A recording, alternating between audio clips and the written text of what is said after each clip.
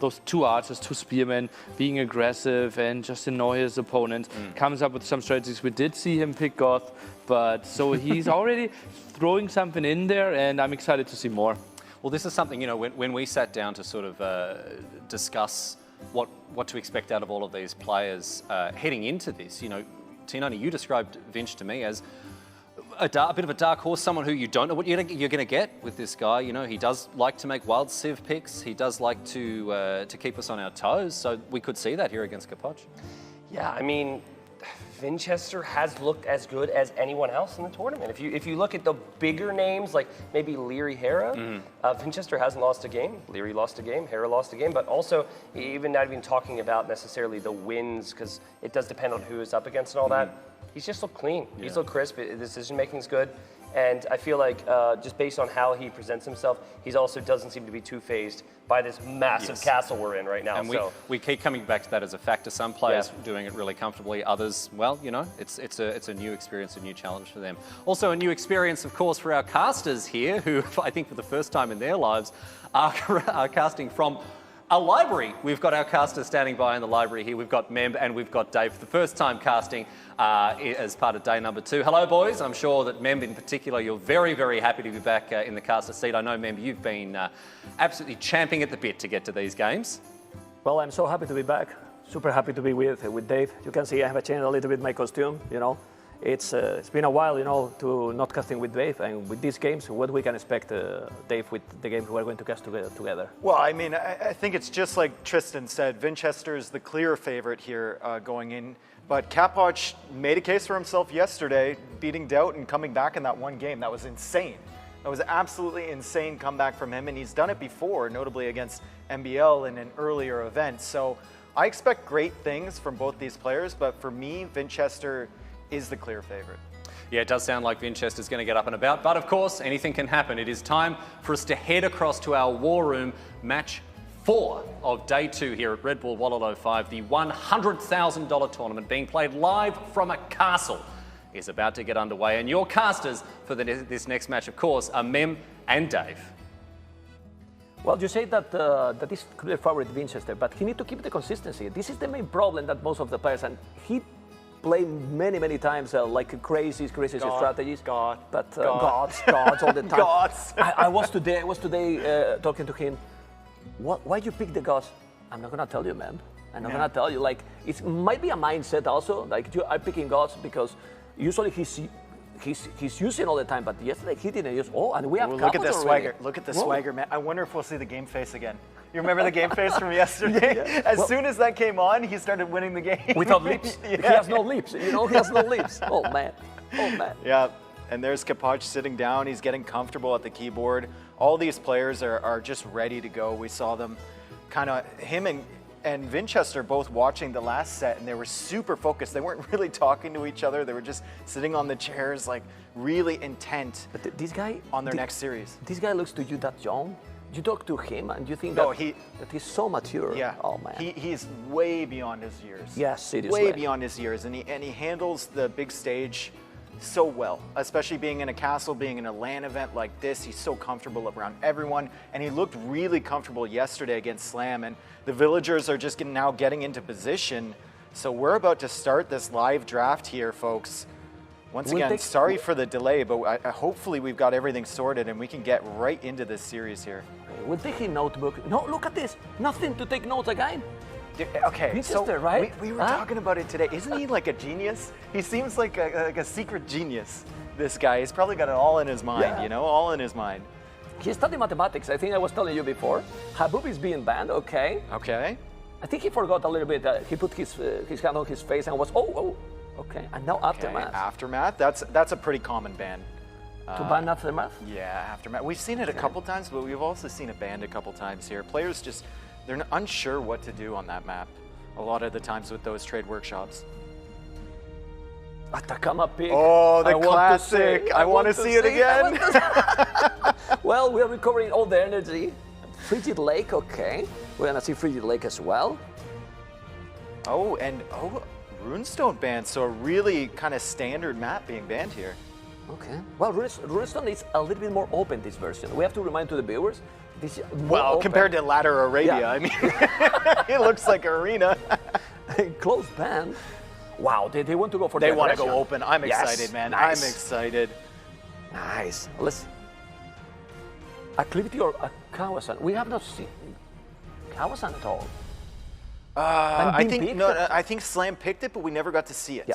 He did pick it, so now we're gonna have Capoch notifying him Acclivity pick. Okay. Well, which I'm of the fine. maps. Yeah, I'm fine with that Acclivity. one. Acclivity is good. Yeah. Yeah. That's been a classic over the last few Wololo events. Seeing that map a lot, and one civ that's really good on that map that we've seen many times is Tatars. So we'll see if that's a global ban or if one of these players chooses to go for that civilization. I'm so excited with the maps already. I mean, know. I don't care the civilizations anymore. Let's go. I mean, stop. Look at how focused he is. Look at this. I'm telling you guys, you meet him in person, he's a secret genius with a smile on his face. Well, not secret anymore. We are spawning him. You yeah, know? yeah, true. Okay. Vinchester, Russia, Capoch, Argentina. Do you think that there is someone now that don't know that? They are getting famous, man. Oh, Capoch. It's such a Look at huge Capoch. following. Really like emotional fan base behind Capoch as Yeah. well. You love to see it. And Vinchester, I know since he started doing well in these Red Bull events, has really like created his own fan base in the last year and a half or so. You want to know what he told me this morning, Capoch? I What? take the breakfast with him till man. I got over 200 messages on Instagram. If I lose today, let's see if they're gonna send me. From 200 to 0. Well, we'll see. Mayans being picked, okay. Global ban for Mayans from Vinchester. So maybe he bans all the Meso civs. Maybe that's a strategy. I mean, we've only seen one civ so far, so we Yeah. don't really know. But global ban of Franks for Capoch. We've seen how strong they can be. I mean, Slam was telling me after he had that great game with Franks, he's like, man, I just love playing Franks. Like, I shouldn't do anything else. I'm just really good with it. I'm looking forward if we are going to see also your favorite civilization. Oh, the Ethiopians. Sicilians? No, Ethiopians. Yeah, You consider them super underrated, overrated? there's the Magyars being globally banned and Vikings Vikings. being banned as well. I mean, no surprise there, man. What we are going to see tomorrow when they ban 6? We're going to see about 5,000 X's on every side of that table, all the way to the end. Okay, there you go with the Aztecs. Yeah, Aztecs being picked. They're from Vinchester. We're going to run out of table pretty soon here. Yeah. On the final days. Well, they will go in circles, I believe. Hans are Hans. Huns, are okay. Hans. He'll feel comfortable. Exciting civs for open maps here. Is he going to try again Capoch to go with the Eagle? Because if we are going to remind the Eagles yesterday, what a hero. Yeah. What a hero, Eagle. Okay, look at how beautiful all these panels are. All these civilizations, I don't these know, small banners. that cumin one is looking at me weird. Look at this face, look at this face. He does not have a notebook. He doesn't have anything. Photographic memory, look at that. Look at those eyes. I love this draft. I know. Seriously, I love this draft. I know. Especially Did I with tell you that I love this draft? Yeah, especially with the ban rules. Yeah. Like it's so much more intense than Yeah. a normal draft with all the lighting with Krasinski looking. like Don't he's- remind me, Grassini, please, because it just scare me every time. Okay, so there's Cumans for Capoch, and then Berbers and Bulgarians for Vinchester. Okay. Cavalry, okay. And Vinchester was, I think, the first one in a Red Bull event to popularize Bulgarians. I think he was one of the first ones to pick it on winged. Yeah. And then ever since then, people have been using that civ so much in the close maps. Okay. Ethiopians, there you go. Yeah, Okay. I mean, you have to use them perfect, you know. yeah, as that's you what I was say. saying. Yeah, and in a tournament setting, it's Lierrey. really hard. And Lierrey is the only Yeah, one that- well, at least Lierrey. Yeah, right? it's Lierrey or Hera, you know. Cumans, Ethiopians.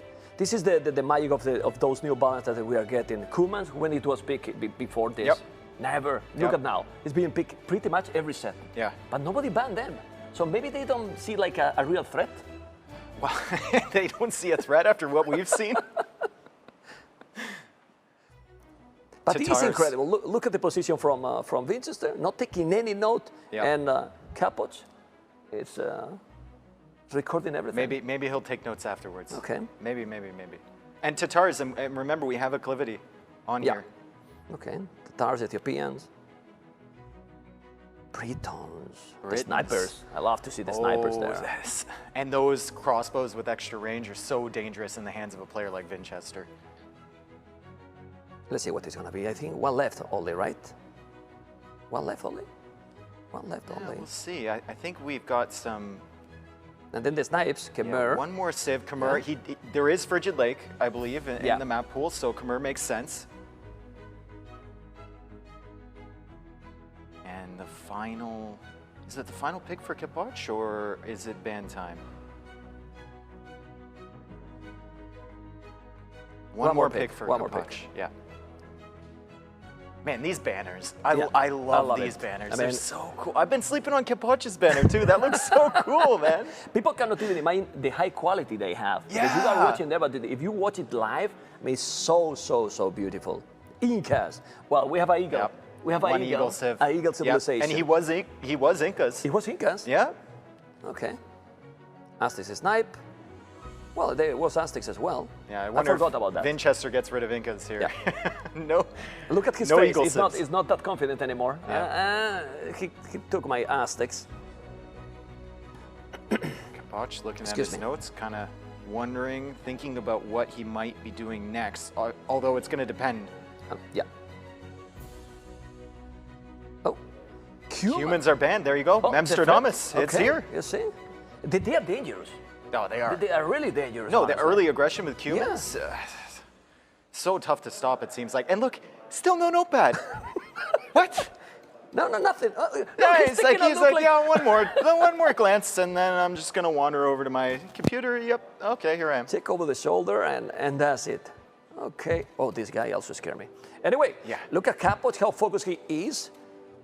What? Is he gonna copy? Like when you're in the university, when in the school, I'm gonna copy. You know, well, he's gonna copy what he's doing. The teacher walked away, so he started copying. He's going to copy or he's looking over at Vinchester like, you didn't write anything down? It's gotta get in your head a little bit, you know? It came to my mind. I never copy myself, by the way. Anyway, look at the draft here. Frigid Lake, Atacama, Acclivity. Yeah. Man, look at the maps we have. Oh, these are going to be really exciting. I mean, Acclivity is the only map that really might be a little bit more defensive. But Atacama and Frigid Lake are crazy maps. Yeah, they're crazy maps. And then you check the civilizations. We see civilizations for Vinchester, Berbers, Bulgarians, Britons, and Khmer, very defensive. Yep. And then we see the civs for Capoch as well. He's got Huns in there, he's got Incas in there. Tatars obviously would play well on Acclivity, and then Ethiopians as well. Yeah, I mean, thinking about that, Tatars in Acclivity versus which one you consider is the Britons? Britons, yeah. Right? Britons. And then you hope to get the hill against Tatars and then use the range of the crossbows, right? Okay, let's see. I'm looking forward. We cannot push the players to play anymore. I mean, we're happy to be back. Welcome, everyone. And, well, we're also paying all the attention to the overlay. We got it now. Yeah, you know what? I like casting with you because you're not that much taller than me. I don't have also platform. No, I'm joking. Yeah, he does. He does. Come on, Jack, give me a break. He does. Okay, it's all good. No, it's a pleasure, man, to be with you again. And we've got a hell of a set in front of us, man. I mean, amazing. Well, if we remind the last series we cast together and we get only half what we got in that one. Yeah. Oh my. Yeah, crazy. We're not going to Lierrey versus Yo in that semifinal. And even after this set, we've got some amazing stuff coming up. I mean, just fantastic players coming up after, and we're just waiting to get into game number 1 here. It will be on, I believe, Acclivity is the first map here? Yeah. Okay. So we're expecting the Tatars pick from Capoch, and then from Vinchester, I guess just Britons? Has to be Britons. Or maybe you go Berbers and utilize the speed? I mean, Khmer gonna be for Frigid Lake. Yeah. Right? So where do Berbers fit in then? Atacama? I guess Atacama, kind of. Oh, Berbers is a great choice against Tatars. But so is, they are good against Tatars, and I guess Bulgarians fits in with with Atacama. And it turns out we actually have an interview here with Capoch, so we're going to cut to that, and you can get to know the Argentinian. My name is Patricio del Olmo. I usually go by the nickname of Capoch. It's kind of nice and weird to be here playing a LAN tournament. I think it's going to be between Hera and Lierrey. I feel like they are the fastest players and probably the strongest for this type of Empire War settings. kind of unique with all this medieval stuff and being itself in a castle. That's something good, and may the best win with that.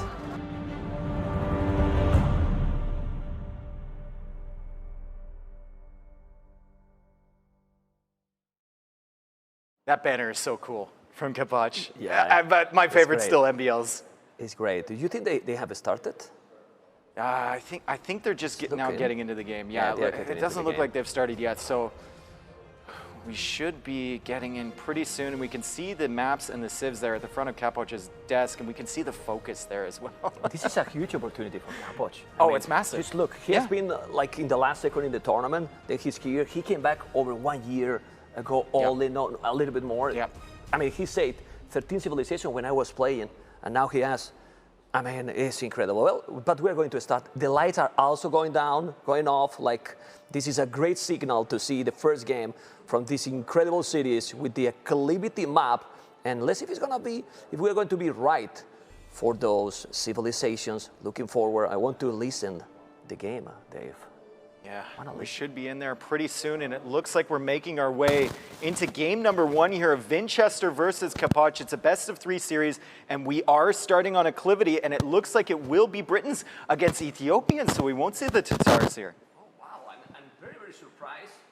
Yellow Capoch as Ethiopians, we wouldn't expect to see this. He has a great execution, Dave, because with Britons range, yeah, they shoot faster, Ethiopians, but I prefer Britons in this one. Yeah, it feels like Ethiopians is really a civ where you have to get the advantage early and carry that through the game. We see Lierrey doing it all the time, and that's why when we mentioned it earlier about you have to play perfectly, it's because you can never give up the advantage with this civ. You have to go, go, go, as you would say, man. Yeah. And against a civ like Britons, if you're ever like equal numbers of crossbows, the Britons are always going to win with that extra range. Yeah, well, let's see what is going to happen, because now we'll see how they are exploring, not taking absolutely anything. Yeah, and now Capoch scouting Vinchester. He's going to run away with his scout. He's also bringing a spearman. So important to kill that initial scout so that Vinchester doesn't get the scouting information there. Vinchester, though, immediately with a couple archers and a forward archery range coming down near the front of his base. Capoch with 2 archery ranges of his own. And he's going to have enough archers in defense, but Vinchester now with that forward hill position. So he's going to be putting pressure on Capoch. Not a lot of opportunity for Capoch to wander over to Vinchester's part of the map. Equal archer numbers here. So far, the Britain range hasn't come into effect. That will come into effect in the Castle Age. So right now, the Ethiopian faster fire rate is actually benefiting Capoch in this situation. And now Vinchester taking out almost the spearman and a couple archers from Capoch as well. So he's got 3 archers on the field. And meanwhile, Capoch only with 1 weak spearman and 1 weak scout. This is looking really nice for Vinchester as he makes his way towards those forward berries from Capoch. Yeah, he's getting there. He's getting already on the economy, as you can see. And then there is no army anymore. 7-3. This is what happened in this kind of map. If you don't contain your opponent, there is no walls. And look at this. Look at this. He's right on the berries. And Capoch doesn't pull the units away. There's way too much to do here. He's already lost 1 villager. It looks like he's going to lose a couple archers here. Vinchester, that KD. 8-3 KD. And now he's just hanging out around that lumber camp, around those berries. Capoch is trying to wall him out and get some skirmishers on the field, but it's so difficult in this situation with a fast player like Vinchester all over the front of your base. Yeah, well, you can see how he now needs just to push, like I like to say it. He needs to push, keep the pressure, and then from this point... Look at that tower. Yeah, how he can come back. Capoch is already forced into a preemptive tower on the gold because he has given up that middle position, and he knows that Vinchester will eventually make his way over there. So good foresight by Capoch, but Vinchester forcing him into so many early decisions here. Okay, let's see if he's going to be able to... Do you think... well, he's gathering the resources to go up, but the resources for Capoch are pretty similar. Maybe it's the opportunity to keep going aggressive. Yeah, and look at this. Look at how good Capoch is. He knew the risk right away. That tower does cost him some stone and some wood, but... It's a perfect one. Yeah, imagine if Vinchester goes over there and Capoch is on the gold. Yeah. It's GG, right? So that's great foresight there from Capoch to put that tower down early. He kind of sacrificed some resources, but well worth it. Need to go back, need to go around. You can see how he has double the army, Dave. Double the army, 13 army, 7 army. Only one villager more. And the resources about to go up, but the Vinchester is going up with Britons.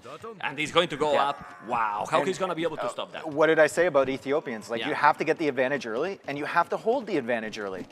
You get those extra resources, and that's great, but if you're in a position like this now, where both players are going to make their way onto the Castle Age soon, it's not good, and Vinchester's going to be there before Capoch. For this map, Tatar looks much better economy as well. Yes, you don't get the extra 100 food, 100 gold, but with the hill advantage, you can also get, and if you wall completely, and I don't understand one thing. Capoch has been walling in pretty much all the maps. He didn't have a chance, man. Yeah, that's true. What chance do you have when Vinchester has 2 archers coming across the middle of the field at your base in the first minute? And I love this micro from both players as well, both microing the skirmishers, trying to take out that army, and Vinchester is going to loop those archers around, and Capoch will be thinking, as he sends a couple archers forward as well, but I think that's not really enough if Vinchester is now making scouts. I think that one scout can almost deal with it, especially with the villagers there. But Capoch has to be wondering where that archer army is from Vinchester. He sees the skirmishers, but doesn't see the archers, and he's going to spot it with the scout. Excellent play from both players. Fantastic stuff. Yeah, good spot. Good spot now there for Mr. Maput. You can see how he's walling absolutely everything at the back, but the timing, Dave, the timing is 1 minute 30 seconds. 1 minute 30 seconds advantage. He needs to wall completely. He has a lot more army. Well, not that much army anymore. Yeah. You can see the difference. He but gets closer. Britain crossbows, man. Britain crossbows, so deadly. And Capoch has that in the back of his mind, like, oh, is he up before me? Is he up before me? Is he up before me? And he's going to find out that he is indeed up before him in a second here. He's going to be there. He's going to be there, and I don't think this is going to be enough to stop. We will see. Remember those archers get +1 extra immediately. Crossbow, Bodkin arrow. He's there with the skirmishes. Look at all the weak skirms for Capoch as well, as Vinchester immediately goes for a second TC. He's feeling really confident here. He's a warrior. He's not going to give up. But, well, why do you give up? Look at the score. You see the score? But the score is tricky in Definitive Edition. And look, he's distracting with the skirmishers, looping around with the crossbows. He's going to hit the farms from Capoch. But look at the army. He's doing a good job, Capoch. Better than I expected, actually. I expected him to be dead by now, to be honest, with that crazy opening from Vinchester and the KD memb. It's equaled out. It was so good for Vinchester for a long time there. So great stuff by the Argentinian here. Only 1 villager difference as well, but obviously second TC on the way up for Vinchester. Yeah, he's multitasking great. Now he's deleting that palisade, but he's not going forward. He has to be careful with those crossbows. He's still raiding completely. He's remind me that game with Jordan. I think it was yesterday that he was attacking all over with Britons as well. Remember all those attacks all over the minimap. Be careful here. Look at this. Look at the difference there. Not the least skirmishes. Not the least skirmishes. And Capoch, I think this is the right play from Capoch. He's going out with the archers to try and do some damage right as they get upgraded to crossbows. Unfortunately for him, Vinchester already has that forward siege workshop placed, and he's going for a 3rd TC, probably in the location that Capoch would end up with, or end up at to raid. So he's going to bounce right off that TC as soon as he gets there. So now if Capoch notices and he has spoiled those, he's to go forward. But the problem is, the siege was up, Vinchester is there as well. So he's getting 3 TCs, getting the hill, getting the advantage, all the map control. What he can do is, through that army, Capoch is still ahead in numbers. And Capoch just noticed that TC foundation going down with the 1 pikeman. So he's going to make his way over there with the crossbows, but I don't think he's not going to be in time. No. He's not stop it. And if he goes back, he runs into the Mangonel. He's going to need some good micro. If he goes in there, he can idle a few farms, but he can't go through those TCs. Okay, but let's see, because Ballistic is on the way. No Ballistic for Vinchester. Maybe from the if other he side, micro though. properly, let's see. Yeah. He can do some damage. 1 villager down. It's going to take another. It's going to happen. Well, it's 4 villagers. Well, he's there, and Ballistic, the Mangonel is coming. He has to split those units. He's going to be able to do it. If there's a wall between that house from Vinchester, maybe like a siege workshop or something, okay, he's not even going to go for it. He's not going to risk too many villagers. He does lose 1 there, though, and he's going to lose another one. So Capoch making something out of absolutely nothing here, Memb. He's doing a great job, actually. Are those elite skirmishes already? Yes, and he has Ballistic. And then now what? Because he knows that his opponent has 3 tons and he has spotted already. He should go aggressive, but how? I mean, military numbers is more or less the same. He should add a stable with Ethiopians. Doesn't look natural. So. Oh, nice attack round. Fantastic attack round from Vinchester there. And another one. He clears it up like we said, secret genius. He calculated all the angles and everything for those attack rounds. Fantastic stuff there from Vinchester. The problem here for Capoch is that he did his rating. His forward army is done, so there's not really a threat to Vinchester anymore. And Vinchester has 3 TCs, and Capoch knows that, so he knows he needs to do damage quickly. Yeah, let's see if he's going to be able to do it. Because right now, well, there's no. Where's Vinchester army? Disappear, man. He has no army. He's focusing on the boom because right now 6 military. 6 military. He's basically 5 skips, and now he's going for the knights himself. Okay, he's gonna spam now knights with the Britons. It's a possibility. Well, I mean, he got all the skirmishers. I mean, he killed all the crossbows. Yeah. So all he sees is skirmishers. Knights are a great option against that, especially with the mangonel behind that. Skirmishers really struggle to clear them up. But here come mangonels from Capoch. Yeah, but those mangoes now it's not gonna work because he doesn't have the crossbow, so the knights can take absolutely everything, even more damage. Let's see, there's another mangonel coming. Let's see if he's gonna not see Capoch is gonna take it. Oh, both mangonels down. Vinchester, he deleted and took 2 mangonels. If he got lower chances and another one, whoa! Ay, Vinchester. Or better say, Capoch. Whoa, that was a great mangonel shot. 10 villages ahead, 10 military ahead for Capoch. But this is a snowball game now. Like, it's just growing and growing the advantage. 3 TC for Vinchester, and he's getting to the point. Look, 27 farms, man. 27 on food there. So he's getting to the point where he can spam knights. And I know Britain knights aren't the best thing in the world. They don't get bloodlines. Great shot there from Capoch to take out that mangonel, but now his mangonel is going to die to the knight. But still, if you get +2 on the Britain knights, it's fine. They counter everything that Capoch has. Yeah. Even they are not terrible because they get, if the game goes longer, it's +4. Yeah, no bloodlines, but they are fine. Yep. Man, the economy difference is just growing. And what Tato can do, because if he's going to boom now, he just can't. And the problem is, he cannot push at all. Yep. Wow. Well, let's see. And now look, this is classic. Vinchester making a mining camp, going to stone. He knows he's in control. He knows he can control that middle area. And if you can control that middle area, it'll let you get a castle down right on either that hill or the front of Capoch's base. Capoch knows he needs to do damage. Like I said before, he knows Vinchester is 3 TC. He's 1 TC. He's going to try for the raid, but Vinchester with a knight over there might be able to spot it. But he's bought the stone, so it's going to make more economy, and he's already so behind in the economy. The problem is, what kind of aggression you could do now to make damage to Vinchester if you want to put, like, well, you get pike maneuver for free, you can go pikes, but it doesn't look like a good option anymore. He's taking another mango, he's going to take another one, like you said, it's not even +2 knights, and with the +1 knight, he's taking absolutely everything there. Yeah. And now he's getting husbandry, so he can keep up with the units even better than he already does. Vinchester now placing a TC over there on the stone. This is potential. If Capoch moves right now, and it looks like he is moving, he has potential to kill a lot of villagers, but apparently he just doesn't move far enough. A lot's going on right now. Yeah. Look at that home. He's focused at home and... Yeah, too late. 1 minute too late there.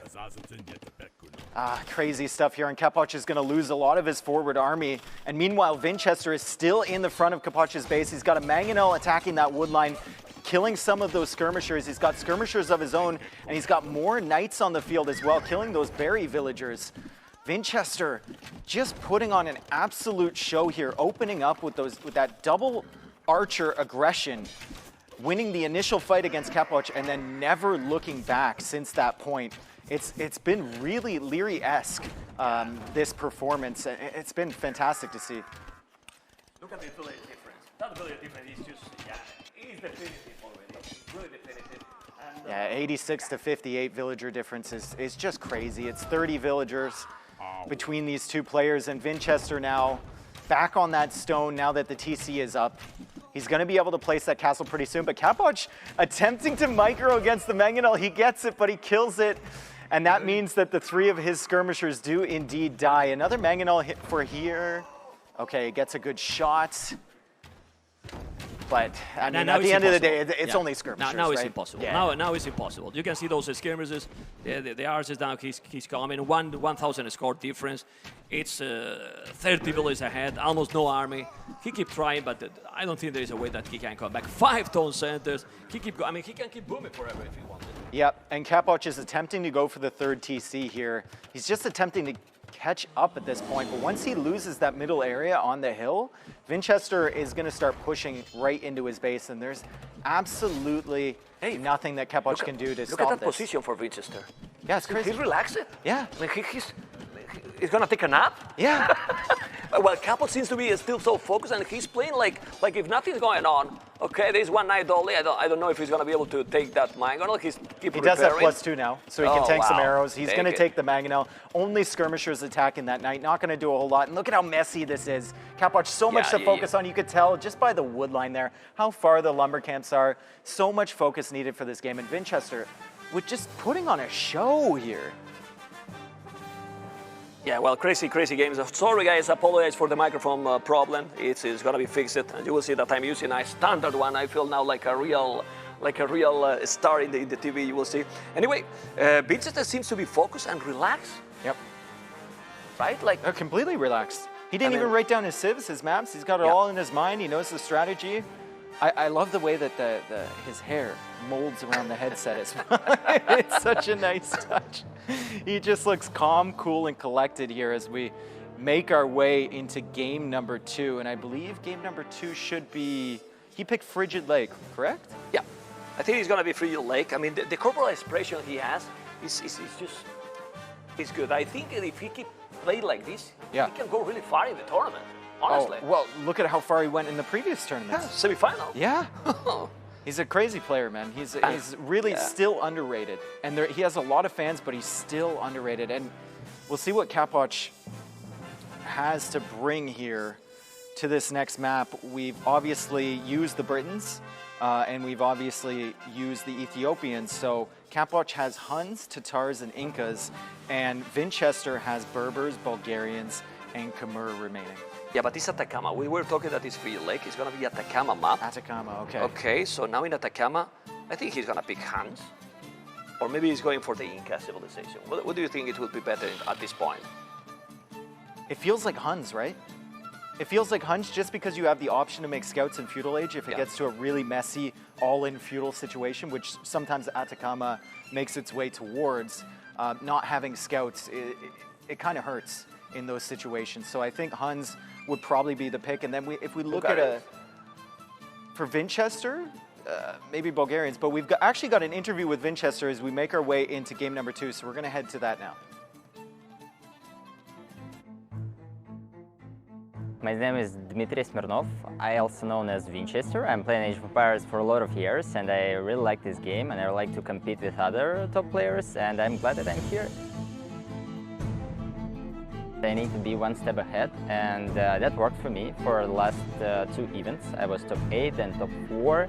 Now the next step will be top 2, but I hope this is going to be the one tournament when I'll make it more, and I will just win it. So it's going to be 2 steps more, and I believe that I can do it. I can do this. So just win the tournament.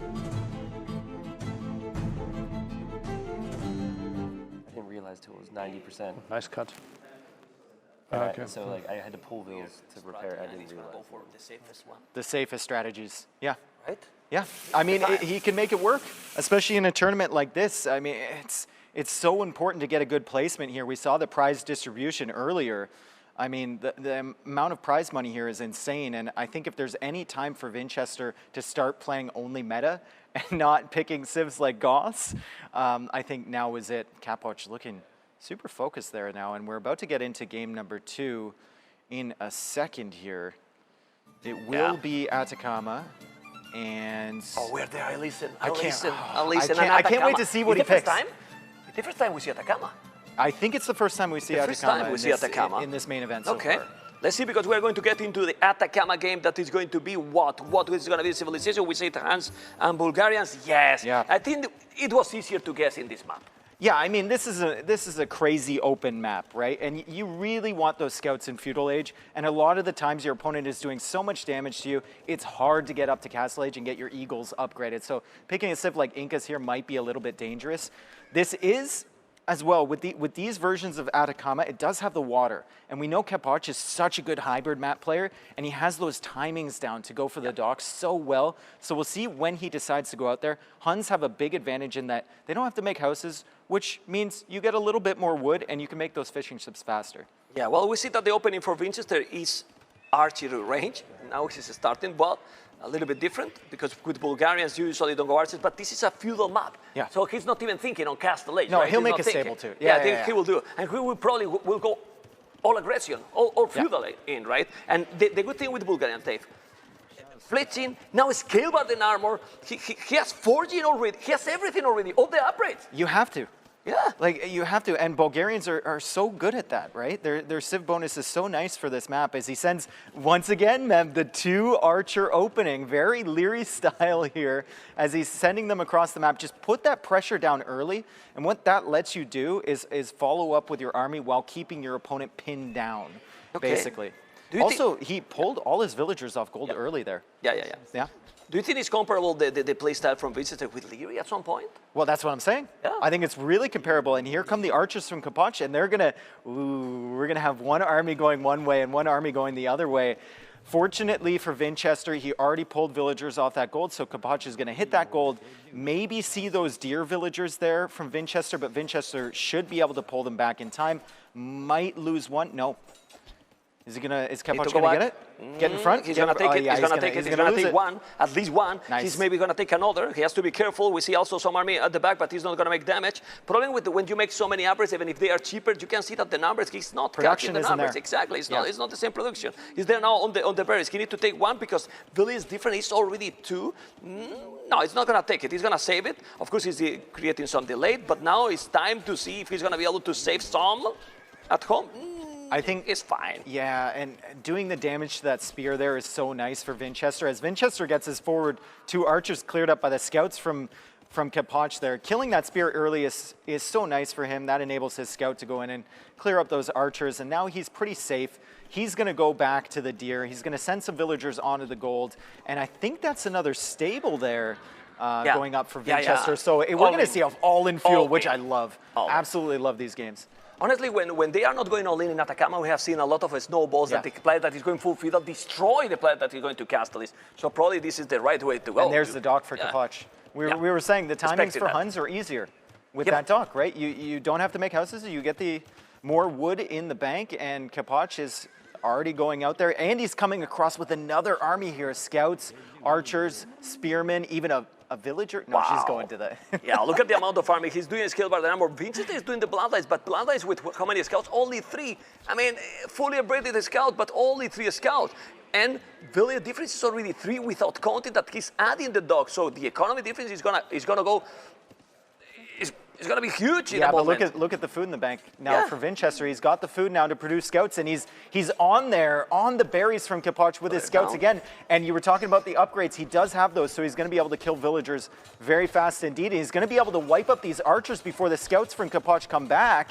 He's going to take everything. You can see how he's taking everything in that one. He doesn't have the kill advantage anymore, but it doesn't matter. There's a lot of farming. He's doing the tower. He needs to make the tower. I think he's going to make it, but he's doing already the damage, Dave. Yeah, and I see some red dots from Vinchester wandering around in Capoch's base, but only 2 scouts. So the aggression from Capoch is absolutely crazy here as he took that fight in front of the gold, and he's knocked Vinchester completely off that gold. So the archers are going to be really, really tough to make. Obviously, Vinchester more focused on the scouts, but still, you don't want to be denied any resources in a full feudal war.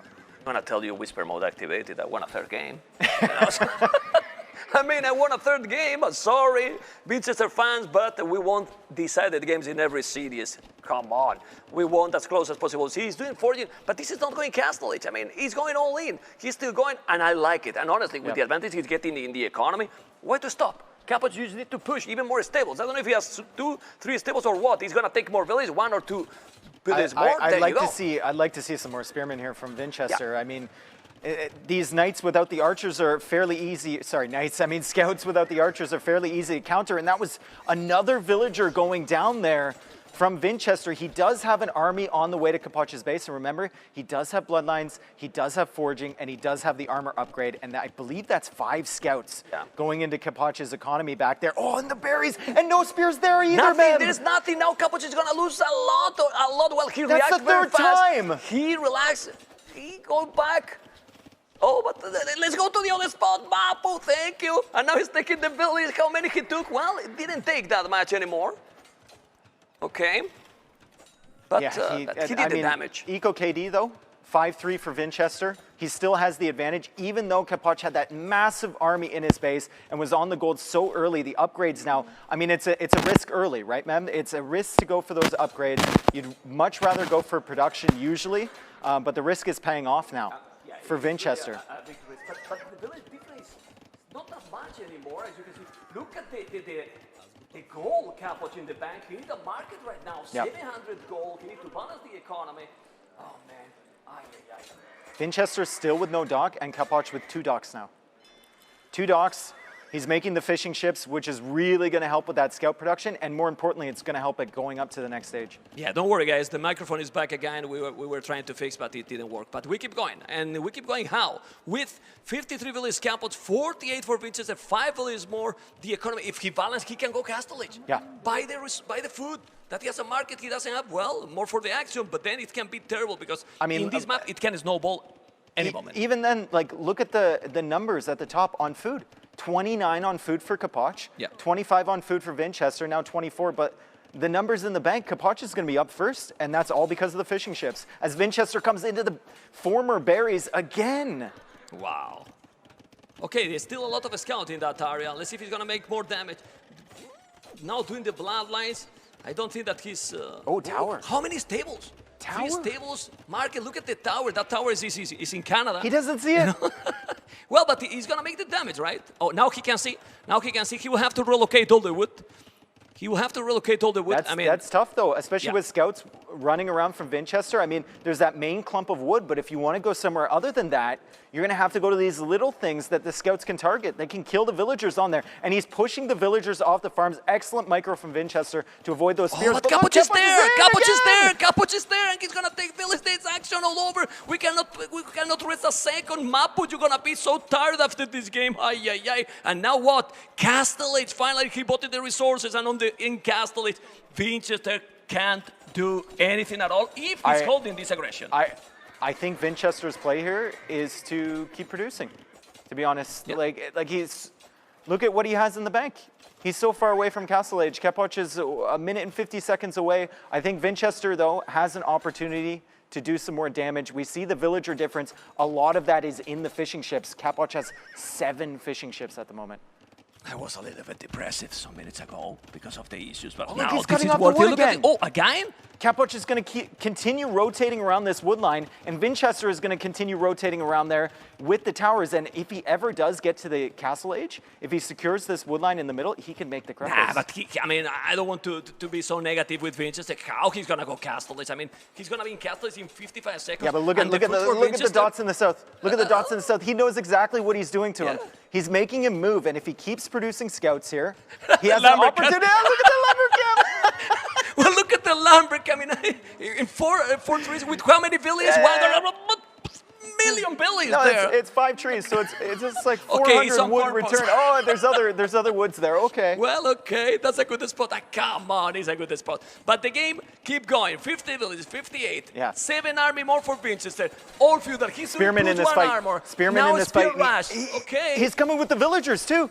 That's an excellent response there from Capoch. Yes. Credit to Capoch for also making scouts on the way up as well. He knew the risk. He knew Vinchester could possibly overwhelm him in Feudal Age, but now the Knights are coming onto the field, and Vinchester's going to struggle against those. Wow.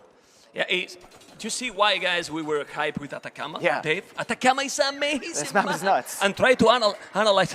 Well, T90 are nearly going to have a really tough job analyzing this game. At the end of the day, it's the fishing ships. Yeah, it's truth. It's truth. It's 100% the fishing ships because they were more or less even on the Eco KD, but Capoch has 8 food units on the field right now, and Vinchester doesn't. Yeah, not being it's raided. free. It's not being contested at all. Yeah, not being raided. Now the Knights are all over the map.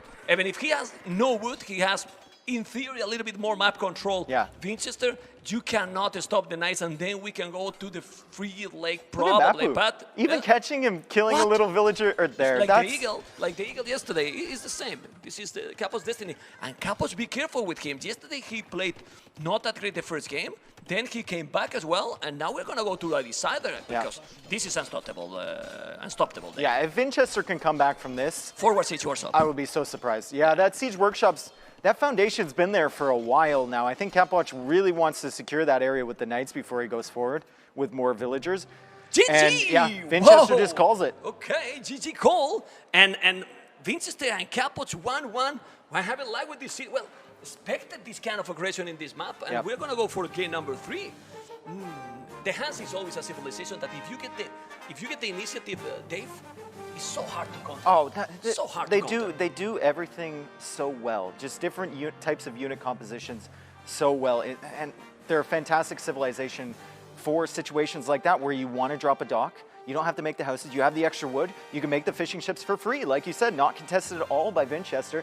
And I think a big part of that was the ways that they initially went to each other's bases. Capoch went south, Vinchester went north, and Capoch really surprised Vinchester with that first attack. Yeah, that was an amazing game. Hopefully you guys have enjoyed. But now we have the decided game, right? The decided game that is going to be Frigid Lake. Khmer there is a must. And the other civilization, I think it's going to be Khmer. Is it a 100%. must? No. I can see a situation where Berbers would be nice, but I guess Khmer is the more standard pick. I'll give you that. What do you think we're going to see there from Capoch? Is it going to be Incas, Tatars?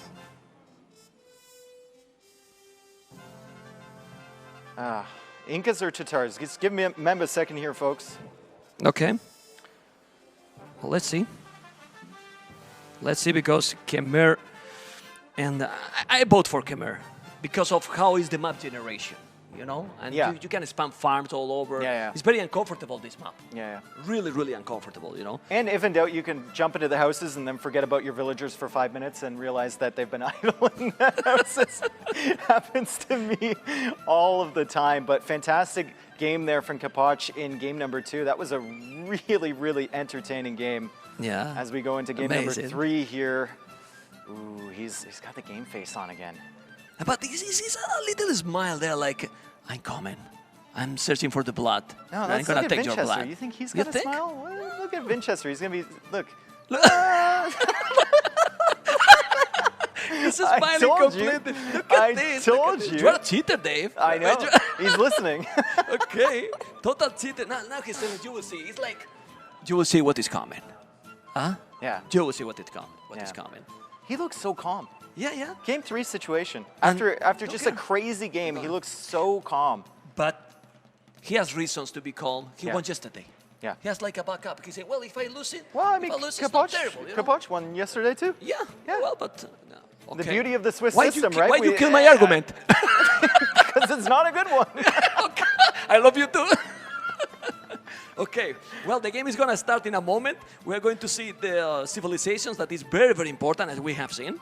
And apologize again for the microphone. I'm using a standard one, and sometimes I get excited, and the microphone I'm throwing away, so you don't listen to me properly.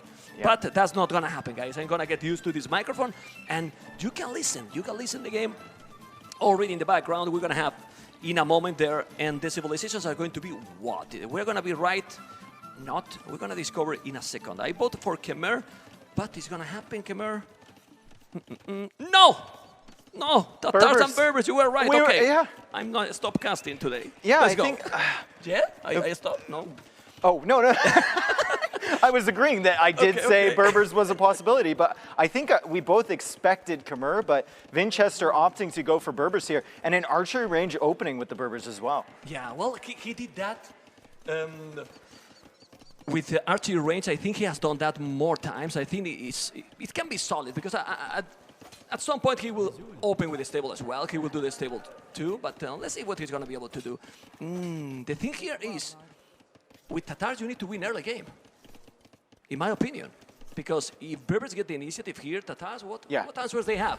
Berbers, I mean, Tatars in the Castle Age, they could go for something like cavalry archers, but Berbers on a map like this with the mobility and with the cheaper stable units, they seem so deadly. Yeah, let's see what he's going to be able to do. For now, we see scouts all over the map, right? One scout from Vinchester exploring, 3 scouts for Capoch. I don't know if he's going to be able to make some walls. How many times we have seen Tatars and Berbers in different maps? It's crazy, but we have seen this matchup a lot. Yeah, this matchup, well, it's basically a Castle Age matchup here, man.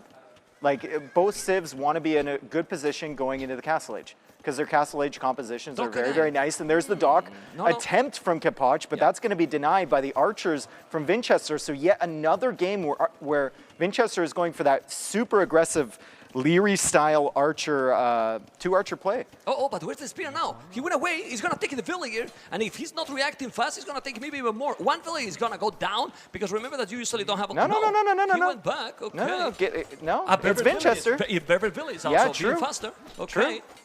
Now he's there with the scout. For now, no Echo KD at all. They are killing the units, focusing on killing all the military, and right now that was a good catch-up here by Capoch. Yeah, and Really I think both players were just going for that aggression so they could get the walls down. They, like I said, they want to get into Castle Age. Both players here, and Vinchester making his big walls all the way in between those wood lines. He's going to secure his corner of the map, and I thought I saw some walls as well from Capoch.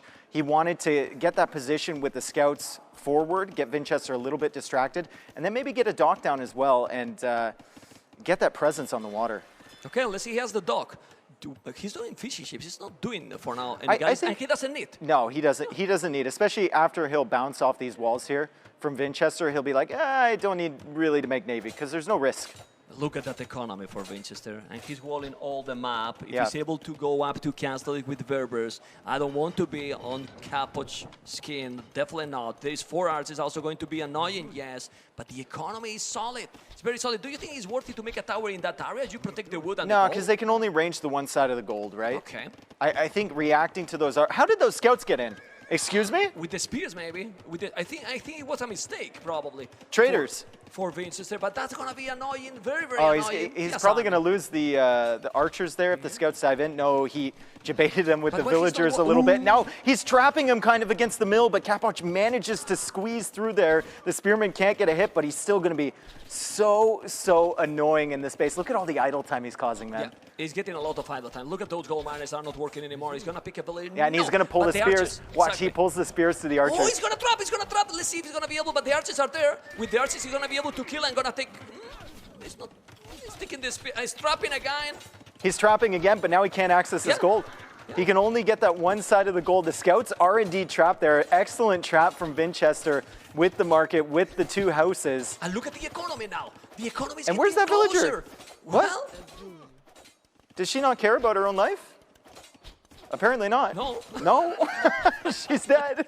Okay. Man, he's going to castle it at the same time. No, even faster. Well, look at... the same time, 2 seconds difference. Whoa. Same and time. Tatars, Berbers now in the same position, but with a beautiful advantage for Capoch. Why? Archers, Thambrin army. And where's the army from Vinchester? It's gone. No, it's completely gone. And those scouts accomplished so much. I think Vinchester's going to be really... There was a hole there the whole time, and the scouts didn't leave? There was. Oh, my God. There was a hole there. Mapu, you need to zoom. No, I'm joking. You don't need to zoom. Nobody will see that. But there was a hole all the time. The scouts were chilling. I mean, he did idle him off that gold for a very long time, and he's going to idle him a little bit more once he gets to this wall and sits on that other side. I mean, if you're thinking about the Berbers, you want to be making gold units. You don't want to be making light cav in the Castle Age, so that gold, having possession of it is so important for Vinchester. This is a great start for Capoch, and he also has the fishing ships, Meb. It's amazing. Honestly, it's amazing. Probably he doesn't know that he has this advantage, but he need to push. He need to make early damage right now. Oh my God! If there was another hole, look, Mapu. No. There's not another hole there. As soon as he starts doing well, the game face is back. Yeah, it's back. Yeah, I think he's sending village. You know what I think it happened when the scout went back? Because with this map-free legs, you put together points sometimes, and he's probably sent village through that gate, you know? I'm sure it was something like this. Anyway, the archers are there. Remember, Thambrin is going to be immediately there when he reached Castle. 0 villas on goal. 0 villas on goal. Vinchester is confident because he doesn't know that his opponent is also on the way to Castle. Yep, and that's going to be really demoralizing for him because... Look at the score! And the Tatars get free thumbring as well. So once he upgrades those are going to be really tough to take out. And Vinchester can only make so many knights, man. He's got 179 gold in the bank. That's it. He's going to sell the stone. No, he has to sell the stone at this point. Yeah, he has to make knights. Well, unless Capoch leaves. He left? Can we see? Why did he leave? I don't know why he left. Can we see Vinchester fog of war to see if he can see another goal if he explores? No! He can't see didn't them. explore anything on the right. Whoa! So you cannot even move village. He's right now stuck at his base, Dave. But it doesn't matter if Capoch just leaves the goal. Let Capoch went back to Argentina. It's open! Another It's hole? open there! I mean, bring the arches back. I mean, Argentina is You beautiful. fix one hole and there's another hole. Come back and make the damage. Oh my goodness, what is this? That was the hole all the time, or he deleted the No, it was a hole, right? I don't at this know point, anymore. I don't know. Swiss cheese. That's what we call his walls. Okay. Swiss cheese. Okay, he's going in, he's going to be at TC, but he's still not minding any goal. Yeah. Anyway, the situation, even if he has two-tone centers, I think this is still better for Capoch, but could be much better. Yeah, it could be much, much better. Imagine he just sits on that gold. There's no production for Vinchester whatsoever. He has to sell all his resources just to make some units. Horse collar now, solid. Okay, let's see those crossbows. He's gonna go inside. You need to make the ballistic. I mean, ballistic will be now crucial. Imagine those archers with ballistic and Fambrin as well. You take everything. I think the key here, Mem, for Capoch, he sees those other two golds out there. He's pressuring the one gold from Vinchester, and he sees the wood lines from Vinchester. He's just going to place army all along that wall and kind of hang out there with the crossbows. I don't know why he's going back with the crossbows. Maybe he expects those knights to be heading towards his base? Maybe he thought that he has gold Okay, at and the back. no, he spotted it with the Cav Archer. Now he's sending the crossbows back again. I think he didn't know where those 4 knights were. No, exactly. But before, I think he probably thought, okay, maybe he has another goal at the back, and then he can spam knights, you know. And knights, Berbers is so And cheap, look, it's so Vinchester dangerous. selling wood. He's selling wood for gold. He doesn't have enough gold income. He needs units on the field. He's got 2 villagers on gold. And here come the archers again. Because that TC, Dave, that TC is not even protecting the gold. It's not protecting One anything. village down, 2 villages down, there's no gold. Oh my God, he still is stuck. Man, Capoch beat down yesterday, and he's, look at the face! Again, is this the first warrior? Where's the lips? Do you see the lips of Capoch? He's I getting don't see angrier. anymore. He's angry, man. He's getting more, he's starving, man. He's taking the blood, man. Seriously. What the hell? Ballistic incoming, and for all those fans from Capoch, this is getting closer and closer to the 2-1. Look at the village numbers and the military difference. Yeah, it's insane. And it's all because Vinchester didn't have gold. That's it. And amazing play for Capoch. Maybe a bit of an underreaction for Vinchester. Maybe you should have put the tower when you said it. When he asked about the tower, right? Saved him. Yeah. And then you buy a stone if you need it. Or maybe the spearmen don't open the gate for the scouts. Then none of this happens at all. What the whole game? Okay, he's there with the Cavards. It might that's kill so something. annoying. This That's is so annoying But having them look in at the the back. military difference. Yeah, He's getting an amount of Cav archers that is going to be almost definitive. 14 archers, 13 Cav archers, while 8 knights. Oh, now he's chasing the Cav archers with the knights. The crossbows but are there. crossbows are in. The Look at the crossbows are villagers. there. There's 30 Oh, villagers running right now. The farming eagle is completely gone What for farming? Vinchester. They're not there. Not farming anymore. I mean, 1 down, 2 down, 3 down, 4 down. Capoch, the Argentinian, unbelievable. He's about to get the 2nd series in a row. This is really an And underdog. panic TC. And now that TC is panic, he's gonna take more. It's crazy, but Capoch is taking the series. Look at He's this. taking the game. Whoa! And he just runs away with the crossbows, dodges the shots from the TC, loses 1 crossbow. Look at the villagers dying over here, man. Oh, man, it's total domination by Capoch, Dave. Yeah, look at the villager difference. It's 30 vil difference here. Vinchester does not have the gold income, does not have the food income anymore to sustain Look at knights. the face! Look at the reaction from Capoch, the reaction. We need to see that in the replay because that reaction, this is what makes the LAN party, because this is the LAN party. So exciting. The reaction for the Argentinian. 2-1. He looked so sharp in the first game, Vinchester, but this 2nd and 3rd game, what a game! By the You're Argentinian. talking about parties? Wow. There's a party going on in Argentina right now. man. Oh my God. What an unexpected mean, upset here. The I mean, first look at beating Capoch, Doughton and but- Vinchester. But seriously, at this point, he's in a privileged position to get into the quarterfinals Yeah. with 2 wins. Yeah, well, guys, let's see how happy he's gonna be, Capoch. Capoch, a lot of emotions right now, I'm sure. But I'm going to step you through a few games here. Game 1, kind of a rough start, right? Kind of a rough start. You weren't able to make it back, but what was your mindset going into Game 2? Probably your favorite map, Atacama.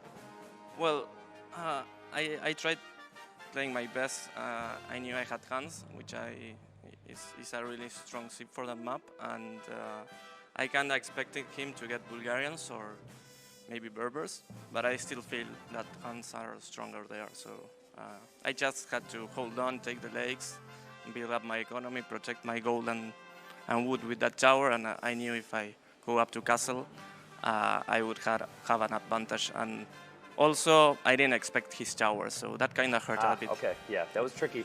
You know, just a little side note, having played for so long, if you were to guess a number, how many games do you think you have played with the Civ Huns in your entire life? Oh, I don't know, but back then, like right now, I think they aren't so good. Like in random map, probably not top tier, but in the middle or a bit above. But yeah, back then it was just Arabia, Hans only, Hans War. So yeah. I don't know, probably 1,000 games, less than that for sure. Okay, I was gonna say I was expecting more than 1,000, but Yeah. you know, Capoch, that kind of leads me to my next point. You played competitively against a player like Doubt way back in the day. We're gone. You played other games, and then it's been a recent return for you. And you know, obviously, you came in here. I think true ranking of 14, something along those lines. So when the casters sit down to talk about predictions, yesterday they had you as an underdog. Today it was the same thing. They had you as an underdog, and now you're 2-0. So how does that make you feel? And do you think people are maybe underestimating you as a competitive player? I'm not sure. I still feel like the underdog, and I'm still probably the underdog. So Okay. I don't think I can compete against the best, but I'm still learning. I mean, I came back 1 year ago to this game, a bit more, I think, a bit more than a year. But so it's just so complex, so many saves and stuff that other guys have been developed during the years, and I still probably have to experience. So I don't have their experience, and I'm a bit old, so my speed isn't as good as before, and that's why I don't belong to the top, I think. Okay, so don't belong to the top, but you have won 2 games out of 4 in the Swiss system. How does it... Just luck, I guess. I don't know. You know, I wish I was as lucky. But, you know, going forward in the Swiss system, does it give you some sense of security? You know, does it make you feel like you're not necessarily at the brink of elimination? Does that help you emotionally? Yeah, well, you feel less pressure for sure, but, I mean, the next couple of rounds are going to be hard for sure. So it's a good feeling that I'm 2-0. I can relax a bit now. Yeah, awesome. Well, hey, congratulations, Capoch. Thank you. Looking forward to seeing more of you on Red Bull Wololo 5. You. Yes, indeed. What a performance there from Capoch. And for those of you perhaps unfamiliar with the Swiss system, I mean, there are a lot of wrinkles to it, but effectively it boils down to this. Winning 2 matches early is way better than winning 2 matches late. Like if you're 2-2 with your first 2 matches being wins, as opposed to being 2-2 with your last matches being wins, it puts you in a much better position as the as we head towards our cut towards top 8. Tinoni joins us back at the in our analysis chamber along with Nilly. And look, I tell you what, we got our money's worth out of that series there. I thought Vinch had it, man. Like we came in, we talked about this fella, we talked about how much fun he was having, we talked about his confidence, and he executed that so excellently in game 1. You know, just like it couldn't be touched. It was incredible to see him just harass the back line, make sure that there were those eco raids that were just unrelenting. But I mean, Nilly, the way that Capoch rallied, particularly in game 3, what a performance that we ended up seeing from him. Yeah, and that really shows his like mental strength, right? Yeah. Because game 1 must have been really ugly. It felt over since like minute 3, then so many skirmishes, and he never really got into a comfortable position. But then still, okay, I know I can do Atacama, I know I can do Frigid. Like as mentioned several times, he's so good at those mixed maps and came through. He really did. I mean, I want to focus in on game 3 here, Tristan, because it seemed to me that what really, I mean, Capoch obviously got off to a great start, right? But he seized the initiative even further and just piled on this pressure, ended up just annihilating Vinch's eco. What can Vinch do? He's got no gold. He's being kept busy in so many different places, and like, I don't see how he gets back into that. Capoch was just absolutely, he's firing on all cylinders. Yeah, I mean, competitive Age of Empires is about A, not making mistakes, and then B, capitalizing on opponents' mistakes. Yeah. And I don't believe we got to see specifically what happened, but those scouts getting into the base, that was the problem. Like you could see 5 scouts, 2 of them weak, maybe even 3 of them weak, were able to spin that into another game. Yeah. And otherwise, I think Vinchester is going to be looking strong there in mid-Castle Age. So, like, this is what's tricky about best of 3s, and thankfully for Vinchester, he won before in his Swiss stage. But best of threes, anything can happen. Yeah. And if you have a misplay like that, or 5 scouts get in your base, that could be you losing the series. So, you know, as the tournament progresses, I feel like those small little things are just going to matter so much more because the stage is only going to get bigger and bigger. Of course, yeah. But yeah, I'm really happy for Capoch because like he seems to be quite aware of where people see him in the community, maybe even agreeing there, but proof of creating your own luck and using a lot of hard work. I mean, he can dress himself up with all the modesty he likes. It wasn't luck. Like he clearly executed a game plan. He took advantage of an opportunity to bolster that game plan, and it was just really impressive. So a well-deserved win for him. Commiserations to Vinch, of course, but he played his best age there, and unfortunately didn't go as planned. But I'm sure we'll get the chance to see more from him. I want to focus on game number 1 for just a second longer while we're still talking about it, because there was that the duel at the beginning, right? Like when we opened up on Acclivity.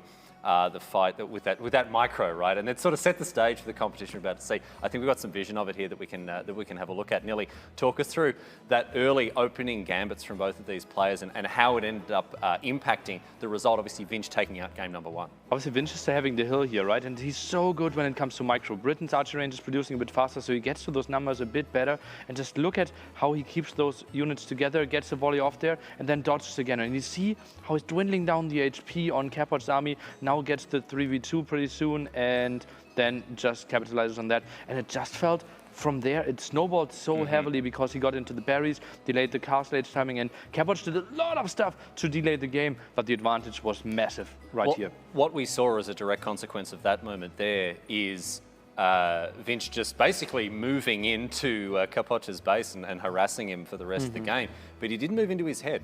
He didn't, because Capoch sat back, rallied, and came back in games 2 and 3 so strongly. And it's that psychological game. We've talked about it all week. Like, it's so important to make sure that you're in the right headspace, and it's really good to see Capoch didn't let that get to him. Anyway, my friends, we're going to move on to coverage of our next match. We've got a special guest joining us here in the analysis chamber to do that, of course.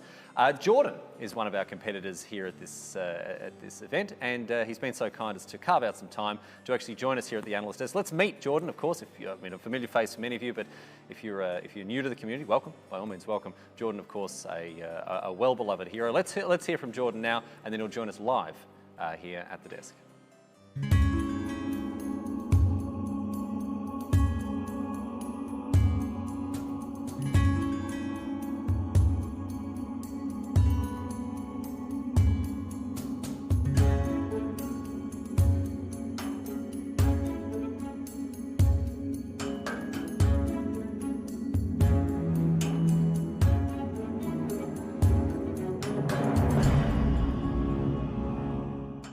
I really do enjoy the fact that, you know, we took all the players out to the courtyard, gave them all these accoutrements, and was like, all right, let's get your perspective, have a chat. Jordan's like, I don't need to talk.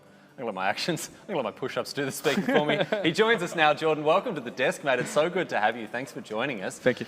How's your tournament going so far, and what are your thoughts on this event? So, yeah, tournament has been going great so far. I couldn't have imagined it to be better for me so far. And yeah, I'm just flabbergasted by how great the production is and how everything is working out. So super happy. It really does feel like a once-in-a-lifetime event here. Before we move on to talk about the next match, I want to get a broad perspective on just what it is as a player. You know, we've talked a little bit at the desk about how the setting might be affecting you on a psychological space. Sure. Is there extra pressure? You seem very at ease, but how is it affecting the community of players? I think most people will have some sort of struggle to perform at their very best because the environment is so important, right? And it's just different compared to how it is at home, right?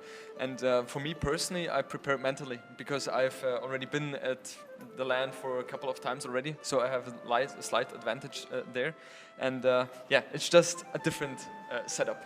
The energy is just so different. It really is. And for those at home who may be sort of thinking, oh, you know, they're going on about this, they're bigging up the castle, it matters. It matters, and we're seeing, I mean, the players all came out and said, we're not playing our best Age of Empires on day one because we're still getting used to being in these vaulted halls here. Anyway, we move on now to preview our next match, of course. It is Lierrey versus MBL, two of the most iconic figures going around, especially in Empire Wars. Lierrey, one of the best, if not the best Empire Wars players here. Now, Nilly, we'll turn to you now. You've been watching both of these players for a long time. Lierrey in an absolute prime position here to make a deep run into this event. But MBL, you never know what to expect with this bloke. Yeah, I simply don't understand him, right? And I'm struggling for like, years. is this just Age of Empires or generally? Generally, but we're talking about Age of Empires. He's just crazy. He does so much off the standard and so much that on paper should be wrong, but he's so incredibly successful with it, and he found his own style, and it's just a great mind. Yeah, absolutely. And we've got another great mind here who right now, I'm going to put you on the spot, Jordan. In this matchup, Lierrey versus MBL, we've all made our predictions. They're all locked in. I want you to do the same. Who do you fancy in this match? So a clear favorite for me is Lierrey, because he's just amazing in those kind of settings, right? And it's just... Lierrey is the hardest for me, I would say. But MBL, as Nili mentioned, he is just an incredible player. And he's kind of the player who is able to think outside of the box, right? And he will come up with strategies which are not really standard, right? So maybe he will be able to catch Lierrey off guard. I mean, we saw it in the qualifiers, I think, in the tournament, in Rebel 4, I think, where he came up with elephant archers playing as Indians. So I'm sure he will come up with something. Looks like Dave agrees with you there. You can see the the predictions on your screen. Dave bravely swimming against the tide there, as we know that he likes to do. But look, he looked like a genius, as indeed will MBL, if MBL can pull something out here. But look, you know, we see this in various games, not just Age of Empires, having that unpredictability. There is the beaten path, right? And often it does lead to victory. But Jordan, you know, as something of, I guess it's fair to characterise you as a player who uses these tried and true strategies. You know what's good and you know how to execute it. When you come up against a player like MBL, a player like Vinch, you know, someone who is going to maybe catch you off guard, what's your response to that? How do you prepare for the unexpected? It's really hard, right? Because there are so many different ways how a game can go, right? And how the drafting can go. It's just, for me personally, discussing with my teammates, because, you know, the more input you get, the better it's going to be, right? And just practice a lot. Try to practice the unconventional civilization or matchups, and that way you can prepare yourself. Yeah. Right? Yeah, I mean, just any extra information you might have about how something bizarre, or just, oh, okay, elephant archers, I've seen these before. We've run the simulations, exactly right. I'm being told right now that the players are actually heading into our war room as we speak, so we're going to jump over and see them. And look at this fellow, oh my goodness, the fire in the belly, the blazing eyes. The Norwegian is here to get it done today. He is facing a monumental adversary in Lierrey, but if there's one person who can pull something out of thin air, it is MBL. Lierrey, a quiet, unassuming confidence for this fellow. He seemed very at ease. Jordan, we've talked about the impact and I guess the effect that a venue like this can have. What is your analysis of the way that has impacted Lierrey? Remembering, of course, that he, as the defending champion, has got a lot to prove. Yeah, I don't think Lierrey specifically gets impacted too much about the venue. I think he's very solid in how he performs, and that's also something which makes him so extremely strong, his consistency, right? He doesn't let other aspects influence his game, and I don't think this really matters for him too much. I think he's super thrilled, super excited, but he will turn it into a very positive energy. Yeah, and he'll put that game face on. Nearly, you know, we've seen players be able to adapt to it or not. Where are you standing in this matchup? Is this a 2-0 to Lierrey? Is this a 2-1? Do you think MBL has got something special here, or is he just going to be making up as he go along? Historically, Lierrey has been matching up really well against MBL, and MBL knows that. And I've talked to him prior, and he feels like, oh, I think I can go into any finals if I wasn't meeting Lierrey, Hera, Viper all the time. So I think there might be something in the back of his head, and that should really help Lierrey out here. All right, well, we'll see. Jordan, I want to thank you once again for joining us here at the Analysis Chamber. Mate, it's so good to have you, and of course, best of luck for the rest of the rounds. Hopefully we'll be talking to you later on in the week as well. Thank you. Great to have you, mate. But right now, I'm told that the casters are in readiness. The players are getting seated and settled down for the draft. And so we're going to throw it over to our casting library where, of course, Mem and Dave are standing by. My friends, take it away. So why did you pick MBL? Well, I knew everyone else would have Lierrey's name on it. So I wanted MBL.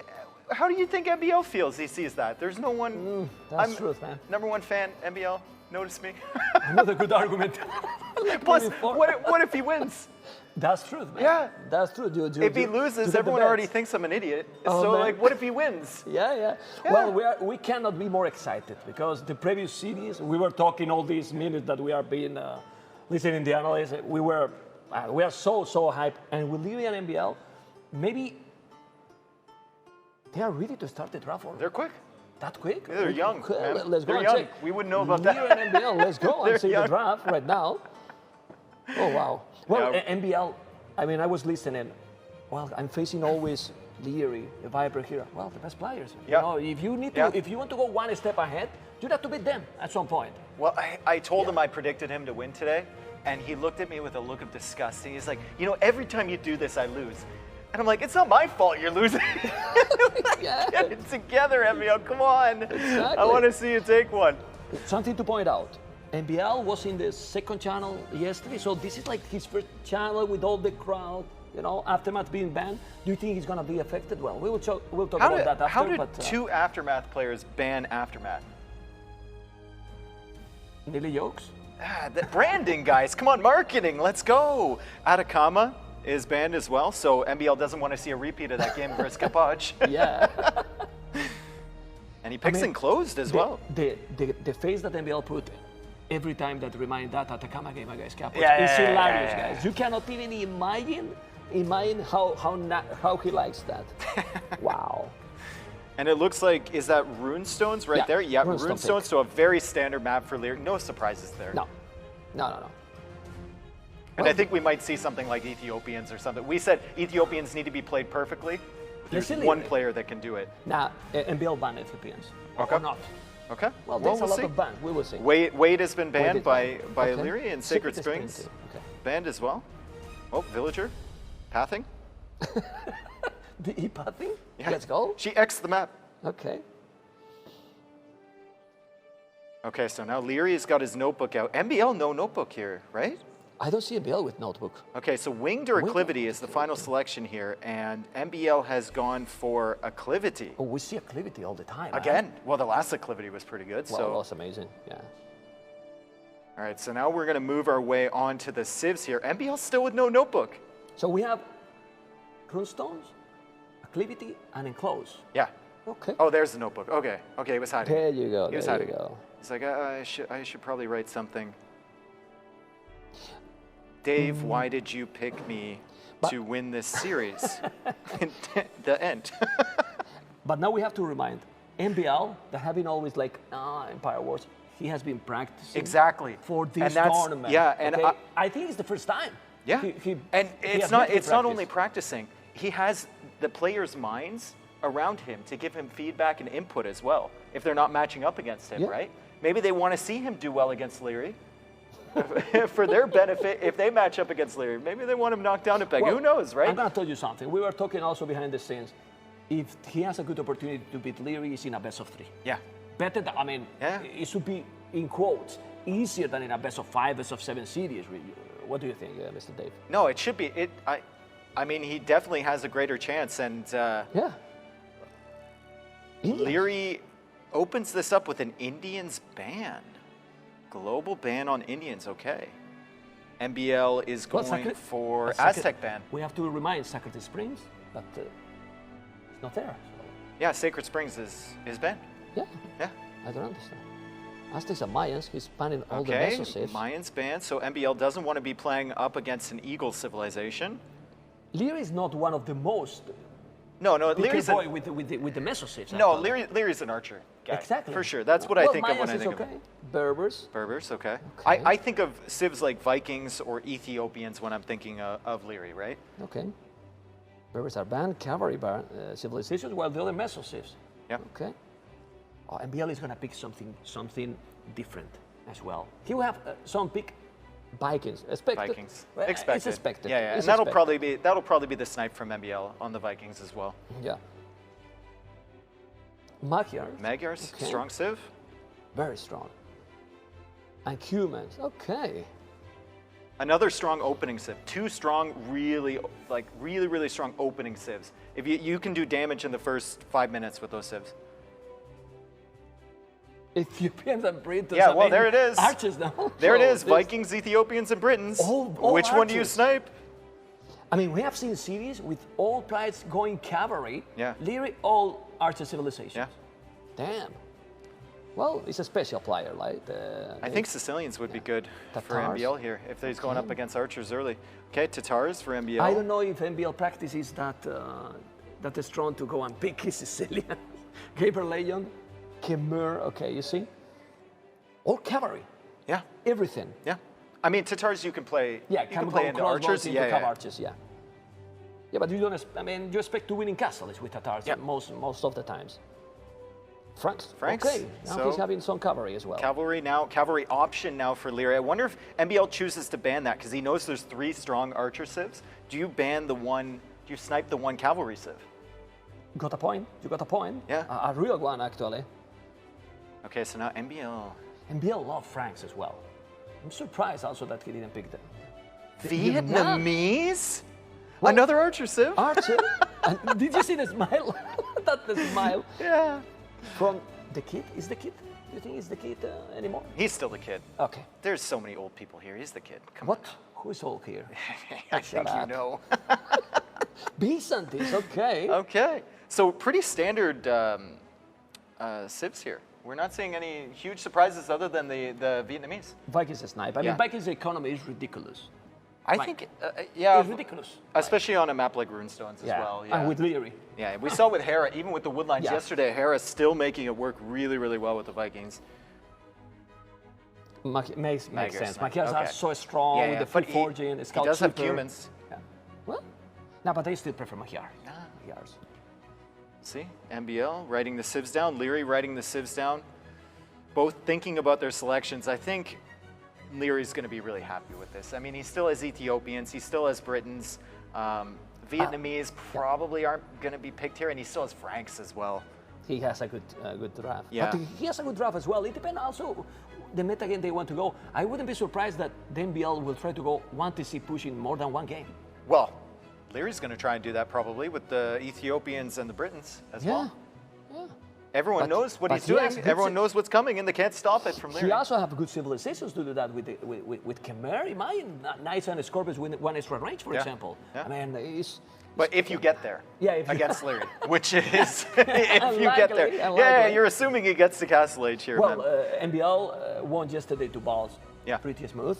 Lierrey wasn't happy about how he played yesterday.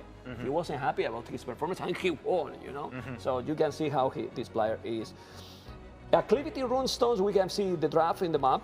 Acclivity, in the Tatars, monitor, sorry, close. you're thinking? Acclivity? Yeah. Tatar could be versus what? Britons. It's Britons, Ethiopians. Well, one of those. Yeah. Right? Yeah, Okay. I think he's saving Franks for Runestones. Yeah, Vietnamese, I think it's like one. I have an extra piece. And I think enclosed will probably be something like Ethiopians. Okay. Yeah. And in terms of MBL, I mean, we'll see after this game. If he wins this, then it's a different situation, right? He can might go MBL Kumans probably in enclose. Double TC right away. Yeah. For example, you can wall easily and then you can boom easily as well. You can reach. It's. Do you think Byzantines is an option and enclosed as well? Yeah, for the fast imp as well. Yeah. It's. Yeah, if you can just go fast defend your imps. area. Yeah, you defend your area, you go cheap units, and with weaving 1 TC, you go Imperial 20 minutes. Yeah, because it's hard for them to kill you completely. As long as you keep your units at home around that, because the gold is always on the other side of that path, right? The gold and the berries. So as long as you defend that area, if you can get a castle up maybe and go for a faster Imperial, it'd be really deadly. I'm so excited. Yeah, I know. It's gonna happen. And I'm not even thinking in the next series because do you know what series is the next? Because the smile that we have in our face, the Viper versus Hera. Well, we will talk about that series. I don't want to go into that one. The Viper versus Hera after this one, Lierrey MBL. Favorite probably is Lierrey, but I think we want that MBL win this series. MBL's gonna win. Easy. It's gonna win? Yeah, like I said to Tristan yesterday, man, you have to learn this, okay? This lesson's for free. Even if you don't 100% believe it, you have to commit to it, you know? It's MBL, 100%. Well, I say Dogao. Look at that smile. He knows it's MBL. He's nervous. Look at that smile. Look at that smile. Yeah, look at him. He's stretching a little bit. This is going to be tough. He wants to show the workout. Okay, Lierrey, we know you are stronger than before. And MBL, I'm going to tell you something, guys. MBL is from Norway. Here we are melting, and he's with the sweater. No, but he came up to me. He came up to me when I was eating, and he's like, "Oh, it's so hot. It's so hot. Sweater. Remove the sweater. It's so hot." I'm like, "Take off the sweater." I mean, why people think that I'm using this costume now? You know, because the other one I was destroyed, guys. I'm sorry I had to say. take off my cape, and he's complaining to me about a sweater. I mean, I was destroyed, and MBL keep going like this, but he complaining. It's so hot. It's so hot. Yeah, he's a real problem solver. Anyway, you see that the lights are a little bit down, and the game is starting. Game number 1. That is going to be one more time acclivity, and we listen, and when we listen that song, we get nervous, guys. We have a lot of experience. We have been casting for a long time, but this is the good feeling, right? When doesn't matter how much time we're doing this, and we still feel the same. The starting of a set. Yes. There's no feeling like it. Tatars and Britons, kind of expected, as you can see. Britons is amazing. Tatars is amazing as well. The transition to Castle is going to be very important. And we have Lierrey as a Britons red in the south and MBL as Tatars in the north. Lierrey's opening stable with Britons. Lierrey is opening stable with Britons, and MBL is opening archer ranges into walls. So Tatars are more of a standard pick here. And he's going to go with some spearmen and I think some skirmishers to lead this off. But skirmishers, not so good against the scouts from Lierrey. I'm very surprised about MBL walling all the map. Are you? A little bit. No, but you hosted King of the Desert. But be honest, with Tatars, extra bonus on those ships. Yeah. You wall, you make few army, you hold, and you go to Castle right Age, away. and you get the cav archers into the field. No more walls, then you go full aggressive. This is the way to play in this one. Yeah, with the free thumb ring as well. They're so amazing. good immediately, right? Tatars with those balance changes from when they initially came out, very, very different civ. But here are the scouts and MBL attempting to react. Lierrey trying to snipe that one villager, and Lierrey will never let this villager go. That villager will always die. And there's where are the spears? I saw him making spears. But where why? are they? Because he's not expecting the scouts. Why he's doing the scout with Britons? Because he knows that MBL is going to try to wall immediately. Yeah. How do you go to his base fast and unpredictable with the scouts? Whoa. Oh, he didn't.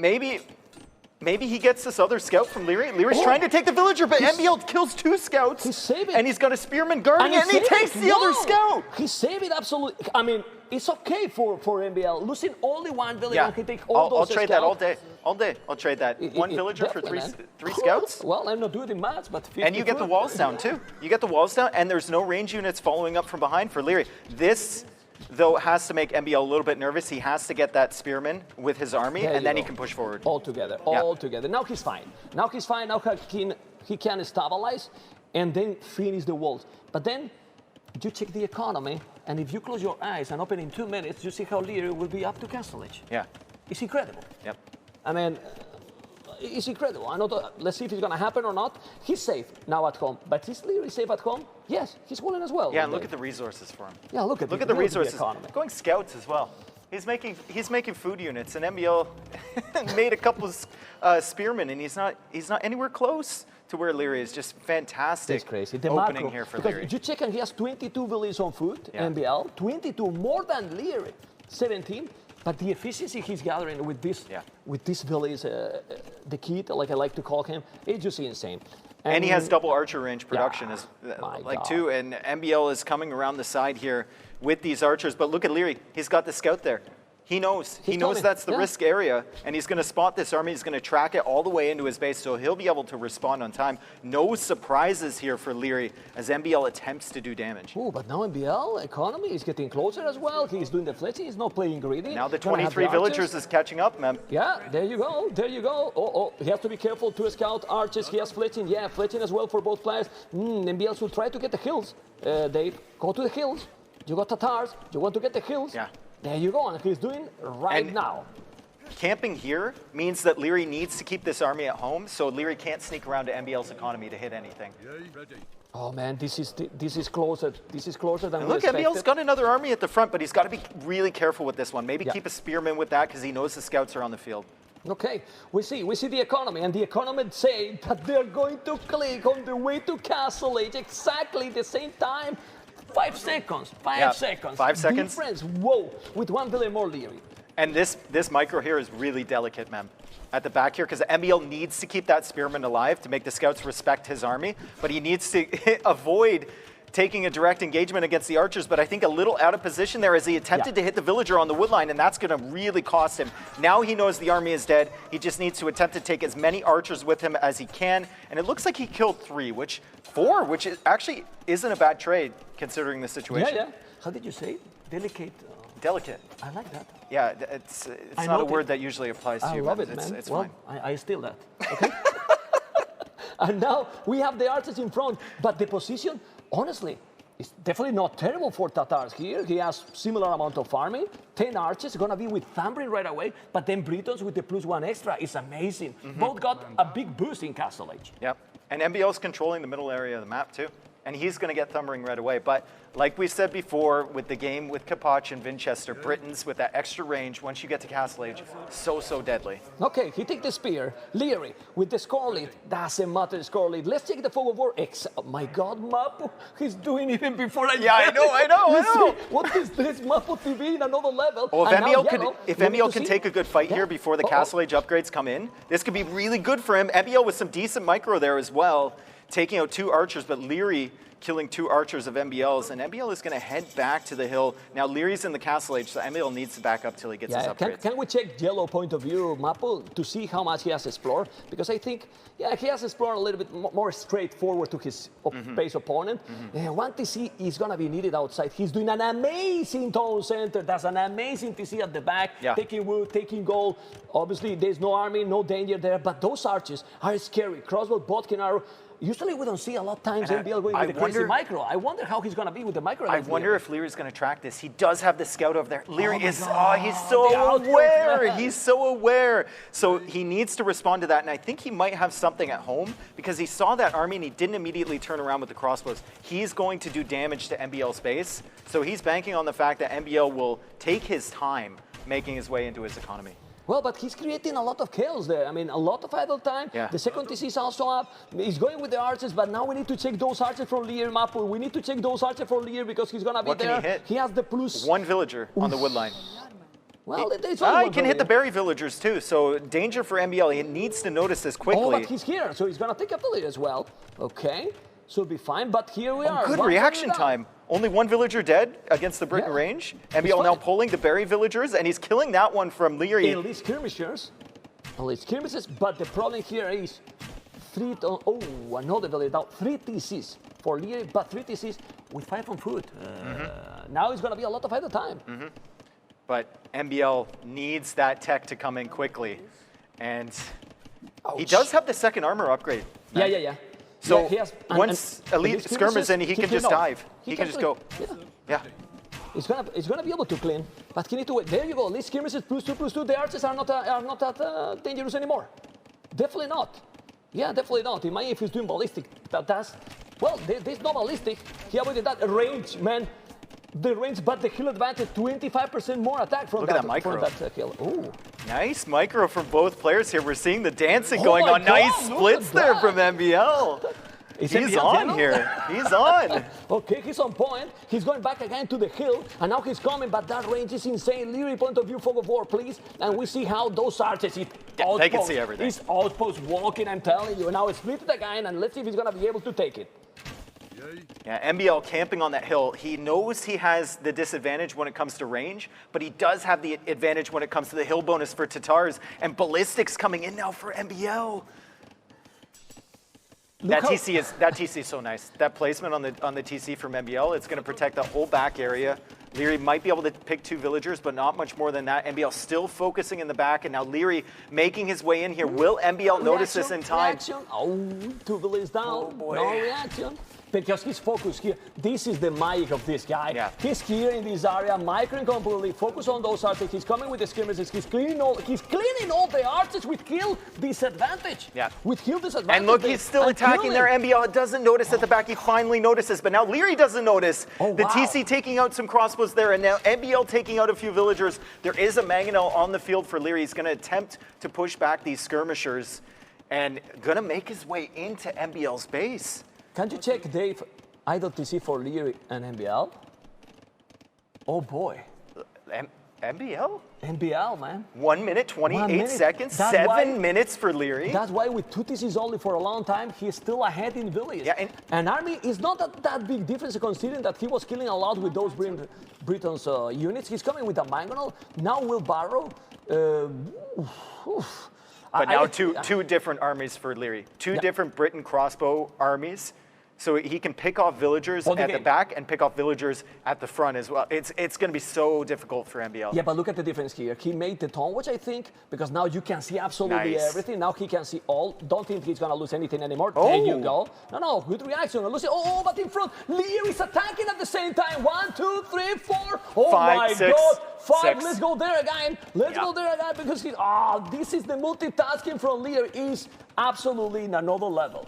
Yeah, and the TC idle time is now climbing for MBL. Lierrey laming some farms, it looks like there, and killing another villager. Another villager goes down. Man.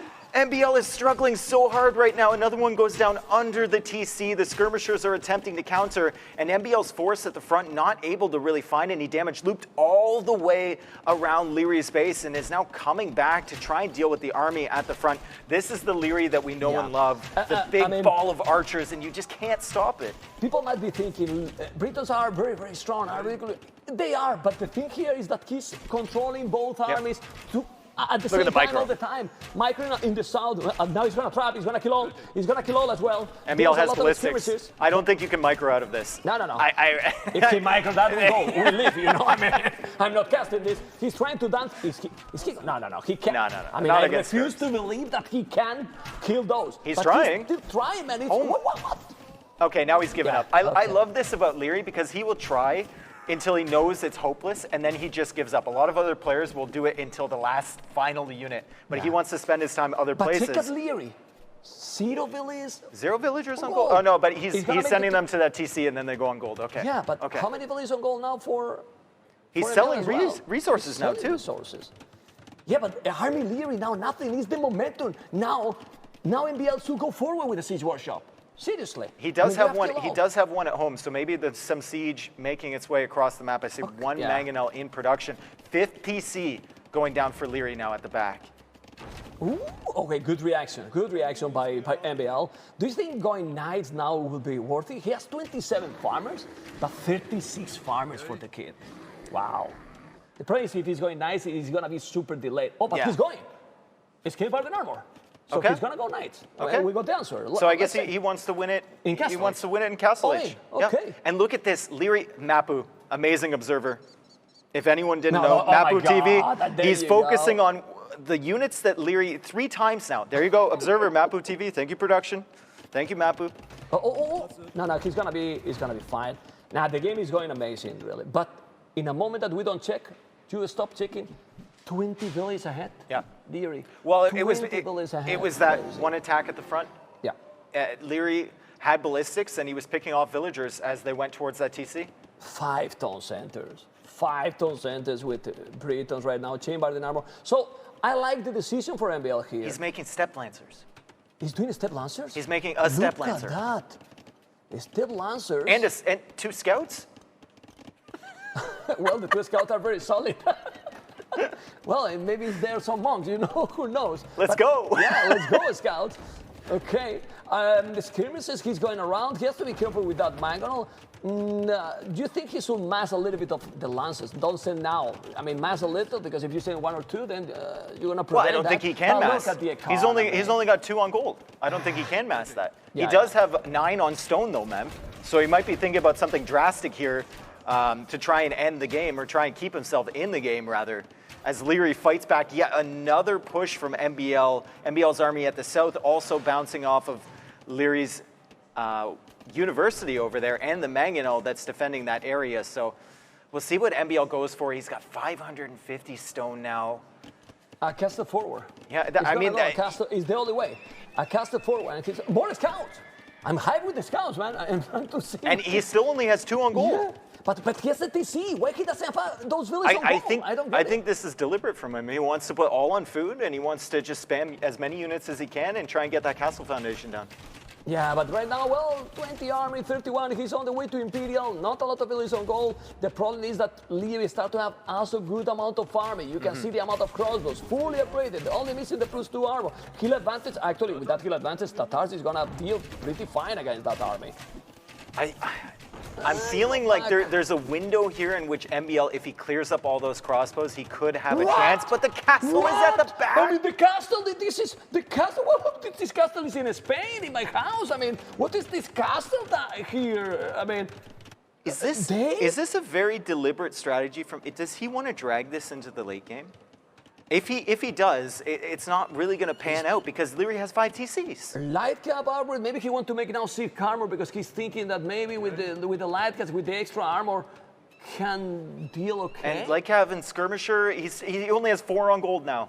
Only 4 on gold. He's in Castle Age forever at this rate. And 30 village behind. No, this is weird. This is weird. MBL. No, it's weird. This is MBL. And now look who's coming with a forward castle. Lierrey with a forward castle position. He's got the mangonels, the crossbows.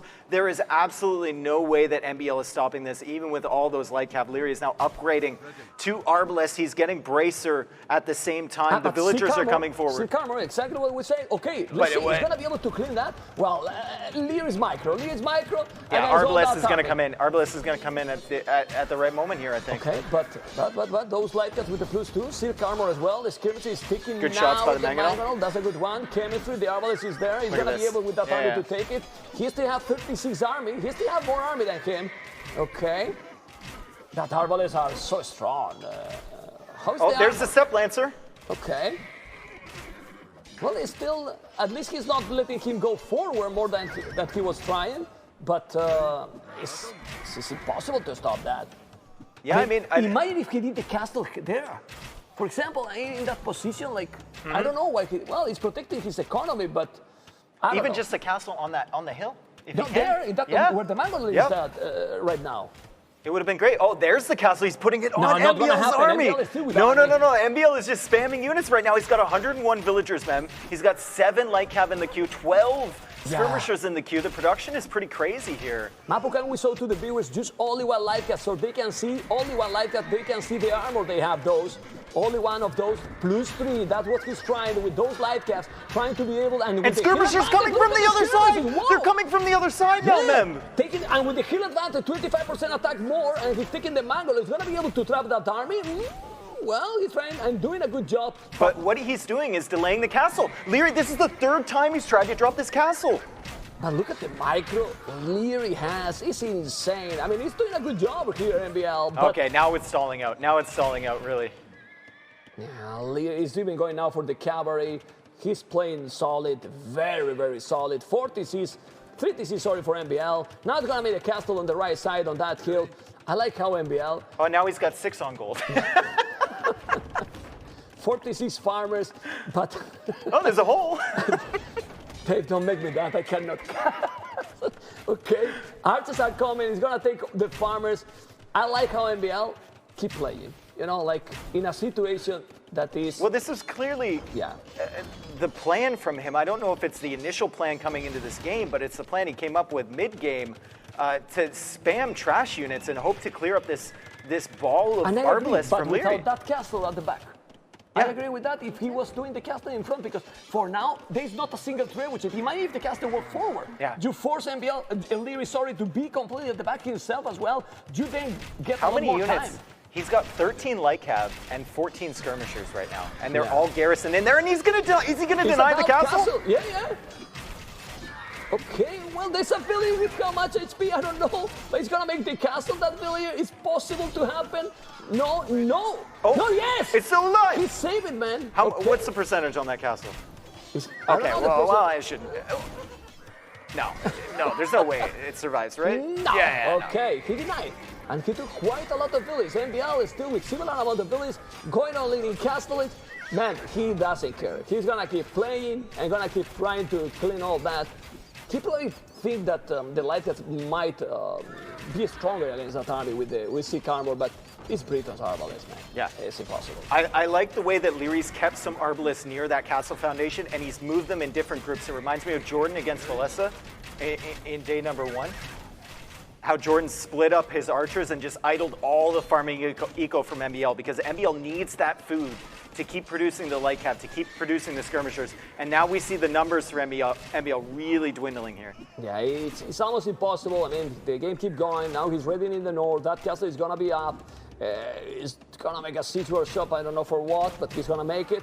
And then he's taking absolutely all the military. He's going to make a 6. Oh, look at that step lancer. Or is that a Keshik? Well, that doesn't really matter. Yeah. You can see in the top right corner in the capture age.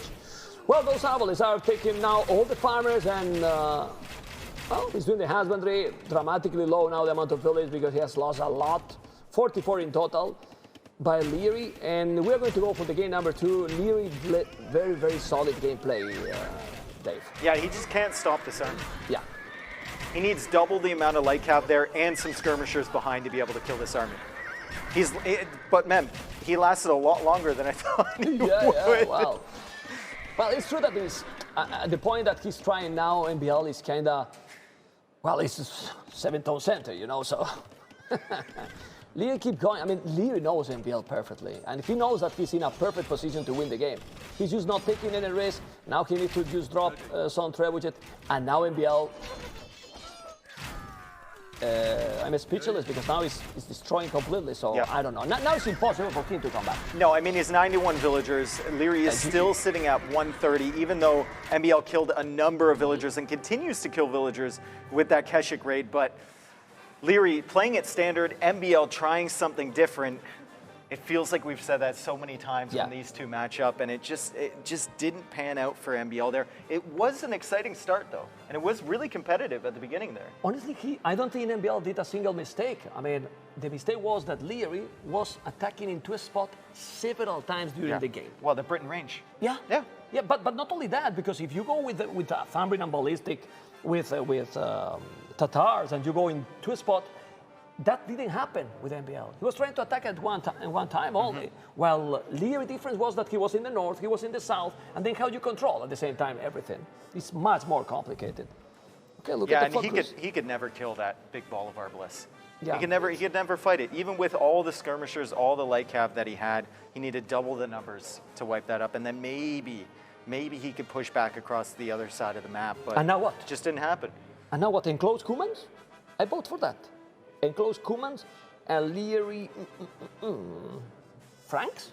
I think we might see enclosed Byzantines as well. I think maybe. We might. But where's Byzant? Okay, Byzantines, yes, for MBL. You insist in Byzantines. I think maybe. Okay, you Byzantines and I say Cuman. Okay. Let's see. That's fair. We want a bet. I did pick MBL, so I should always go for the odds. And Lierrey, we go for what? He has 3 archer shifts. I want to go now for the different one. I go Franks. Ethiopians. Just to change. I don't think he's picking Vietnamese. So you pick your favorite Sifa guy? Well, I mean, if you give it to Lierrey, sure. Yeah, that's true. Why we're talking this, guys, because Ethiopians is having, I don't know exactly the statistics, but Ethiopians is having a brutal low. For how often they're picked? Yeah. It's a really low win rate. Well, maybe they're not a win at all. Maybe they lost all the games, I think. No, I'm maybe pretty sure they've won one. One win, all the other losses. I mean, it's a strong civilization. Archers shoot faster, extra 100 food, 100 gold, so be okay. But well, if you don't take the advantage early, it's really tricky. Yeah. If you don't play perfectly, it doesn't pan out. Yeah. No, mobility. I like Franks. I really like it as well. Let's see what people is thinking also in the chat. What is going to be the civilizations? You know, some predictions there. But as you say, the first game, it wasn't. I don't want to say anything special. Like we have seen, like you said before. Repetitive. MBL gets these ideas in his mind, and he's like, "Oh, that'd be so good. What if I clear up his initial attack? What if I deny the castles?" Well, he did one of those things. He denied the castles. He denied 3 castle foundations. Why did he need a castle at the back? I mean, I guess he was scared of Lierrey sending another army around that because way. he was sending all the time. Well, he lost 10 villagers there to begin with, so. Yeah. Oh wow. Okay, Lierrey's focus, and I don't know if they are getting into the game. Oh, it's almost ready. It's almost ready the game, guys. It's almost ready the game. He looks hot. Like warm, not like. Yeah, I know. I didn't thought anything. I'm not that confident as well. Okay, MBL.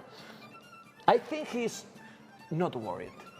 I don't think he feels pressure. He came in here. He came in here knowing that he was at a disadvantage, and he came in here, I think, expecting to lose. Okay. To this set, so I think MBL should be in a decent place, especially since he had a 2-0 yesterday. Okay, and we'll listen. We'll listen in the background, and the game is absolutely there. This is game number 2.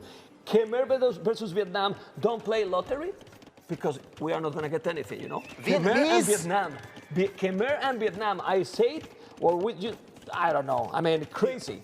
Vietnam, well, Rattan archers are sick. There is some advantage here with the... I mean, you get the extra HP on your archer range, on your units as well, so it could be nice, and it's got a decent eco bonuses, you know. But in a close map like this, Khmer can be insane. If you wall it, and the economy they can get as well. Yeah. And seriously, here is, I vote for 1 TC push with the Scorpions. Yeah. How do you stop that? How, with Vietnamese? How do you stop that? I don't know. You can't. I mean, maybe he can go cavalry as well, but I don't think I hope that he's going to make all aggressive. Okay, so let's see the openings here. MBL going for a little circular village around his gold, and he's opening up with a stable. He's got a couple of scouts wandering around looking for places to do damage, meeting up with that 3rd scout, and then he's going to head in. Meanwhile, Lierrey not going for any walls at all, just some spearmen and an archer range opening. Well, when you know that your opponent is coming with a scout, you just pull their 1, 2 spears, and you might be fine. Also, you add some archers. The problem is if now MBL is going to add an archer range and come with the skirmishes as well. What do you think? He should. He should. If he sees Lierrey's wide open like this and only has spearmen in defense, as MBL tries to take 1 villager, he will take 1 villager down and get away with 2 scouts, but both of those lower HP. And even lower now. I don't know. Well, it's not a terrible trade. You know, 1 scout, 1 village. I think it's worth it 2 villages with this amount of HP. Other than that, no. Lierrey's paying attention. He's not making any more units. MBL? Yeah, he's playing it. He walled his gold, he picked a villager, and now he's perfectly happy. He walled his main base, and he's going to get his eco upgrades and think about the next stage. I want a tower in that goal. You want a tower in that goal? Yeah, because those are... You're having nightmares. You're having flashbacks. Vinchester. Frigid Lake. Vinchester, Frigid Lake. The archers are coming. I want a tower there. I really want a tower because, well, he has a house. That's a good thing. You can gather the village on the house. Yeah, but then they're going to be, you know, they're going to be in quarantine in the house forever. Forever and ever. He has no response to it. Okay, let's see. He's not. See you there, man. But but I'm getting angry. I mean, I'm angry completely because now, why did you don't make the tower before? Because right now you got to get idle. Castle it for Lierrey.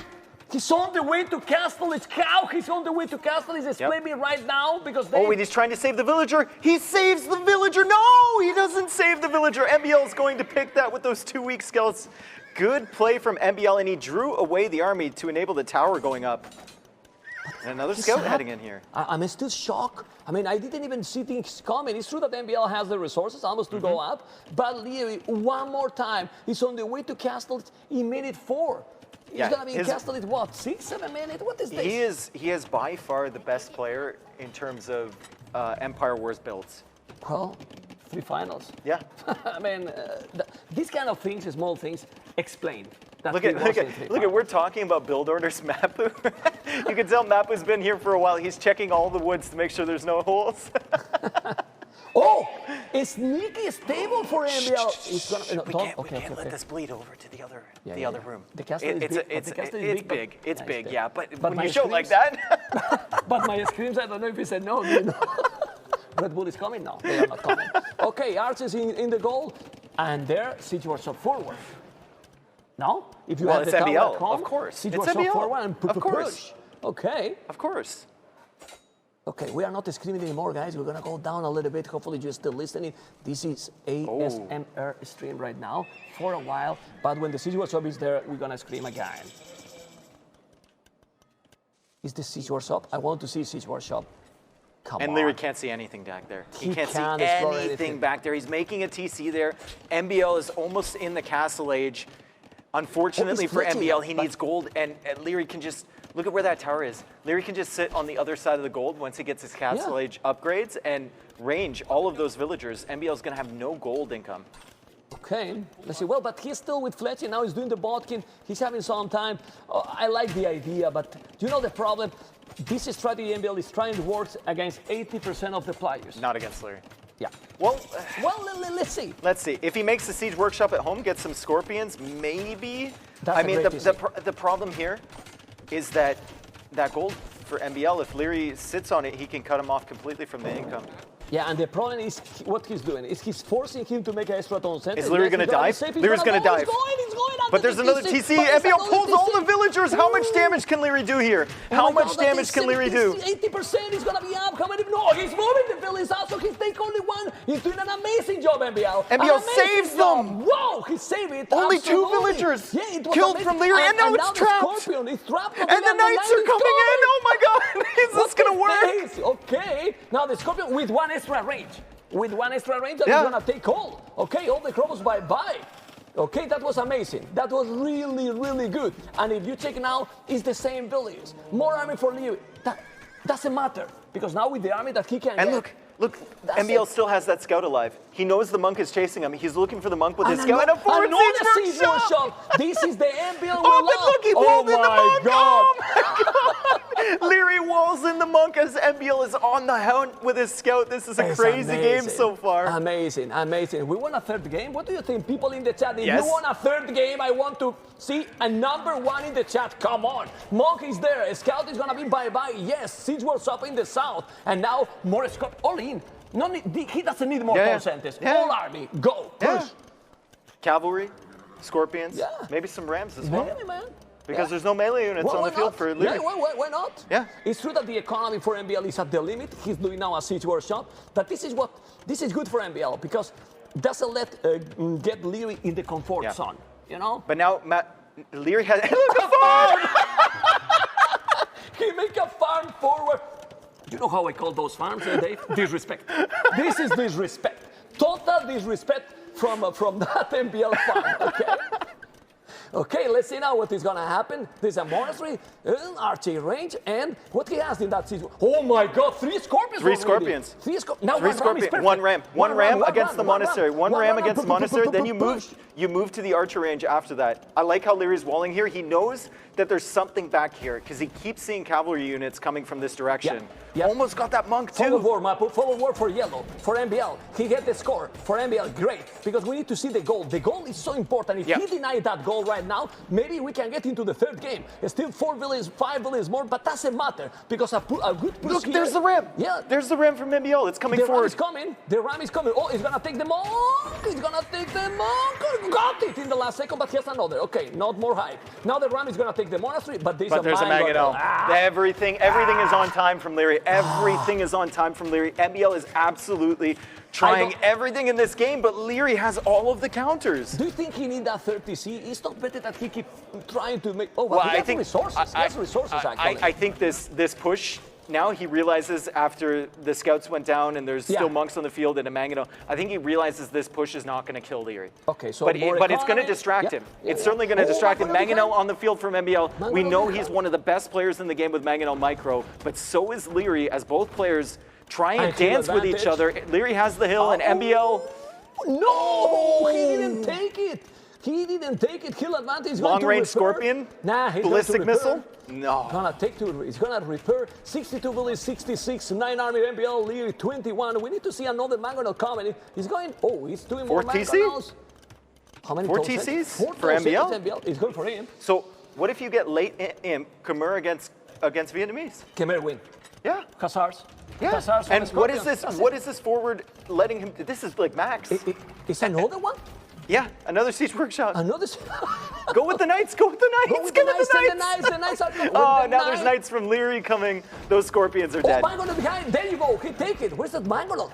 It's just moving. It's hiding. I don't even see it. There you go. Okay, but now he's going to clean the Scorpion. He's going to take the Mangonel. He's going to try to take another one. Nah, not going to be enough. There's a lot of crowdbows. The game should go for Imperial at this point. Yeah. Dave. I would love to see 5th TC from MBL behind. He's just going to boom up behind. And this reminds me of Max. This reminds me of Max a lot at Mem.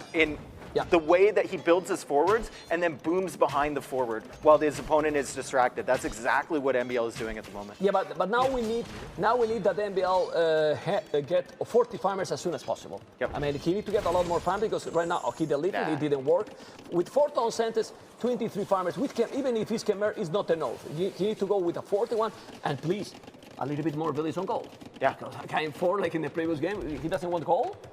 I'd love to see a castle from MBL as well because there's so much military that's going to be heading back across the map from Lierrey. Okay. Well, he's getting there. There's so many crossbows there that is... okay, he's got scorpions and the wall's there, so I think it's going to be tough with the knights, though. Maybe needs to make some knights of his own. But Lierrey, I mean, Lierrey's economy is disgusting. He's always getting to Imperial faster than his opponent. Yeah. Well, what is this? Oh, my God. Seriously. Yeah, 4th TC now coming up for Lierrey. I think that farmer is still back there, too, for MBL. No, he's dead. Ah, sad. Sad times. Well, he is about to go up to Imperial, as you can see. Bloodlines will borrow. Ooh, but again, a lot of Castle Age aggression now. I don't see this. MBL now army is only 6. Only 6 army, 30 military. Maybe it's too many tone centers. I vote that he should have gone all in. More siege, more knights. When Look he at has this, opportunity. 2 siege workshops. He's got 3 stables back there. I think he has another siege workshop in his base. So he's planning on the Scorpion defense. Yeah. Remember when he sent the archers inside? I mean, have you seen 3 TCs? Can we go to MBL base for a moment? Have you seen 3 TC that closer? Romantic tone centers, man. I mean, it works. Yeah, well, it works. And with Khmer, well, oof, it's getting it. They are going to be in his own base as well. Yeah, but Lierrey, it's incredible how calm this guy played. Yeah. He was under the aggression. He got his table, siege workshop at the back. He held the aggression. He killed absolutely everything, and now he's on the way to Imperial with 6 villages less. His macro is just insane. Yeah, and as Mappo is showing, Lierrey is now collecting the relics. He already has 1. He's got 1 on the way. Knights on the field now for MBL. Scorpions behind. Has to be really, really careful with this engagement. Doesn't want those Scorpions to die, because if they do, the crossbows can just dive in there, especially after they're upgraded in the Imperial Age. MBL's resources, 19 on gold, 46 on food. That food is climbing like crazy, but nothing in the bank, man. Nothing at all. Because he's going now army. He's going now all in. Well, all in. He has 5 Scorpions, doesn't have a lot of army. When he noticed that his opponent is in Imperial, I want to see his reaction. But it's going to be so complicated. He has to expect it at this point, right? Yeah, the army hasn't come probably. forward for Lierrey. Why wouldn't the army come forward? If you're in Lierrey's position, you're waiting for the upgrades, and then it'll come to your base. And if we check, he was holding all this situation Lierrey without ballistic, without thunder. He just more stables. He's doing more. He's going all in castles now. I guess he's just going to try and hold on the right-hand side and then push, Oh surprise push from the left. 1 Mangonel for 1 Scorpion. I'll take that trade all day. Yeah, well, he has 4 Scorpions. There's a good amount of knights. He's trying to fight before he's getting the average. He has 50 seconds. Maybe, It's too many archers. But the Scorpion's going to be in time. Maybe he's going to be in time. And then at the back, it's impossible. Look at the amount of archers. Now Lierrey splits into 15 groups and micros all of these down. Okay. Well, you got your answer, guys. I mean, he's taking absolutely everything, even without the average. Now the average is there. The Brez is there, chemistry as well, and this is GG, very fun game. But Lierrey has done this one more time, Dave. One more time. It's incredible. Yeah, and I think maybe a few different decisions. I love the forward there from MBL. Yeah. It kept Lierrey distracted for so long, but maybe not place that 5 TC. Or maybe go into stone instead of that. Maybe get a castle in the fence or something. He was middle ground, like all push or boom from the start. Yeah. He didn't push completely. He didn't boot. Well, it's tricky, of course. It's tricky. You can see taking map 1 on acclivity as the Britons is, and map 2 on enclosures at Vietnam, as you can see there. First appearance for Vietnamese. They get a win, 100% win rate in this tournament for Vietnamese. We don't see anymore. I know. OP. OP. Devs, please Best nerf. civilization. Best civilization is 9 in the back. He's a striker. Okay, you can see Leo how he's going to the interviews spot, and we're gonna see the interview very soon with T90 and Lierrey. Let's see what they will have to say. Lierrey, how you doing, man? After your 2nd straight best-of-3 victory? I'm doing good. Good. Second time you faced up against a teammate. Curious as to how that affects your emotions, I guess, in winning. It's the same as any other opponent, to be honest. Obviously, it's a bit weird because we practiced one set, you know, MBL, one set, more, not more. But yeah, it's opponent like anyone else as well. I treat him the same as any other player. Okay, so you say that MBL's probably one of the more unique players here. He does some things that are a bit unorthodox. Is there, can you prepare for MBL? Is there anything in particular you do, or how do you go about it? I think I just try to play my game and focus on my own stuff, and at the end it usually works out. Obviously it's very tricky to play against. One mistake and he can punish you very hard, so it's not easy, but today I had a pretty good day, felt pretty confident going into the match, and yeah, felt pretty good. Game 1, you opened stable with an Archer Civ. Yeah. MBL is kind of known for making a lot of skirmishers. I was listening to Viper and Hera talk about that. Were you expecting him to just predict archers and open skirms or something? Yeah, once I saw Tatars, I knew I was going to go skirms because I usually always go archers, and obviously he's the king of skirms. So obviously that trade scout obviously favored me as well, but the scouts didn't do as much as I wanted them to do. They could have done more, I believe, but they were still effective. Game 2, he had a little side base behind you.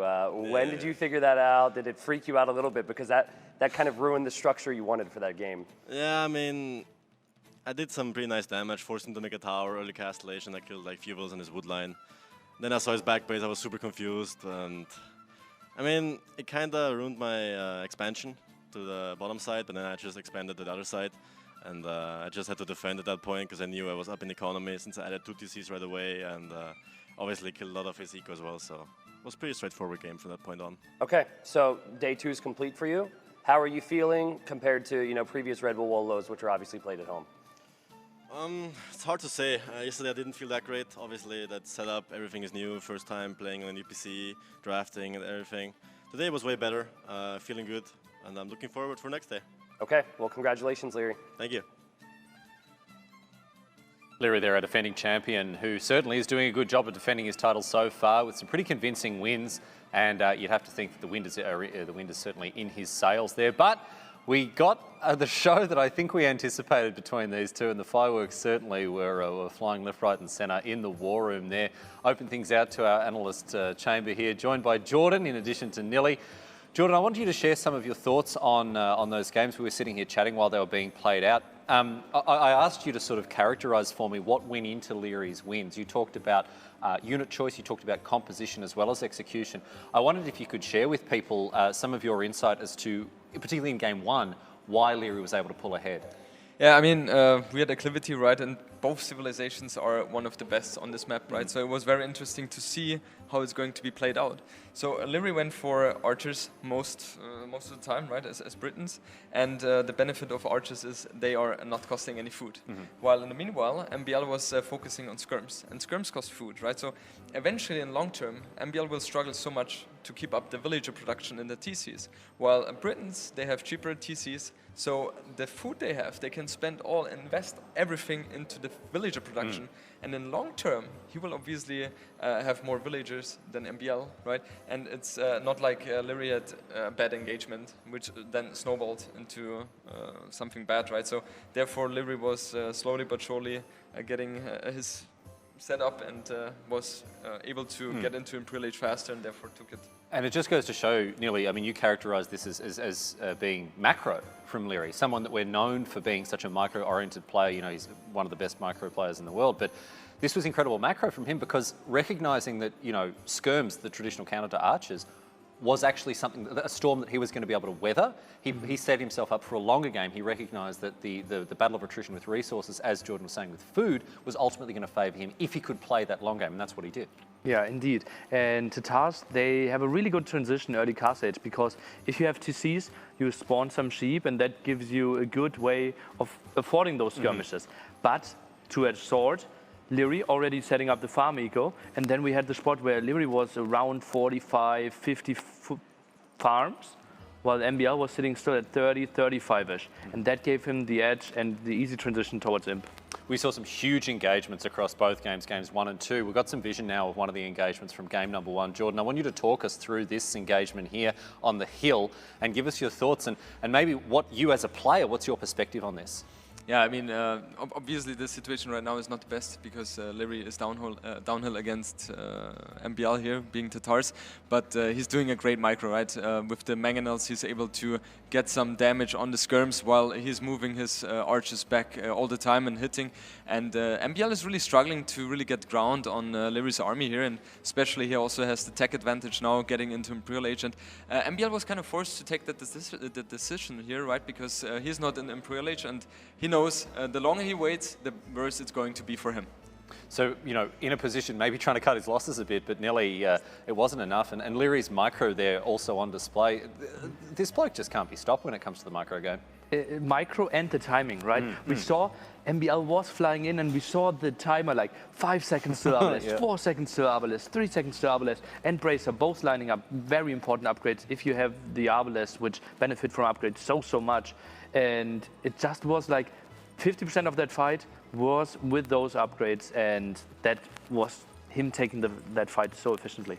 Well, Lierrey certainly did a fantastic job of stamping his authority on that game, and indeed, so far on this tournament, with a 2-0 record at the end of day number 2 for him, that's exactly where he wants to be. Jordan, one final question for you. Obviously, Lierrey, one of the biggest names in Age of Empires, one of the biggest names particularly in Empire Wars.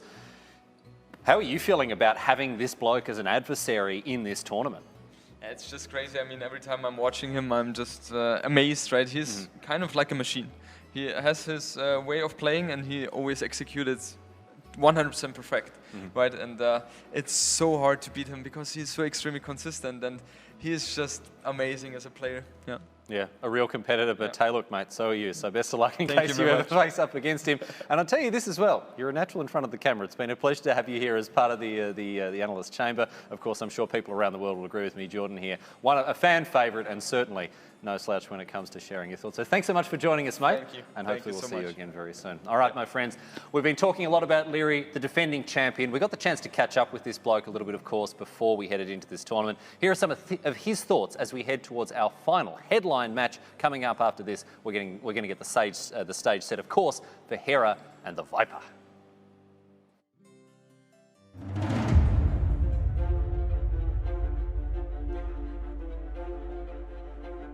I'm Lierrey, I'm 19 years old, I'm from Austria, and yeah, I play Age of Empires 2, Definitive Edition, and I'm doing good. I'm sitting in a Cobra car, casual Sunday.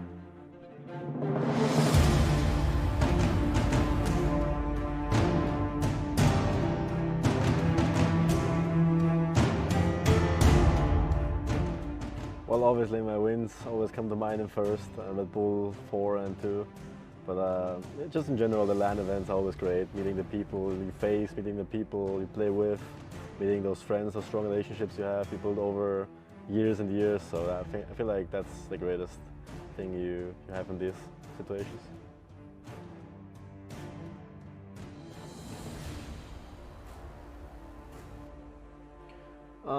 Not necessarily new ones. I mainly focused on my weaknesses from the last Red Bull editions and practice those and hopefully stop doing those. I'm just gonna give it my best, have a good mindset and go in, and it worked the last 2 times, 2 out of 4 times, so you know, not too bad.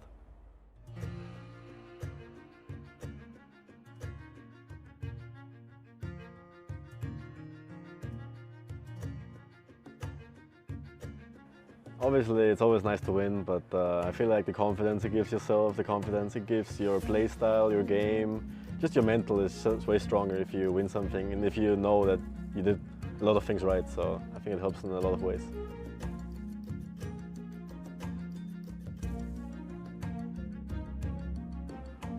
Well, not particularly this moment, because obviously we have to do shootings and other media stuff, but I practiced with them before the event. Mostly with Hera, obviously, as most people know, but I went to Nikov as well, in his game, and MBL as well.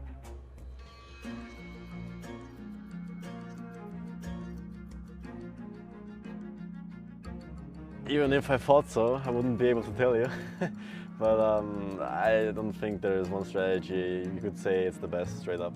I think it is such a various game where you have so many variables and so many things which depend on other things and so on, so it's way too complicated for that to say.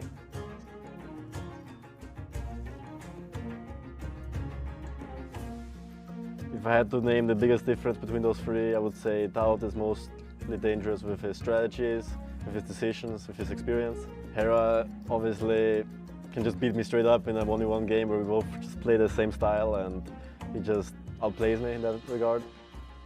And obviously Viper is kind of a combination of both. He can do either actually. So all three of those players are specifically very dangerous.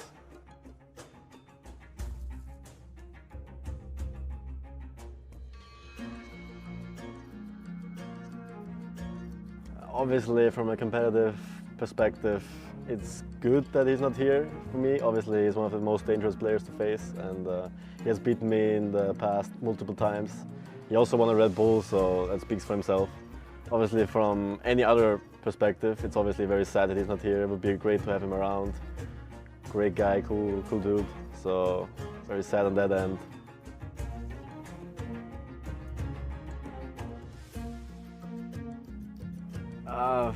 I'm not that familiar with AoE history, but I feel like Aztec's time would be kind of cool, like monks all around. Not that I particularly like monks, but I think they look great actually. They had some pretty good dresses.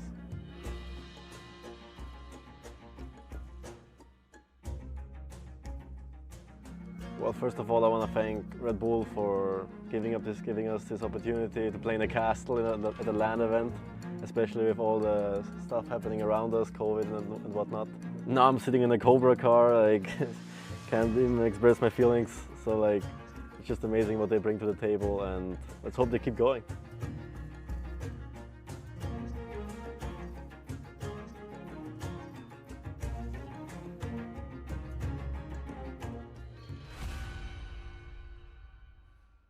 Welcome back to the analyst desk here. Very interesting to hear what Lierrey has to say there, and I really liked his honesty. You know, when he talks about Mr. Yo, it's like obviously very sad, but I mean, I'm glad that I don't have to face him. That's good. That's one less thing for me to worry about there. But look, Lierrey's been getting the star treatment, and something he pointed out there. I mean, he's won 2 of the last. He's got a 50% win rate, not like in terms of winning matches here at Red Bull events. He's got a 50% event win rate at Red Bull Wololo. So the bloke is really in top form, and we've seen him do fantastic stuff so far. Now, a quick update. We did have a backup match, of course, on our second stream that we got across earlier. I've been told the result for that was 2-1 to Valese there. We're not going to be able to show you the highlights package that we promised just because of the break that we took earlier. But of course, that VOD will be available if you want to get across it. We do apologise for the issues that we had earlier on, of course, but obviously out of our control, but things seem to have calmed down a little bit there. But 2-1 to Valese, so a great result for him, I would have thought. Anyway, we move on now as we open things up to our experts here at the analyst desk. Of course, we've got T90, we've got Nelly standing by. A title card match. Our headline act for today, it's Hera, it's the Viper, T90. This is what we've all been waiting for. 2 of the biggest names in Empire Wars, 2 of the biggest names in Age of Empires, and we get to see them do battle as early as day number 2. You must be very, very excited, looking forward to this match. I'm excited, but also aware of what this means for the next few days, right? I think both players are going to have that mindset. Obviously, one player is going to have to lose. Both players are big names. Both players are heavy favorites going into most sets. So, you know, there is that perspective of we're going to first get a taste of what they're able to bring to the table, right? Because I think both players could have played a bit better day one. But also, which player right now is the better of the 2? That does not necessarily mean that would be the case if they were to face off in deeper stages. So I'm keeping that perspective. I don't mean to diminish anyone's hype, but it'll be interesting, you know? I mean, there is a world where maybe you hide a strategy or 2, just knowing that, okay, worst case, I lose. You know, I'm 1-1 and I can still progress to the later stages, but I'm excited. And this is nearly one of the wrinkles of the Swiss system, in that people on similar records get paired against each other, and it becomes a very, very hot crucible for these players very quickly. I imagine that's going to play on these guys' minds here as we head in. Like, we will end up with either the Hera or Viper. The Hera or Viper? Viper or the Hera? We understand where I'm coming from here. One of them is going to be a 1-on-1. And that, you know, they're going to have to weather that storm, whichever one ends up falling here. Yeah, and I think in the past, GL members had that mindset. Yeah, I will keep some better strategies for later in the tournament.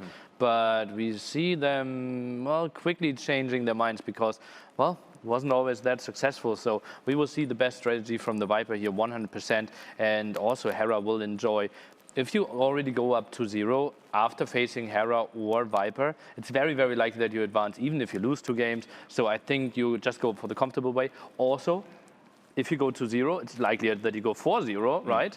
And then better seeding. Yeah, of course. And this is another wrinkle of the Swiss system we've talked about. Of course, many players or many people may not be familiar with exactly how it works, but obviously you want to win. I mean, it'd be a bad system if it didn't reward winning. Obviously you want to win, but you want to win early and you want to beat other good players. That's the thing. You want to beat players who also have good records, so your resistance is better as we head towards that top 8 cut. Now, an interesting thing that I'm very looking forward to getting across, because this is spicy as all hell, the predictions that we made for this event. The casters were asked to lend their expertise here to what we thought might happen, and you can see Dave, who normally pops on the flippers and the goggles and swims against the tide, my friends, this time is floating with that current downstream, and instead it's Mem who is the minority report. He's gone with the Viper. The rest of us have gone with Hera.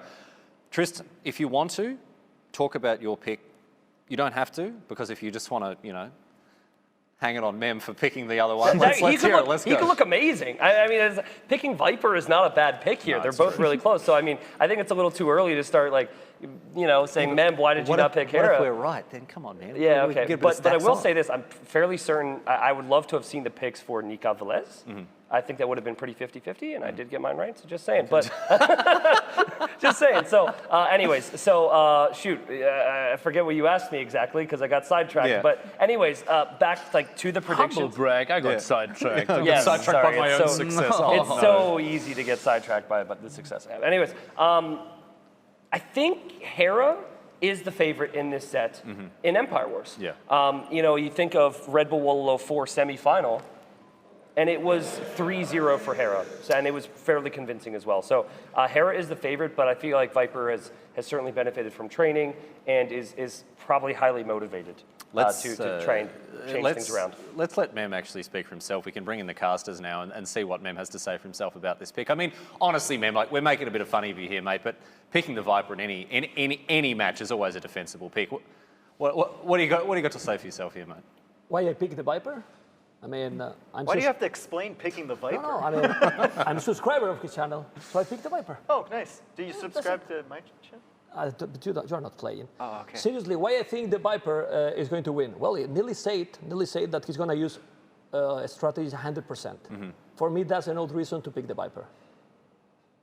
Okay, excellent. Well, that's all. I mean, I was expecting a much longer and beefy point from Mem. Now that tends to be what we get here, but I guess we can bring the other analysts back in here just so we keep the grist to the content. Is Hera not? Do you have information that Hera's not going to do 100%? Because like I feel like 100% versus 100% we've already seen. Well, anyways, if he's 100%, I pick the Viper. 200%.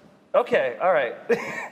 Sorry, I feel like we're steering off course here. Riley, please bring us back on the road. Get the steady hand back on the tiller here and get us back within the realm of sanity here.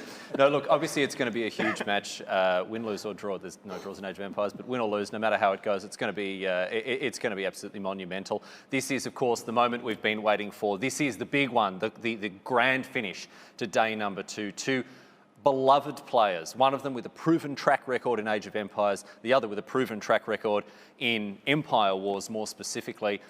The greatest of all time, arguably, in the Viper versus Hera, who's been in great nick and looks to really be able to do terrific things in this format. Who is going to win? It only waits for us to find out. We're going to head over to the War Room in just a moment. It looks like our casters are ready to go, so I'll leave you in the capable hands now of Dave and Mem. We've been waiting for this all day. No, but seriously, do you see how everything has changed in the community? No. It's Red Bull 1. It's since Red Bull 1. It's these Red Bull events are crazy. They've mixed everything up. And we're getting the players walking in right here. Our feature match of the day, Viper versus Hera, and there's Viper. Look at the confidence there. I like it. And do you ask why you pick him? No. Nilly was standing over my shoulder. I was hesitating to pick, and Nilly's over my shoulder. He's like, Dave, it's not rocket science. And I just scribbled down Hera really quick. He was waiting for my pen. Why can't pick Hera, man? I was thinking about Viper. I don't want to look at Hera. Well, you say look at him come in. Look at Hera. Yeah, look at him. Yeah, I'm glad I picked him. He seems to be so stressed, yes. Oh my God. He seems focused. They're both focused. Yeah, man. Look at the posture. Just wow. He's ready to go. Honestly, this matchup. Yeah, and the head-to-head. Like, okay, how many points are missing? We got 3 points missing from Hera, and we've got, 6 points missing from Viper. 6 points missing for the Viper and 3 for Hera. Yeah. You see the evolution of Hera here. Yeah, and how do you think Viper, a player that Viper has won everything except this event? Because of the strategy. I think it's because of the strategy. Yeah. The draft has been an issue. Yeah, especially the last one. The last one. The draft was not good. Yeah. Yeah. Well, we saw yesterday how he was picking strongest civilizations, in my opinion. I mean, like a standard one, let's say. They are going to We're start being the told draft. they're already ready to start the draft. Let's they're go. ready to go. We And look at cannot that. True position ranking 2 for Hera and 4 for Viper. This is such a close But look at that match. head-to-head picture. At the back, the hands, and Viper in front with the face, with the angry face. Let's see now. We're going to see the draft right now. I can't imagine how hype it's people in the chat. I know. How hype, because we are incredibly hype. Look You've at been that every hour, once an hour today, you've been nudging me and going, Dave, Viper versus Hera, Viper versus Hera. I mean, I noticed details. All the players, hands to hand. Now they are smiling, but they forgot why. Not because they have a big rivalry that they have, because they are so focused already. They are so focused already in picking the map first and then the civilizations. And look at Krasini. I don't want to be there, man. Look at this. Krasini, guys, is the one who Who's scarier, Krasini or the villager behind Viper? Sacred Springs. Okay. Okay, Hera banning First Sacred ban. Springs. Okay. And the smile for the snake. Look at that, the smile. Want to see the smile, right? Okay. We're getting silent now. This is tense. Ooh. This is important. Middle. Meadows being banned for Viper. We have not seen middle at all? No? I don't think so. No. We have not seen. It's a crazy map as well. It is. Wow. Okay, Hera's turn now to pick a map. Wait. Or no, Viper's Viper, turn to Viper. pick a map. Yeah. Wade. Viper picks Wade. Okay. We've only seen that, I think, once. I think Yeah. we saw All it once ons. with Nikov and Nikov Lierrey. He want to go for the middle. Hera's really thinking about this one. Okay, telling the villager which one he wants, and it's Frigid Lake. Ooh. The last Frigid Lake game we saw was pretty good. No, it wasn't Crazy too game. bad, right? Okay. We want to see Acclivity again? Okay, the next ban for Hera is Enclose. Enclose. Ooh. Well, macro maps for the Viper are not really terrible for him. How are we? Okay, Really? wing ban for Viper, so he doesn't want the really close ones. Yeah. Yeah. How are we ever going to go back to the other map draft after this? We're gonna see. It's just like the emotion here. You This can is like great. feel it. No, yeah, we can't go. We can't go back. But I think the Viper is gonna pick Land Madness. Let's start to bet. That is the map. The last map he lost against Yo and Red Bull. Yeah, won, yeah. And that's where a it all challenge began. for him. He loves this kind of stuff. Okay. Let's see. You mean he loves losing the finals? Oh, come on, Dave. I That don't was think so. harsh. Even if, oh my God. Habub. Habub at the comma. Oh boy. Well, then no. Okay, so now Viper, because Hera is seated higher than Viper, Viper gets to pick which map. Okay. Habub picked. So we said he didn't like the crazy maps, and then he picks the craziest map in the pack. Habub as the starter between the Viper and Hera. Oh, man. Sadly, that map is not going to be a really long game, or shouldn't be, because those maps, I mean, that map is so difficult to get into the late game, right? But that's an amazing, really an amazing choice there. Wow. Yeah, Viper writing down all the maps, Hera writing down the maps as well, and we're going to head into the civilization picks soon. They'll both start out with a global ban. And I believe it starts with Hera first, being higher seeded. Yeah, yeah. Don't you think that Habub benefit a little bit more Hera than even Atacama? Or Atacama is a little bit farther. I don't know, because even like the speed is similar. Viper's not slower than Hera, really. Yeah. He's not. No. You know? And if he has a good opening, Viper, with his game sense, he can carry it through. He just needs that good opening. He needs a good first minute. He did lose Habub to Dogao, though. I know. So. Well, but the We'll decision is see. making, and the decision is so important. And in a map that close, if you have a bad opening or you go archery range when you should go stable or vice versa, it can be a snowball completely. Maybe we'll see Sicilians again. Oh. Tato went Sicilians one? and made it look easy. In that one? Yeah. But he's going to make one of those But of the I think last choices. Yeah. Maybe to make Hera not to snipe. Yeah. Yeah, I think so. Okay. Sicilians? Okay, so Hera is gonna global Ban ban Sicilians. See what I'm saying, man? Sicilians, I've been saying this since the beginning. The mind games, oh my God. Ah. Ban Sicilian. And now Viper is telling me, can we change the map? Yeah. Yeah. Oh boy. All right, so Viper bans Magyars. Magyar's not seeing a lot of play. They're getting a lot of global bans. It's banning all the time. Yeah, it's just always banned. But if we said a few days ago, Ooh, Khmer ban. that Sicilian's gonna be the first ban global, you tell, you are crazy. So he doesn't want Magyars or Khmer on Frigid Lake. It's a good pick. Britons is banned. He Okay. doesn't want the snake Okay. with Britons. Hera's having nightmares about all the games Vipers had Britons. Yeah. Yeah, like. Cuman's pick by Hera. Okay, Cumans. Really strong sip so far. First pick. Yep. Wow. Man, the silence here. But There's so much tension. I mean, it has been always noise during the Yeah, the there's LAN. always, and it's just dead silent here in the Everyone is castle. silent and watching. Yeah. Everyone is silent and watching. There's usually like a murmur in the background, but there's nothing here. Tatars. We can. I mean, probably people in the stream even notice. Yeah. Okay, Bulgarians. Love Bulgarians as well. Yeah, Tatars and Bulgarians, very, very good sips here. And then Hera gets the pick. Do you think Tatars Next. is really his favorite? So maybe to make his opponents to I think ban so. me. I think so. Tatars. Okay. I think Do it's the just light. yeah, it it's wasn't just such a tricky, nice right? transition into Castle Age, right? Aztecs. Aztecs for Hera, okay, and then Vikings is still there. Vikings has not been banned. no, it hasn't been banned, hasn't been picked. Yeah.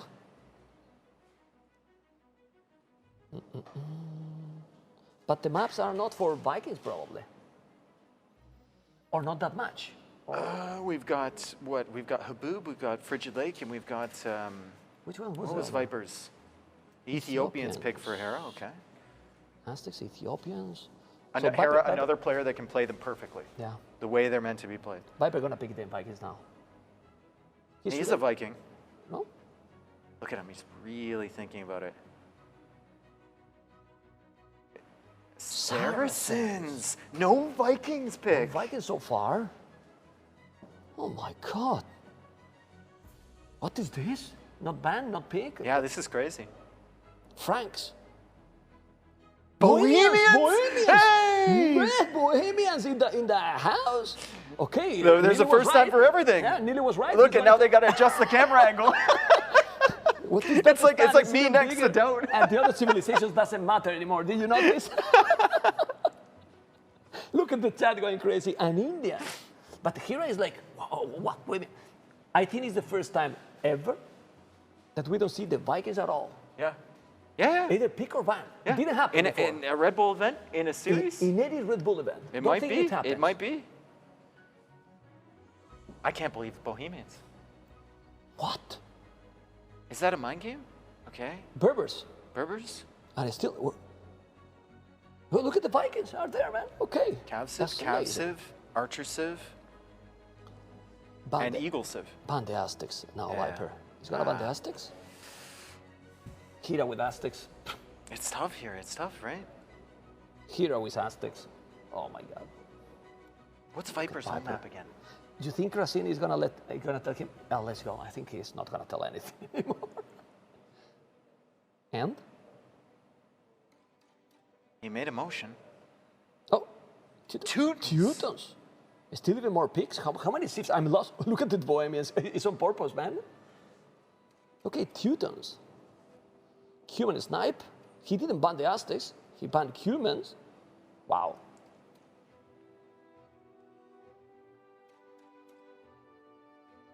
Oh, and he dropped his pen. Tense stuff here.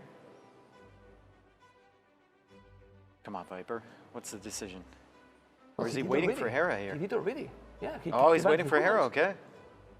The Saracens. What is this draft, man? This is like, they're playing mind games on the next level of the agenda right now. 100%, man. Yeah, 100%. Now they're the hands now.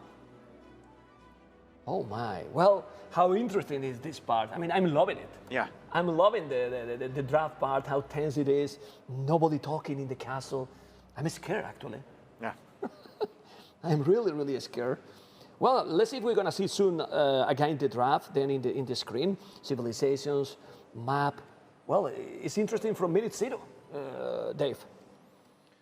Yeah, and both players look super ready, super focused as we're about to get into game number 1 here. This is an amazing matchup. Oh, Wade, that was the home map for Viper. Wade. Wait. I had forgotten about that. So we have Wade for Viper. We have Haboob. Bohemians Wade? What? Bohemians. He can pick. Bohemians and Wade? I don't know. I think Bohemians are maybe like a mind game kind of thing. Yeah. I think his idea for that map was probably going to be the Saracens. For Wade? Yeah. Yeah. Yeah. Yeah. And now they probably, oops, I got banned the Saracens. Yeah, I'm also questioning, like, where are you going to use the Teutons here? Are you going to use them on Haboob? Very good in Haboob. Okay. Very, very good. But he has Bulgarians as well. Yeah, but Teutons with 1 tower in the wood, 10 villages gathering as well. True. It's Good amazing. Point. Good point. It's really, and really we were amazing. talking earlier how towers in that map, like, once you place a tower, you have to place it in the right position. And that is amazing tower, you know. Also, the cheaper farmers can help a lot because you're going to go full feudal. I vote for Teutons in the first match, in the first game.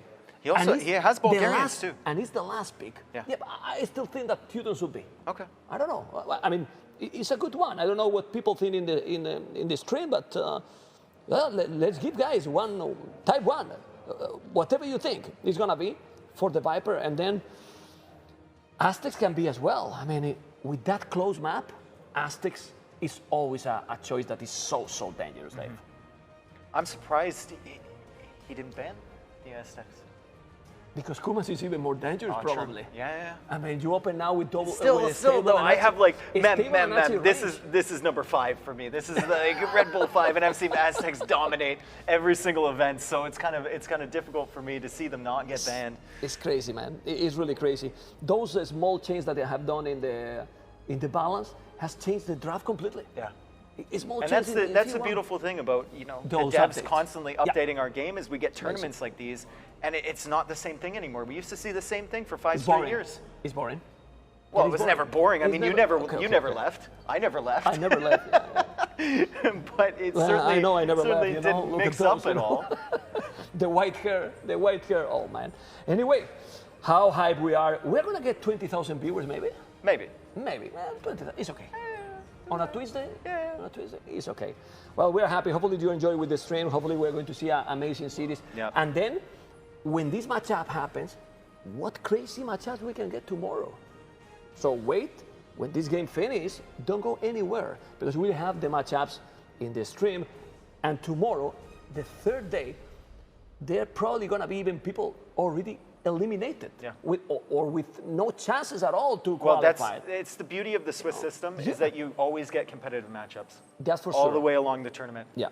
Also remember, every matchup won is worth $250 extra for the prize final pool. So it's a lot, man. It's amazing. Just hang on a second here, folks. We're about to get into game number 1. Remember, this is Red Bull Wololo 5 in Throne. We're so happy to have you here for the Viper versus Hera, and this is going to be a truly Titanic matchup. I mean, I don't mean your type of Titanic. I mean, I didn't say Titanic in 3 days, and you did it. All right. Okay, let's see. Let's see one more time this civilization. Haboob is going to be the map. Haboob with the Viper and Hera, 2 of the favorites in the tournament. No. I went for the Viper in the prediction. They went for Hera. But now what civilization is going to be? 1 for Haboob, for Hera, Mr. I'll Dave. go. For Hera, I'm thinking, do you go for Ethiopians here? You go for Ethiopians? Do you? No, I'm not. You're not? No. What do you go for? I will go for Aztecs here. You go for Aztecs here? I will go here for Aztecs for Hera. I think you need scouts on. I think you need scouts on this map. Well, on Haboob. Okay. Because it's feudal pressure. If you don't have scouts in feudal. Yeah, but the Aztecs, you make double barricade right away. It's slow though. Eagles are slow. No, but not in Aztecs. They have production faster as well. Yeah. We'll see. We'll see. I think I agree with you though for Viper with Teutons. Or even not double barrack. You go 1 archer range, you go Aegis archers, and stop that combo as well. Yeah, we'll that see. early. We'll see. It's so difficult, you know. It's really difficult. And then I was voting for Teutons, but you are right. Bulgarians can be super snowball. You go right away with the. And the good thing about this for Viper is that Hera has to be thinking like Teutons or Bulgarians. Teutons like not unsure what Viper's going to go for because he has two really, really good civs there. Yeah. However, if Viper picks one of them, let's say he picks Bulgarians, and then Teutons aren't good on another map, that means he kind of needs to play the Bohemians, which we question where those are going. The thing with Teutons, if he thinks that he's going to pick Aztecs, what infantry Teutons had to counter the Eagles? And also the Knights with extra bonus. Teutons is an amazing choice there. Yeah. If the game go longer, if he has to counter the Eagles, the infantry with... they are amazing, actually. One of the best, probably. But Bulgarians get free long swords as well. So it's interesting. I see the game there. The game is starting. The game's starting. I get chills. Yeah. Boys, we'll be in here soon, folks. Ladies and gentlemen, we are getting right now, well, in a moment, into the Viper versus Hera, like Mr. Riley like to say, the Viper, versus Hera. So let's see what is going to be the civilizations. Dave, I'll let you go with the game. Yeah, we should be in here really, really quick, folks. And here we are, game number 1, Viper versus Hera, Red Bull Wololo 5. This is the final feature match of day number 2, and it is Bulgarians and it is Aztecs, Mem. So we'll see how the Aztecs match up against the Bulgarians. Bulgarians feel pretty good against the Civ. Feel pretty good. He's opening with the artillery range as well. Artillery range as well. Okay, he's going men at arms. He's going men at arms already. He's going directly, probably for the wood. He cannot see the men at arms going. He's trying to avoid the fog of war, and the Viper is going to send right away those men at arms to the wood, and he's trying to wall everything. Yeah, and he's going right around the barracks. You see our brilliant observer here, Mapu TV, guiding us through what Hera can see, and he's got the scout in the wood line. He might be able to deny the wall and get the men at arms in there early, Mem. 2 villages, but those 2 villages are probably going to be bye-bye. Yeah, because he'll block it with the scout all day, all day. 1 village down, 1 village down, and now the spear, okay. Well, Viper, all aggressive, and now and look at the middle, already, and he lamed the ostrich, and he might think about laming the other ostrich and the zebra just to deny that potential food income from Hera, and he's on the gold already, Mem, and really it just... aggressive by the Viper. Look at the amount of army already. Yeah. Skirmishes, men at arms, 1 scout, 1 archers, doing absolutely everything, while Hera has... Now he's on the berries. Military. He's there, he's denying absolutely Where's the army from Hera? Look at that village on gold. That village on gold is trapped already, gonna lose. He's gonna be 2nd village down in minute 3. And a 3rd villager! One, whoa! 3 villages down, minute 3. This is remind me the game in the Red Bull Wololo 4, but reverse one. Yeah. Now the Viper is gonna take a 4. No. He's going back. No, but that one is gonna be bye-bye. That one's probably dead. And the Eagle is coming into play, but of course the men-at-arms, free men-at-arms upgrade for the Bulgarians on the field, and Viper even sniping an archer already. He's gonna probably take another one here pretty soon. Viper with some crazy level of aggression here, Mem. Yes, but then I'm telling you something. This Hera is one of the best players in these kind of situations. 36 villages for the Viper, 35. How the hell, sorry, you explain that? Identity for Hera, 0. Literally 0 with all the aggression. Viper 26, he sacrificed a little bit. Yeah, idle TC though, but look, the villagers are forced to fight the archers. He's drawing them off. There's idle villager time, Mem. There might not be idle TC, but so much idle villager time. Idle economy? Ooh, 12 minutes already. 12 minutes. And look, he's still on the berries. He's still on the ostrich at the front, and the gold is in a risky position as well, and the army from Hera just isn't there. Look, 4 military. But what army? Exactly, what army from Hera? Hera, 4 military, the same village, okay, no idle TC, but he's pushing completely with everything. Men at arms, skirmishes, archers. Vipers everywhere. Viper has this game. Viper, he needs to keep pushing completely. He has a stable already. Let's go to his base in a moment. No, it doesn't matter. The stable is there. Let's go back again. There you go. And he's still with only the archery range. Another archery range. He's going all in, Even if the tower goes up, Mem, Viper can just go around to the berries and pressure that location. Like, Viper doesn't need to commit against those villagers, but these villagers are committing against him, and it might be a bad idea from Hera. Another villager goes down. That's 5 villagers to 0. Almost 6 here. Viper manages to get this pick, but he doesn't. Hera saves that villager. But he's still sending now skirmishes. The kill advantage there. He's going to the woodland. Now he's going to the woodland. Even if he's not the archers, he's not going to And there's nothing there? Yeah. But there's nothing to defend. And those villages are going to be either... He sacrificed the economy for going all in. Now double the task, horse collar, putting all the aggression. The Viper is playing like many of his fans wanted full aggressive. This is crazy. Yeah. This is so aggressive from Viper, and that villager barely surviving. You know Viper won't let her live. She goes down, and the other army looping all the way around Hera's base to meet his force on the right-hand side. He's got scouts there. He's got skirmishers there. Hera already placed the tower on the gold. We were talking about this earlier, Mem. You have to be so careful with where you put your tower, because if it isn't on your wood line, this can happen. Hera needs to take a good fight here. He needs to clear up this military to have any chance to come back in this game. Problem for Hera here, mostly his skirmishers. Well, Viper has a skirmishers as well. He has a scout with what? With +1 armor. Yeah. Now he has the kill advantage, so he can't go away from that. But Hera is on the way to castle in a moment, Dave. He has the resources to go up to castle. I don't know how. I don't know how. He's up. He's on the way to castle. The Canadian is up to castle. So if Viper is not killing everything now, 6-0. 6-0 Eco KD, and he's on the way to the Castle Age. But Viper can punish this so hard, Mem. He's got the upgrades on his scouts, and he's hanging out around that gold. And look at the military count for Hera. Only 13 military. Hera has to survive until he gets to Castle Age. Yeah, and look at this. Viper's committing. He's got the armor, Mem. Wow. He's taking one more village, it's 8 villages down, 9 villages down, and then I'm telling you something. If Hera come back in this game with this aggression for the Viper, Bloodlines going all in, oh my God, 9 villages more, military almost the same, but he's almost castle. But here come the scouts. I don't know, but it's only 2. It's only 2, but they have armor. He's getting bloodlines right now. There's 3 more. There's 3 more. Now he need to go there. Need to clean this army. Need to clean this army. How many Eagles he got on the field? Only 1, 2 more in the queue. 1 minute, and he's gonna be in castle. Yeah, but Viper has the resources. He can make the market and go up to castle as well. Yeah, and then another villager going down. 10 villagers. Wow. But I'm still impressed. I can't believe Hera's up. Yeah. I don't know how.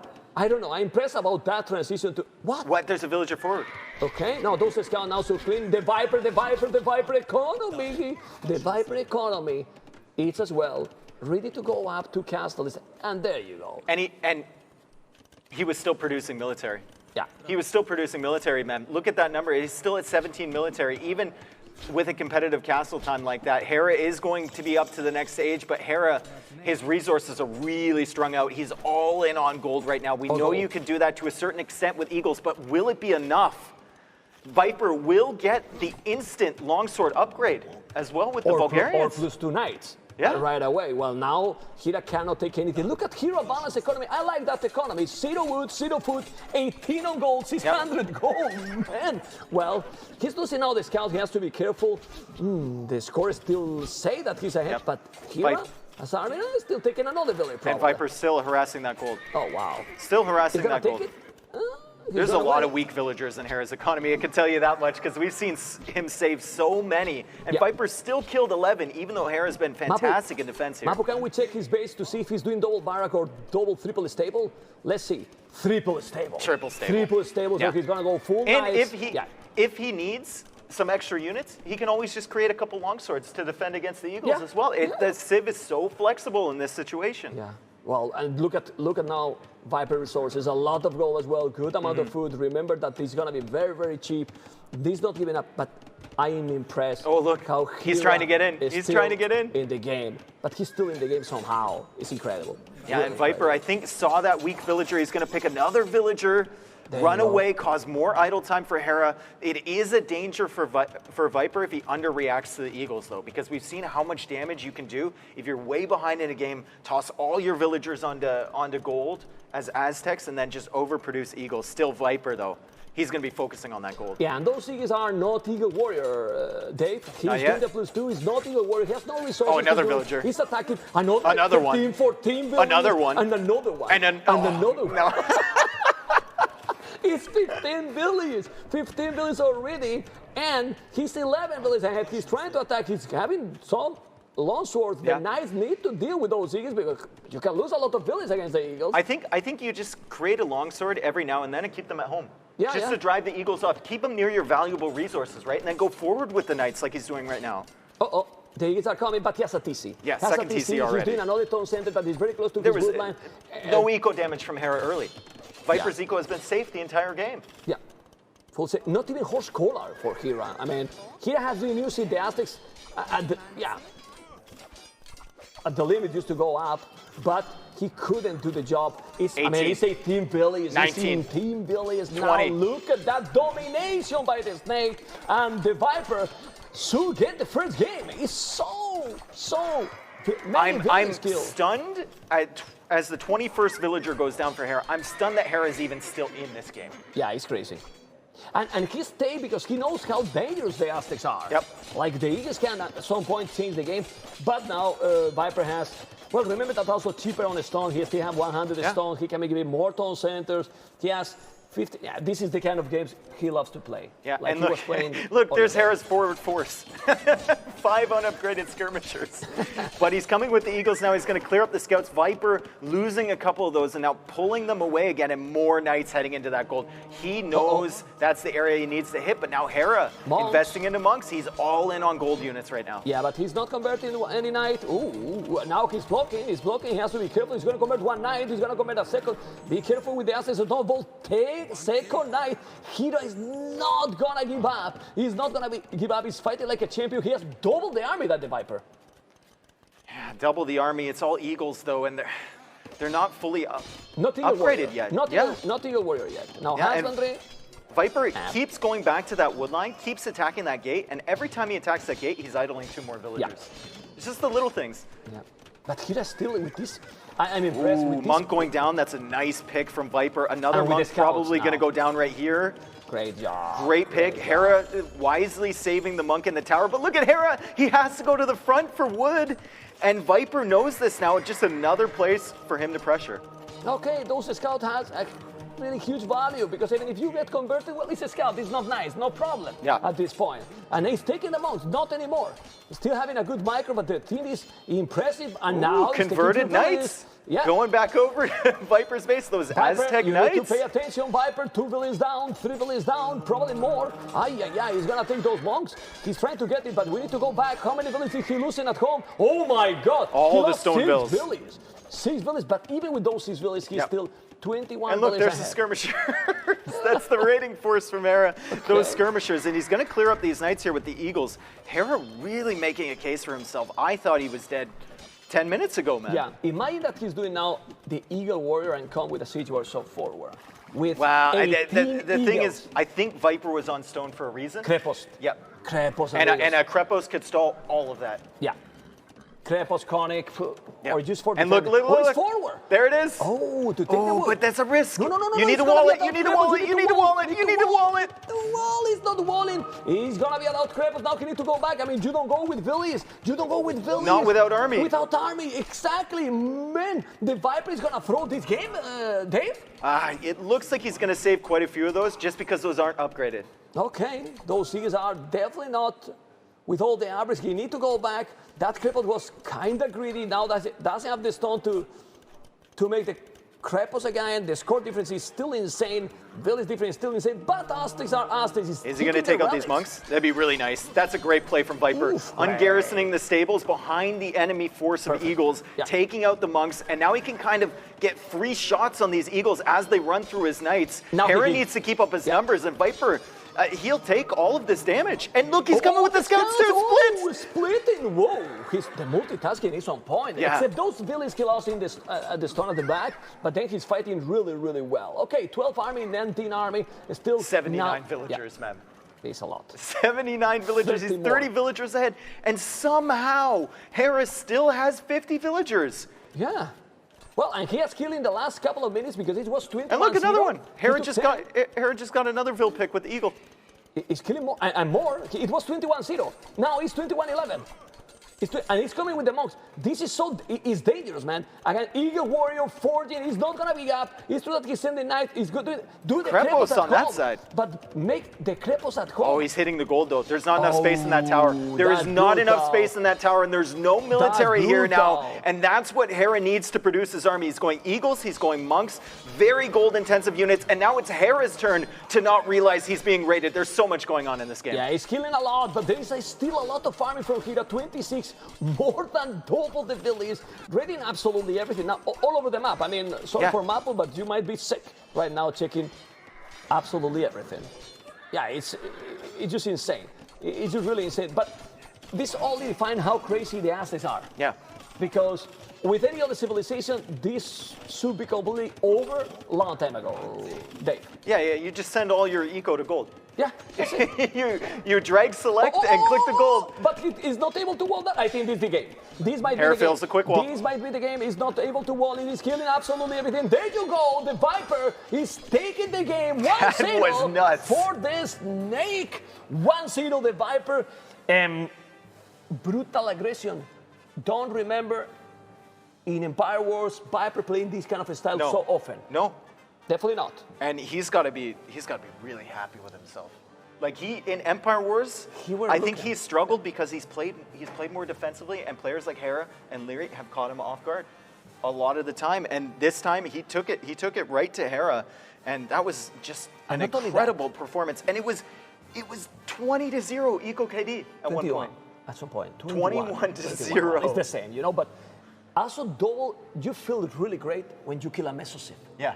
I mean, yeah. I mean, it happens when you're playing not at the same level. You kill a Mesosip. Oh man, Aztec speaker boy, right? And bye-bye. So when you kill Aztecs, you feel so great. Wow. Well, let's move on. Good start. That's a good start. Good start, right? Good start. I don't know people in the chat would think, but I think it's a great start. Second game is gonna be Hera whole map, and there you go. Hera whole map that is a frigid lake, and it's gonna be what? Ethiopians or mobility civilizations, Indian Berbers. Indians can be solid. They have the bonus with the starting TC that got some surfish, but you know, and then what about Viper? I think Viper gonna pick here Tatars. Do you make a case for Teutons as well here? Yeah. I think you and can. With the farming there, I think you can. If you manage to wall your base and get to Castle Age. And can be great also Teutons against any cavalry ship that he has there. Yeah. Yeah, Pike, Indians? if you well, Indians can destroy. Against Berbers? I mean, it's still Berber, decent. Berber, It's Berber a bit of a more. It can be okay. Yeah, it can be okay, but they have answers. Yeah. Teuton have answers. Wow, with the he's well prepared. I mean, everyone is well prepared for this tournament. What I just said, it was pretty obvious, but I don't know. I mean, I want to 20K. 20K. 20K. Did we get 20K? 20K. I mean, 20K or not? Let's go and see. Oh, we're being asked if we still agree to the head-to-head stats. Do we still agree? I think Viper definitely out-cived him. Yeah. In that matchup. Definitely out-cived him in that matchup. Maybe Hera thought he was going for Teutons. Red Bull Production, can you change this? Live. These graphics live, and then we're just gonna stick one on. Right? I want to push it. Is this kind of monitor that you can click it and then you change it? The micro was pretty sick for Viper in that game. It was amazing. The micro was amazing. Yeah, it was amazing. But well, this statistics has been pretty much how they have performed in these tournaments in the Red Bull, and probably according to that, this is accurate. Yeah, and it always changes after the next edition. So maybe if we have another one, maybe Viper gets a few more. But it's one game then. It's one game. It's one game. And Hera started yesterday. Who's that? Losing the first game. He's not playing. Oh, okay. He's not playing, don't worry, okay? This is the Viper. This is not the Viper. Oh, Crazini, hello. And now Hera banner, I love it. I really just love it. Well, as you can see, we're having a lot of fun. A lot of fun. We love this game. Definitely we do really love. Hopefully you also love this game. For those people that think that Age of Empires was a kind of dead game, well, you don't know what you are talking. This is more alive than ever. We have Hera Canadian playing a best of 3 against the Viper. And as we say, the best of 3 is so tricky and exciting. It's so tough. It's so cutthroat, and that makes it really, really exciting. Especially for us casters, and I can hear the game that we will be into shortly. Game number 2, of course, on Hera's home map, which is Frigid Lake. We weren't 100% sure on the civilization, so I'm sure we're going to be surprised with one of their picks as we come into this mem. But remember, this map can be crazy. And it's going to be crazy for sure. And the civilization's pick is Tatars versus Indians. So Tatars pick his favorite civilization. The Viper has a yellow on the left in your screen, and then Hera Indians as a red on the right, trying to to pick the... Oh, the scout! Oh, even with the hill advantage, he picked it. He still got it. Yeah, he still got it. Whoa, that surprised me. He's doing early dog. Yeah, and Hera's going for the dock right away. He does have that forward gold, which is going to be really tricky. I like Viper opening with arches, you know, because at some point you're going to make this table as well, but then you go with fletching, early fletching here, and those arches, if he's going similar strategy like in the previous game, it can be deadly one more time. And look at this, wall up. This is the Viper that we know from Empire Wars, right? Yeah. Especially with Tatars. But Tatars, you can justify this. This is a proven strategy. It has worked before. You secure your base, you get to the Castle Age, you have some archers near the enemy economy right as you hit Castle Age, and you start damaging their wood lines or their gold. Market already walling everything. Yep. Tatars is one of the best civilizations to make this. He want to go Castle Age this time. Different strategy. And he spotted the dock as well from Hera. That's good as well. And the spear is there, so maybe he should go back. Yes, even more against Tatar's spear, because he was getting the hill advantage, but now, that was a good... That's a nice... Very nice one. One bullet down for the Viper. No! Oh my God! My God! He's walling the billion, man! Well, I think his wrist is definitely fine. I think it's okay. It's okay. He saved the billion, man, with the hill. He saved it. On point, man, on point. When I try to do that, I delete PC. Billion and everything. I delete my whole economy. Yeah, man. Stone, sell it. Resources amazing. He's trying to wall. Look at his army. His army, of course, he's sacrificing a little bit of the economy because, well, some other time, as you can see, the village difference is not because that villager is still alive, man. Yeah, that villager is still alive, and he's trying to trap the scout as well. He saves another one on the wood line. Okay. People asking if Viper's ready for this event. I think he's ready. Yeah, maybe he just wanted to win just the land. Yeah, maybe. Anyway, he's still walling that village. Now he's gonna lose some. He should lose one some. villager. Yes, he lost the first villager right But now. I think you'll take that for a full wall. Yeah. I think you take that. Yeah, but there's a problem here. He's getting some idle economy, idle time for sure. We can check that probably when Mobuk. But he's up to the Castle Age. Castle Age. Oh, there's a hole. All of that effort, and there's a hole. It's a hole in the wood. No, he's not gonna lose that villager. He's gonna save it. He's gonna save it, but he's still going Castle Age very, very quick. I expect now Viper, not only walling that, sending the archers right away to Hera's economy. Yeah, that's what you want. You want them to arrive right as they get upgraded. You can show up at the back, maybe in his wood line, maybe in the farms. Thambrin, directly as well. Yeah, it's so strong. Kill a lot. Or go for the fish, because he's also a lot. Yeah. But I will go for the wood line. I would go for the wood line because I'm paranoid about demo ships. Yeah, in my end. Okay, he's fully walled right now. It's true that Hera's economy is amazing. Also, India's eco is very solid, cheaper village, but the timing, the momentum is now for the snake. Village though, 30 sees the Viper, 49. Look, Hera knows. Hera knows. Look at this. Is vintage Hera. Oh, Viper's villagers are faster too. Okay, so now what? Dave, 13 villages more. It's not that he lost many villages. Viper has lost only one idle military, but he got the fishing ship. But if he's going there with the archers, it's a massacre. Yeah. If he's going there with the archers, but he's not leaving yet. He's not leaving yet. No. Well, he's gonna go now, and then he's gonna transition to Cav archers. You don't need economy to make Cav archers as well. Yeah. I mean, all on gold. Yeah, all on gold. All on gold, some on wood. And how many on gold he has? 12 on gold, 17 on wood. That's it, 4 farmers. Yeah, and he's got 550 in the bank, so he's got enough to produce for a while. 4 on berries. 4 on berries, yeah. Okay, he's going. He has the Thambrin. He's doing the Bodkin that arrow. gold is right at the front, Mem. He has 1 minute. He's in the tower. Is it going to be in time, though, from Hera? Hera sensed it. Hera felt the army coming across. That tower is not going to be in time. That tower is not going to be in time. The archers are coming. The archers are coming. And those archers with Bodkin arrow is going to be there. Going to be taking 1 village down. Ooh, with but the no crossbow upgrade. Oh, no crossbow. But Bodkin is taking, well, it's in time. But with the gold production now. Yeah. Zero. He sits under there, and then, you know, he was never really going to use those archers anyway. Yeah. He already killed enough villagers. He's stalling out the gold production. Now he's going to make cav archers. Exactly. That's why he didn't make the cross. Yeah. And there's the demo. Yeah. Against what spear? But the cav archers are going to raid. Look at those 10 seconds. It's true that now, remember, Indians delay the stable. Like delay the stable from Hera. Uh-oh. Oh, Hera's doing all the right things, but it feels like Viper's just one step ahead here, Mem. Yeah, he is, man. Look at the military difference. Yeah. The Viper 16 army, and 8 cav archers, 6 archers, 2 spears. Viper got the farmers are heading in. the gold is being camped by the archers. So suddenly, and look, the fishing ships are being raided too. So no food, no gold. What does Hera need to produce his units? Food and gold. Yeah, what a game, guys, what a game. Listen now, you need to go back. Indian camels, though.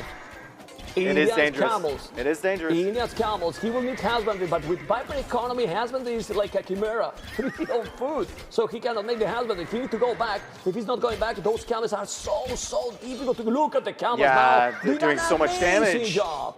Wow. No bloodlines for those cav archers either, so it's really tough if you take one hit. Look, they get, I think, they die in 3 hits to the camels. But he was 16 villages ahead. He's now 2 villages ahead, and no army. And the archers is still on the gold. Hera is constantly with gold zero income. gold. No gold zero income. Gold. Nope. Yeah. No. I mean, Viper has. Oh my God. He has the game. I'm not gonna kill the efficiency. He's going forward on top with those cav archers, and now the Viper is gonna raid. This is amazing. This is absolutely total domination by the snake. People was blaming me for my prediction. I told you, Nilly peer pressured me into it. Nilly's blame. Going back now, let's see those cav archers still only 3 on foot, going all in, and definitely he's using any strategy possible. Yeah. You know? Wow. Still no bloodlines though, so he has to avoid just standing still. Yeah, it's constant hit and run he needs to do. Because those camels, if they ever engage against the cav archers, they're going to do so much damage. But Viper, on another wood line here, he hits the gold, he hits the farms, now he's shifted back to the wood, and he's killed every fishing ship but one. Okay, now Hera stabilized. We were talking about this, but Hera's not dead. Yeah. He's only 1 village behind. Yeah. And now he stabilized his economy, 15 on foot. I love the foot incoming for the Viper. Zero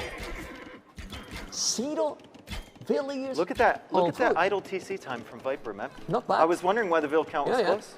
Yeah, not bad. 4 minutes idle TC. Wow. Imagine with all this aggression, all the hype, and all that this was looking so great, and then Hera is still able to win the game. Yeah, he's 1 villager ahead. Yeah. I mean, he has 2 fishing ships, so he's actually 1 villager behind. But the economy is looking decent now, and now Viper's going to struggle. But once again, we've said this before with the cav archers, you get them to a certain mass, and they become so deadly. And now Monk's on the field again for Viper. I mean, the Monk is great. Did you convert 2 demo ship. camels? Demo ship! Oh, Viper! Demo ship! Viper! Got it. Okay. He did it. He doesn't look like someone that bet for Hera, you know? Okay, let's see. Those cav archers and the Monk. Still, this strategy is risky, Dave, because we have seen how much damage he did. It's incredible. 17 villages killed the Viper. Yeah. And he's still behind in villages. This is an example of why Hera is so good. It's You can do so much damage It's to him, and he amazing. somehow survives. And he somehow has an army on the field. And he somehow has more villagers than you. Do you still agree with 7 out of 10 points in his strategies? We could put 1 dot more. 2 games, man. Yeah, okay. Don't go too far, right? Don't go too far. Okay, he's trying. The problem here is, without husbandry, the camels that Hera has right now, oh my God. The camels he has is just gonna be able to take everything. We will see. Now, he needs to go back because he's going back just for 1 monk. Yeah. The idle TC time for Viper. He has It's 3 on insane. food. He has 3 on food for the last 5 minutes, man. And the idle TC time, look, he's not making villagers. No, not really. It's not doing villages. He's gonna fall behind. Wow. He's gonna throw the game if he continues like this. Wow, he needs to keep raiding. He's not raiding. He needs the husbandry. He needs more villages, and if he's not raiding, And he now needs to raid +2 the for gold. Hera. Now +2 armor is on the +3. way. With Wow, India. yeah. But Sorry, against those yeah, cav archers. I'm so used to it's saying even more, +2, but you know? +3 Wow. for the Indians. Yeah. It's crazy. He needs to go back. It's 2 monks. The game is so damn interesting, Dave.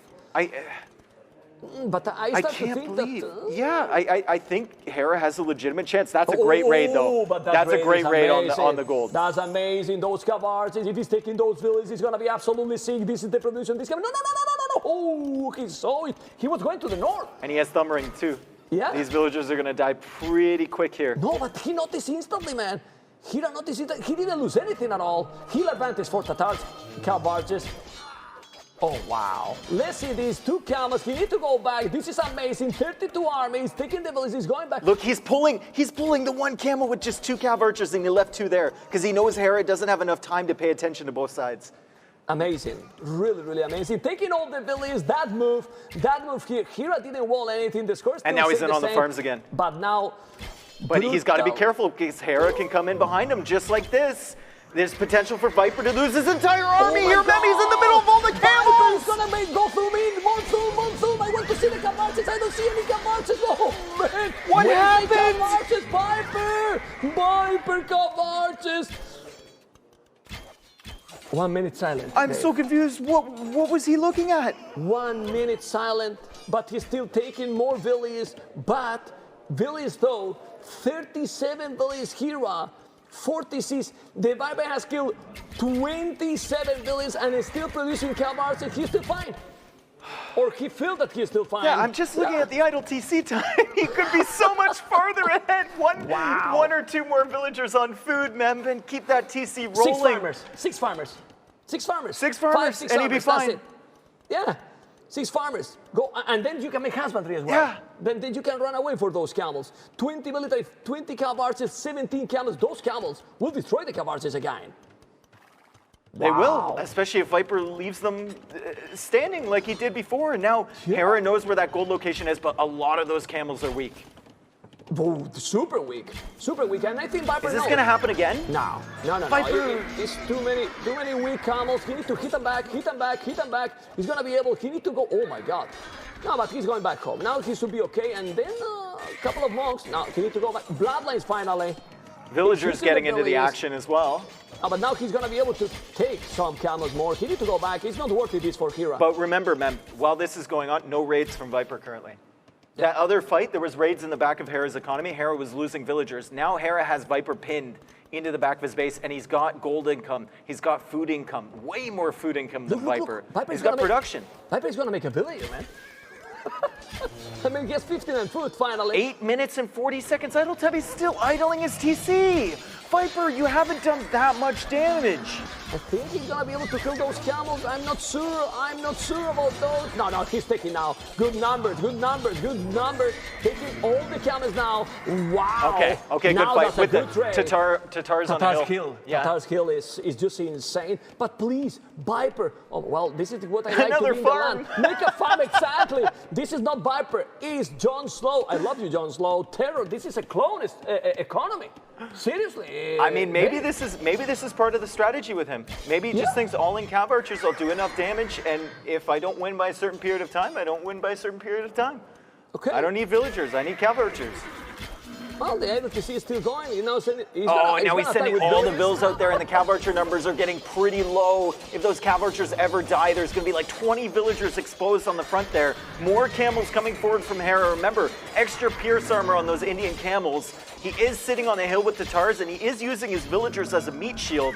So he's going to win that fight. He can all. No camels at all for Hera, and now he can go. He really 1 billion farm now. I mean, 1 villager on food. 1 billion farm. There's 2 villagers idle there. Wow, what a game! But he needs to raid now, Viper. I mean, if he keeps going like this game. Yeah, Hera's going to win if he keeps going like this. Will recover, man. Hera has look the at food this farming. Look at this farming from here. 20 farmers. He really need to attack. He's just staying in that area, and I don't think this is the right approach right now. But it's true that if he's running away, all the gold is exposed. I don't know what to say. I've never seen this from Viper. I've seen this from a lot of players, but never from Viper. He let him in! Man, he opened the gate. Okay. House wall. And now, it can be benefit at the end. Okay. What was he going to do? Raid his farming economy? Yeah, but but he can't raid now anymore. And if he cannot raid, we might see a decider. I mean, I don't know. It's too early to say. 46 villages again. I mean, how he can be the same village when you have... Look, he's using them as a meat shield. He's putting them in front of his cav archers. Is this a Spanish village or what? He's using the villages, man. This game's going to be over soon if it continues like this. Hera's going to win. Yeah, man. Yeah. Okay. No, there's no more army. What's going on? What's going on, Viper? What's going on? I don't understand. Oh my God. I don't understand. Oh my. Seriously, I'm not sure what's going on right now. Hera is taking the game, and we're going to go for the decided game. Dave! How is that a GG? How? Hera just proving that he is sometimes impossible to kill. Absolutely impossible to kill. He held on through that. Remember, the archers were on the gold? The cav archers were on the farms? And he was killing all the military, and he was killing the fish in the middle? And it was like 17-0 eco KD, and Hera's still alive? Look at Hera. Look at Hera. He's like, I don't know how I just did I that. won this game. I'm pretty good at the game. I don't know how I won this game. It's absolutely insane.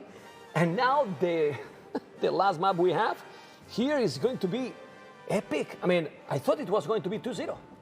Yeah, I thought so too. Really? I mean, I think if he invests a little bit more in food, runs around a little bit more with his cav archers, doesn't take that fight in Hera's base, where he lost all 20 or 25 or whatever he lost there, I think it's easy GG. do you think this can be considered like a throw? Oh yeah, 100%. Yeah, okay. Sure, yeah. Okay. I don't think there's an argument that it's not. Yeah, I mean, he only needed 5 farmers.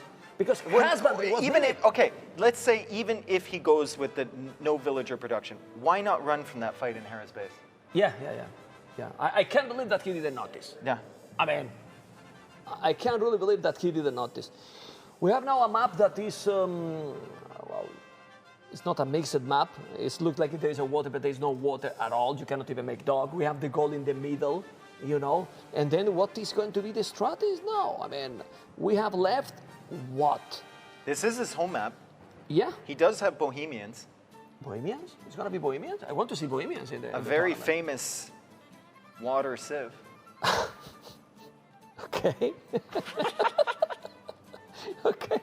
Well, You can't make water units on here, so it doesn't matter anyway. No. It doesn't matter, yeah. Well, Bohemians against what? I don't think it's going to be Bohemians. Yeah, well, I think that's just kind of a pick to mix up Hera's mind and make him a little bit uncertain. I'm still a little bit speechless. I don't know what people think in the chat. I can't believe we are in the game 3. Yeah, I can't believe he lost from that position. I mean, seriously. And he was fully walled too. Can I change my bet? It's late, right? Yeah. Okay. Well, we still trust in the snake, but we go on here again. 80% of the players will resign.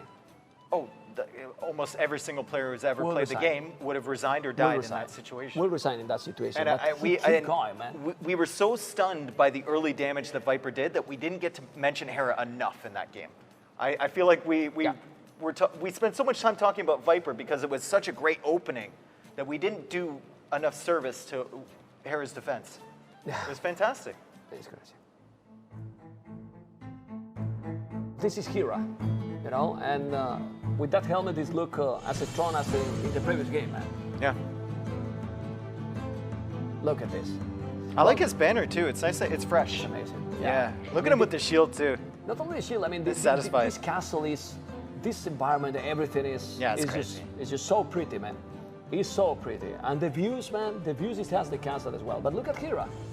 He's a fighter, man. It's so difficult to kill him. Yeah. It's almost impossible to kill him. Really.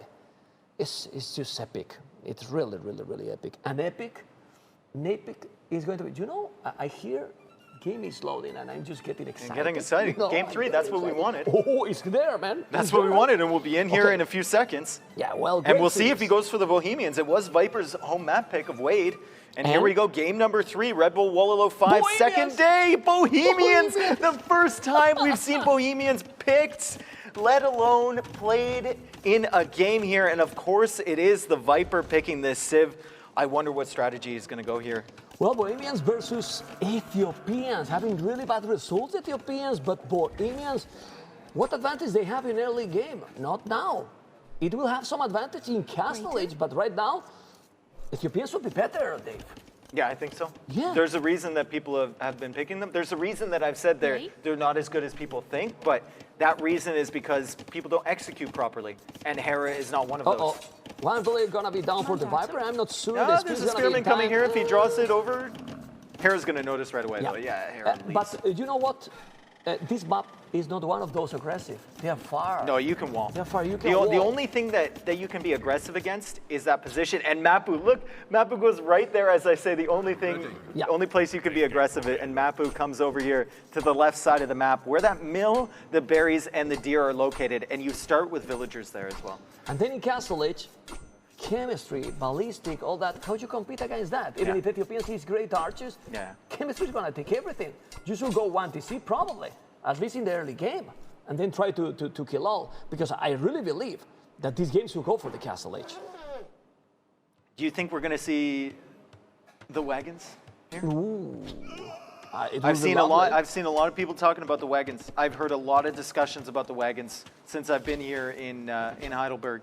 amongst the pros. I wonder if that's what Viper is planning in this situation. Viper is planning to go castle. He's walling already. He's sending a few army in front. I think with those skirmishes he should be fine. I don't know. Oh, the scout is there, but he's really low HP. He should be fine. He's gonna take the scout, and now with the scout, he'll kill the archer too. Great job there by the snake. And now at home, we need to go Hera's home because the archers are there. And now he has the scout alive. Same situation, but with the scout now for the Viper. He's gonna take it? No, because he lost it, but he's trying to out-micro more units from Hera now. Yeah, good micro from Hera to save that archer. And Viper just being a little bit annoying, and more importantly, holding Hera at home until his walls are complete. And his economy, Viper's economy, looking okay. He has quite a lot of gold. He's gonna make the market probably soon. Is he wall completely with the Viper? I think we could, no. But he's on the way. He's on the way to wall absolutely everything. So many villages to wall. On the left, is still also open. He's gonna be, what's that? Walls? Oh, to take the stone. Oh, the wall. He wanted one stone. Yeah, safe, why would you wall like that if not to secure that stone? Yeah. He saw that the stone is quite exposed, as you can see, pretty easily there. Now he has the hill advantage with those skirmishes and archers. And the economy, if he's doing the markets, he's going up right away. And Hera is also about to go up very, very soon. Yeah, with Ethiopians, it's a bit easier to go up fast to Castle Age as well. And Viper clearing up the archers, so no immediate aggression from Hera. Viper's going to get the walls down. Okay, let's see what is going to happen. He's walling absolutely everything. I want to see the new units. People was wondering, what's going to be Poles and Bohemians? Wow, that transition for the Canadian, amazing, on the way to Castle Age. But the Viper is going to be fully walled. He's about to have the resources. He could have the resources. I hope he doesn't assume that this wood line goes to the edge of the map. No. Well, not soon. Well, stand by. Yeah, we will see. Wait a little bit. It's only 40 seconds. This is good pressure, though. Yeah. This is really good pressure from Viper. Just sitting on that gold for the time being, while he walls up at home. I mean, Hera has to respect it. Yeah, but has to keep his archers at his base. Yeah, the problem here is that he's gonna get 100 gold extra when he reaches Castle with the Ethiopian, so he's fine. Of course, it's annoying. He's doing some greedy walls, I will say. Like, he's gonna wall 50% of the map there, like all his base completely. It's still annoying. He needs to go back or he's gonna lose everything. He has now doing the +1 armor as well. And as you said, the Vipers go to the left map at the back when this finish the fight, not yet. But then we're gonna see that the Viper leave it open. No.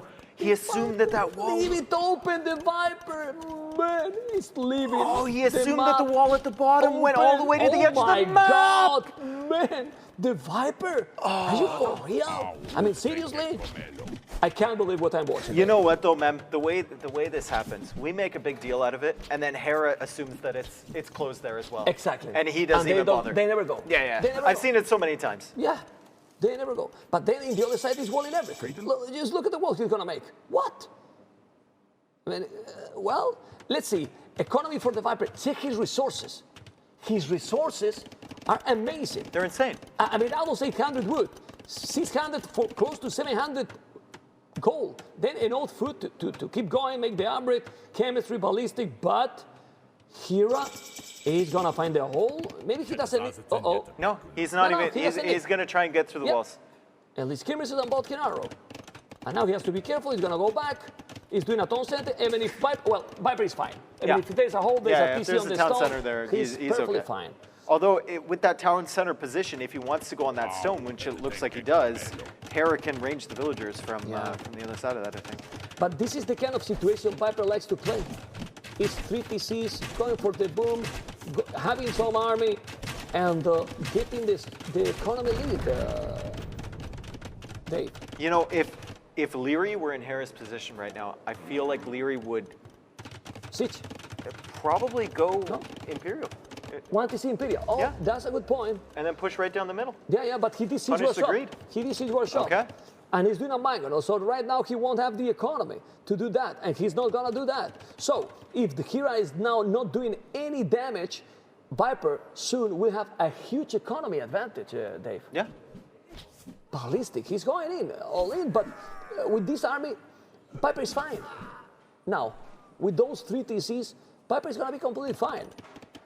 I don't know what you think. Oh, he cannot see anything there. No. He still doesn't know there's a hole there.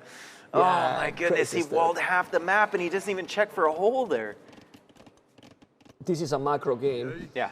right now, and in this kind of situation, Viper is getting an amazing lead. So let's see if Hera, with that Mangonel and with military comment, is going to be able to take the snake out of this game. That's a good Mangonel shot. He's going to pick up one skirmisher. He's going to now kill everything else. All right. Well, he can't wait too long because Yeah. Viper's on stone right now. And Viper's going to see it, and he's going to think, thank God I saw Thank you, that. man. Yeah. Oh, man. Not too much damage to be done over there now with the TC, though. I think Hera really needs to get the timing correct here because Viper is on stone. And if Viper makes a castle where Hera's pushing, it could be the end of the push. Yeah, and now there is no way that it's going to happen, the Imperial. I mean, he's having the siege workshop, so with a Mangonel here, with heal advantage, Hera cannot make any damage at all. Maybe he can trade some siege workshop, some Mangonel, sorry, but that's it. No? I mean, what he can do now, Hera there? Yeah. And he's gonna and annoy. now he's gonna be annoyed on the wood line too. Yeah. Okay. He's doing this. I'd like to see another building behind that from Viper though, because if Hera decides to just dance in, and if he kills one of the siege, wow, his reaction is immediately happening. Oh. Okay, but he has the Mangonel. I mean, with the Mangonels, he's gonna force him to go back. He has the kill advantage there, and that's huge. And the stone, he's sitting already on 400 stone. No buildings of gold by Viper. He doesn't have access to gold. Well, he has at the back, the bottom right corner, he has gold. yeah, but what's that wall two with the buildings only. palisade? Okay. Uh-oh. If those crossbows get in, Hera can micro against this Mangonel all day. Maybe. Let's see if he's gonna make another Mangonel. Yeah, he's bringing another Mangonel. He's having the skirmishes. It's gonna be still complicated because he's having, some skirmishes as well. I really like this from Hera. He split those 4 crossbows away, so now Viper has to decide which force he counters. Does he go for the 4 crossbows with his Mangonels, or does he focus on the front? It looks like he went for the 4, which is probably a smart decision. Hera didn't know the gold was there, so he turned around early. Ooh, but he's taking the Hera cannot lose those Mangonels. No. If he's losing those Mangonels, he's No, Viper has too big of an eco lead now. Yeah, it's a huge economy lead now. He got even wheelbarrow. And he's got enough for a castle too, man. Yeah, he's gonna make the castle in a moment. This is the old Viper style. It is? I think so. I'm going This to beat kind you of with game. macro. Yeah. You're going to feel pressure to attack me. You're going to bounce off my defense, and then I'm going to have a way better eco than you. And Viper knows that he has a way better eco. He can't even afford now going for chemistry if he wanted for everything, you know. I don't know if he's going to pick that choice. 900 stone, why he's not doing the castle? Because maybe he want to make it in the middle right away. I mean, I'm not. Ooh, that Mangonel shot wasn't the best, but he's gonna take it. It's a weak Mangonel. Got it, but Yeah. he deleted and also take Yeah, it. one But he for take one, one for another one. 1 for 1. Okay. There's a lot of farming here from Hera. Hera has a lot of farming, a lot of crossbows, so many units. 2 Mangonels coming. He's gonna make another siege war, so he's going all in. A castle for the Viper. Where's the castle? I don't see it. This building at the back, not there. Just delete some farmers in front of that TC and make it. Yeah, remember. No, he's going outside on the left to make a castle just to take gold. Okay. Remember Viper's Yeah. gold. Remember Viper's gold to the right there, man. If Hera decides to go through, look, he's on the run with all the villagers. He's trying to be super sneaky. Hera's going to find that mining camp. He's going to explore, but he's not going to see anything. Meanwhile, Viper's still just defending with skirmishers here. Yeah, that Mangonel is gonna be down. Yes, he took 2 skirmishes, but there's no army for the Viper. Viper has a huge economy lead, but now Mr. Hera is there with the Mangonel, with a lot of troubles. He can kill a lot, so he needs more Mangonels. The problem, you know, But what he's is not the killing problem? villagers. Zero villages on gold. He's not killing villagers either. Yeah, but he has no gold, Viper. Zero, and now he's. How many villages are idle? 41 idols. So with 41 villages idle right now, Yeah. Hera's economy is better, and he's getting closer and closer to go up to Imperial. Also, we're in an 18-minute, 30-second game. Look at the idle TC time for Hera. 4 seconds. 4 4 seconds. Do you know how I call this? Disgusting. That is disgusting. Seriously disgusting. That is inhuman. 4 seconds. I mean, he's a robot. He's a robot. He is. Seriously. What the hell? 4 seconds. Oh my god, I fantastic see. micro from Hera too. Fighting against skirmishers and Mangonels Ooh, that Mangonel is with a the good one. crossbows, and he manages to dodge that shot somehow. Dodges most of that one as well.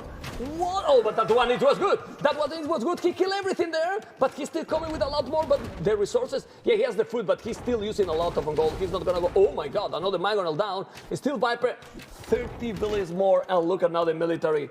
44 idols still. Yeah. 48 idols. 40. Oh, 11 now. Yeah. Everyone get back to work. And on the left, I think his mind is taking the goal, right? Okay, I like that. And the wood for Viper, not even to make a lumber camp. That makes sense. That makes real sense. He's taking the goal there. Has the castle to protect that goal. Has been greedy about Viper, but now he needs to stabilize his economy. 53 on wood. 53 on wood. That's definitely not the greatest economy for the Viper. No. I mean, if he has 104 village. And how do you stop those 5 mangonels with skirmishers? You don't? And There's 6 mangonels now. Only? 6 mangonels now. 7 7 mangonels! How do you stop that? And he's gonna find the TZ. Oh my god, Hera's bringing himself back into this game. I can't believe what I'm watching. The Viper still score lead. No! Now Hera is taking the lead. Oh. He's killing villains. He's gonna make that TC. No, that TC is not gonna happen. He's doing another TC in the left. But remember that the goal in this map is very limited. If you are not securing the goal in the middle is just gonna be absolutely sick. And Hera is gonna sell the wood and go up to Imperial. Look at the mangonels. How many? There's 7 mangonels. And not doing any knight. No mangonel there. He's gonna 9. He's gonna kill 9 mangonel. 1 for 1 again. This is benefit. Hera for sure. 1, 2, 3, 4. I lost everything. And Hera is on the way to Imperial. Hera's gonna win this game. This is incredible. This is can't an incredible believe push. What I'm watching. And I think I think this happened because Viper put the castle on the other side. He was trying to secure the gold, I understand. But he sold stone too. Yeah. He sold stone. He could have had 2 castles by now. I told there, delete those 2 farmers, make the castle at home. Yeah. He could make the castle at home and all safe. Now he take that mangrove. Okay, that was good. Still, he can balance the economy and try to go up to Imperial soon. Well, he has 30 farmers, but 0 food in the bank. A lot of wood. Still have 50 villages more. No army. It's true that Hera doesn't have a lot of farming, but now in Imperial, Yeah, with it's going to be Arbalest and Arbalest. Thundering, Ethiopian Arbalest with all these mangonels to back it up. Yeah. This scene, it's just too much idle time, too much pressure for Viper to handle at this point. And Hera's micro has been insane. Look at that. Look at that. And Hera still dodged it. TC down. What are you going to do? Raid with skirmishers? No. Yeah, well, he's trying. I mean, 73 villages, 20 military, 124 villages, getting closer and closer to double the villages. But this is a map that you don't have gold. Wagon. There it is. Wagon, okay. I want to see Viper face with Hera reach Imperial. Do you think he knows he can imagine that he's going to him? I think so. I think this didn't play out. As soon as Hera started overproducing mangonels and Viper lost his skirmishers, this did not play out at all what Viper expected. Hera doesn't have. Oh, the knights are coming. Finally, the knights are coming. The knights are coming. He the lead. He can't. And now I'm telling you something. Hera has a very, very weak economy. If he's losing those mangonels and now Viper go all army into the middle, he will lose the goal control and then Hera won't be able to do anything at all. Okay, this is 4 tone centers against 1 TC. This is gonna be Arbalest. No resources to even make Arbalest, but he's doing Viper and chemistry. Viper's on a clock though. He's only got so much gold, man. I know he still has some left. He's been selling everything. Look at the side. He's been selling everything with the market, but it's getting to the price level that it's just not very efficient. Yeah, but he's up to Imperial. He's on the way to Imperial. If he remember to click Imperial. The Viper, you don't need to go to post Imperial. You need, exactly, he's on the way to Imperial. The scores say that Hera is ahead, but if Viper now with 128 villages reach Imperial age, do you think he can make the comeback? Where's the Arbalest upgrade from Hera? Not doing. 9 farmers, huh? 9 farmers against 47 farmers, 43. And what army we can expect for the Viper in him? Arbalest as well? Yeah. Okay. Does he stick with the skirmishers? He's been going skirms all game, and then goes with some wagons. Oof. Takes back the middle. Yeah. I mean, let's see. But the problem is that now you don't have any advantage with those units. Like, I mean, he's got 48 on food. Hera's got 10 on food. That's true. That's an advantage. That's an advantage. But then you see 30 Arbalest, 60 skirmishers. Yeah. The timing, the momentum is definitely for Hera now to dominate. Viper is doing there what? The universe. What? Bomber cannon. Obviously, he doesn't have a stone even to make a castle. He's now taking that army. The Viper has 130 honestly, if he's found use a lot of skirmishes, he can do the Look job. at this from Hera. Yeah, it's amazing, Ethiopian Michael. Arbalest. Amazing. They shoot so fast. He's going to clear up all of this farming eco over here. Viper does have a lot, though. He's still got 37 farmers. He's still producing skirmishers, and he's getting up to a production number that has a potential to stop Hera. See, he's clearing it up on the right-hand side here. He's building skirmishers on the left. He could potentially clear up that Arbalest army, and he's really, really lucky, Mem, that Hera hasn't gone to that TC on the right-hand side. Yeah, Hera's economy is very, very weak. Hera can see that, though, and he's taking the goal. Then, if he reaches Imperial Age now, military numbers are getting closer, but these 3 bombard cannons. The Viper can't lose that castle. Oh my God, the timing is insane. What a game. What a game. Chemistry was on the way, +3. Yeah. It's the good thing to have this civilization. He doesn't have to wait, so he's doing the chemistry. Yep, he gets right away. instant bombard cannon. Yeah, that's amazing. That's really, really amazing. He's gonna be able to clean this. Ethiopian Arbalest. No, he can't.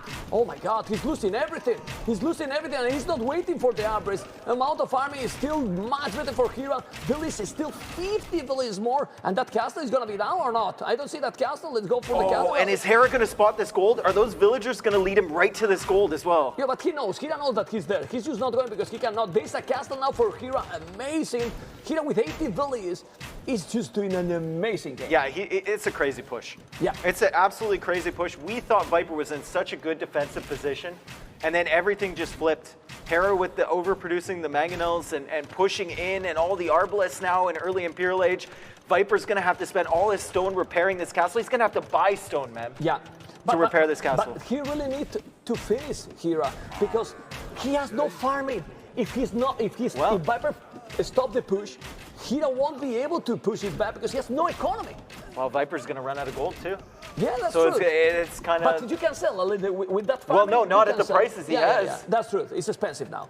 It's expensive now. What a debate we have here, Mr. Dave and Mem. And now those 3 mangonels, he's trying to say he has 2 bombard cannons. Let's see, he's cleaning. He's cleaning. Viper is taking the lead. He's taking the lead and he can make it and take the game if he's cleaning the bombard cannons and those Arbalest, the score. Now another bombard cannon down to skirmishers. It died to skirmishers. Whoa, he's taking off. There's only 1 bombard cannon left. He's bringing with another. And man, this game is absolutely insane. Viper taking the lead with 125 minutes. And look at the military numbers. Yeah, and now there's no red in Viper's base. Oh my, the red disappeared. Second town center. Second town center, now Viper. And now he chooses to make farms. And another bombard cannon going down to skirmishers, man. And now it's going to be a reversal here. Viper is going to be attacking the castle from Hera. And Hera's going to be forced to repair with all of his stone. And why he's doing the +1 armor for infantry? He's the oh my God, he's canceling all. Yeah. He's canceling all. He's getting the hand card. 2-3 trebuchet and Viper. It's coming back from the hell. What a game, Dave. Do we see the unique Bohemian bomber cannon? Yeah. How do you say it? No, I don't know. Yeah, how do you say it, man? No. Not gonna say it. Nietzsche. I'm not gonna say that unit. If we don't say it, I'm not gonna mention. Okay? Skirmishes, 35 army. I have to say something here. For me, the game Hera is doing is spectacular. Yeah. You know? No, he dragged himself back into this. He really did. The only a little bit not weak decision is that he should go for that TC on the right. Yeah. He's letting Viper mine gold for free. I mean, now it's gone. Ooh, now it's gone. Yeah, How much gold does Viper have on the left-hand side? He used to have not too much. Nothing. Nothing, yeah, well, it's similar units, 35, and Hera's still booming. Hera's starting to have good amount of villages, 92. Oh, solid. Viper's going for Hera's gold. Oh. Look where his skirmishers are. Hera didn't take the gold on the left. There you go. And he's mining, he's gonna mine. Yeah. Well, no rallies at all. Sneaky. Don't let him see. Oh, he's doing, please, select that upgrade. That upgrade is doing the bomb. Okay, he's doing what, Mem? What is he doing? I don't know. I want to see, but because I don't remember what's it called? Hoof nice. Hoof is nice. Okay, bombard. I'm dying. Well, look at those bombard cannons. Now I can still say bombard cannons because the upgrade is not there yet, okay? And those skirmishes is gonna take the castle or not? Okay. Well, Hera can't let Viper take his gold. He cannot. And I don't think, I think Viper is building up military and then he's going to go over there. But look at the gold count for Viper, 0. And he's got 108 in the bank. And we know for a fact that the market prices are absolutely disgusting. What prices? Yeah, what he's been selling all game. Oh my God. But let's focus now. He's going to get the upgrade. But that upgrade, I think it's the longest upgrade in the game because, man. It's longer than chemistry. Stop showing that, Mabu. I don't want to read anymore. And that bomber is 1, 2, 3, 4. He needs to, taking this with the skirmishes. That trade is amazing. Yeah. That trade is just amazing. Viper just needs to wait. He needs to wait. Did he make siege engineer? Because now oh no, Hera sees him. Hera sees him on the gold, so there's no potential for Viper to take that. If Hera reacts as he should. But look at those units now. Look at those units. He need to keep alive. Ooh. No, he didn't lose it. He didn't die. Now, oh my God. Oh my God. He's gonna take it now. He got kill advantage also. He need to take that. He's gonna be able to take it. He's gonna take it. Oh, these things are strong. Look at Hera! Look at Hera! Reaction. Whoa! He's like telling this is unfair. And an incredible game. And look at that. He's taking everything. What the hell, guys? The Viper is taking a brutal game, coming back from the hell, and now we wonder why this was a crazy season. Oh, and Viper's secured the gold now. He has those archery ranges forward. He's sending skirmishers in. He got the game. I mean, now if he's taking that castle, it's just This is an insane game. This is absolutely insane. Clap, clap, and more clap for this one. Wow. And if there's one person to utilize a new unit, a new civilization before anyone else, has to be the Viper. It's amazing. It's really, really amazing game. What a series, what an incredible game. Look at the 75. Once that castle goes down, it's over. You look at face Hera. Look at Hera's face. He's stunned. He's like, what just happened? It's crazy game. Then GT call, the Viper is taking the game 2-1 over Hera. What a series.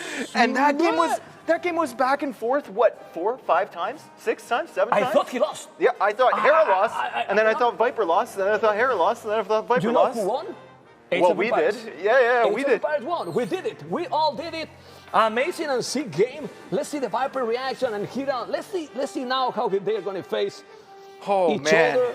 Yeah, the protection. Oh, he played without the protection. I didn't notice that. No, he said he was feeling good.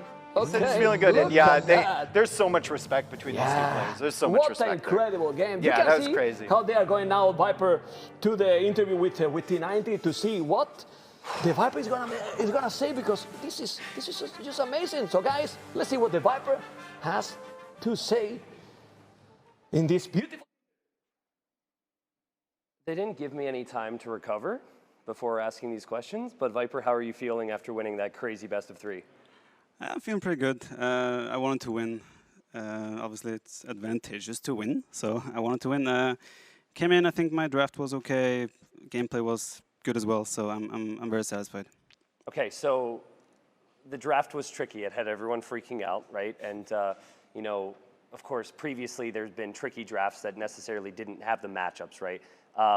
You picked Bulgarians game 1.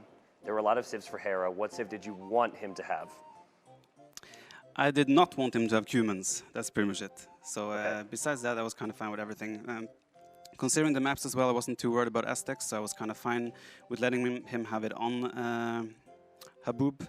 But yeah, obviously Aztecs is Aztecs. It can go anyway, no matter what. But I was happy with Bulgarians against Aztecs there. Yeah, obviously had a great start. Not much more needs to be said, right? However, it felt like the theme was you gaining big leads in this best of 3. Talk to me about game 2. It seemed like the strategy was pretty simple. You want to get the walls down, which didn't exactly work as you had planned, but then get Castle Age faster, and then make Cav Archers. You killed a lot of villagers that game. What went wrong? I think at some point, like after the initial, say maybe 12, 16 Cav Archers, I think maybe even just switching to crossbow. Not investing into bloodlines, a stable, just go crossbow and ballistics, and the camels are just suddenly so much worse. I thought about it right after the game. I was like, why did I not just go crossbow? Because then the camels also get so much weaker, so they don't have the bonus damage against the camels. Of course, I do miss mobility then, but at the same time, I think the crossbow would have traded better.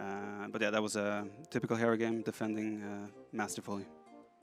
Do you have a question about that? Forgive me if I come off as, you know, a little judgmental, but should you made more farms maybe? Because that was like as close as I've ever seen you to Huang.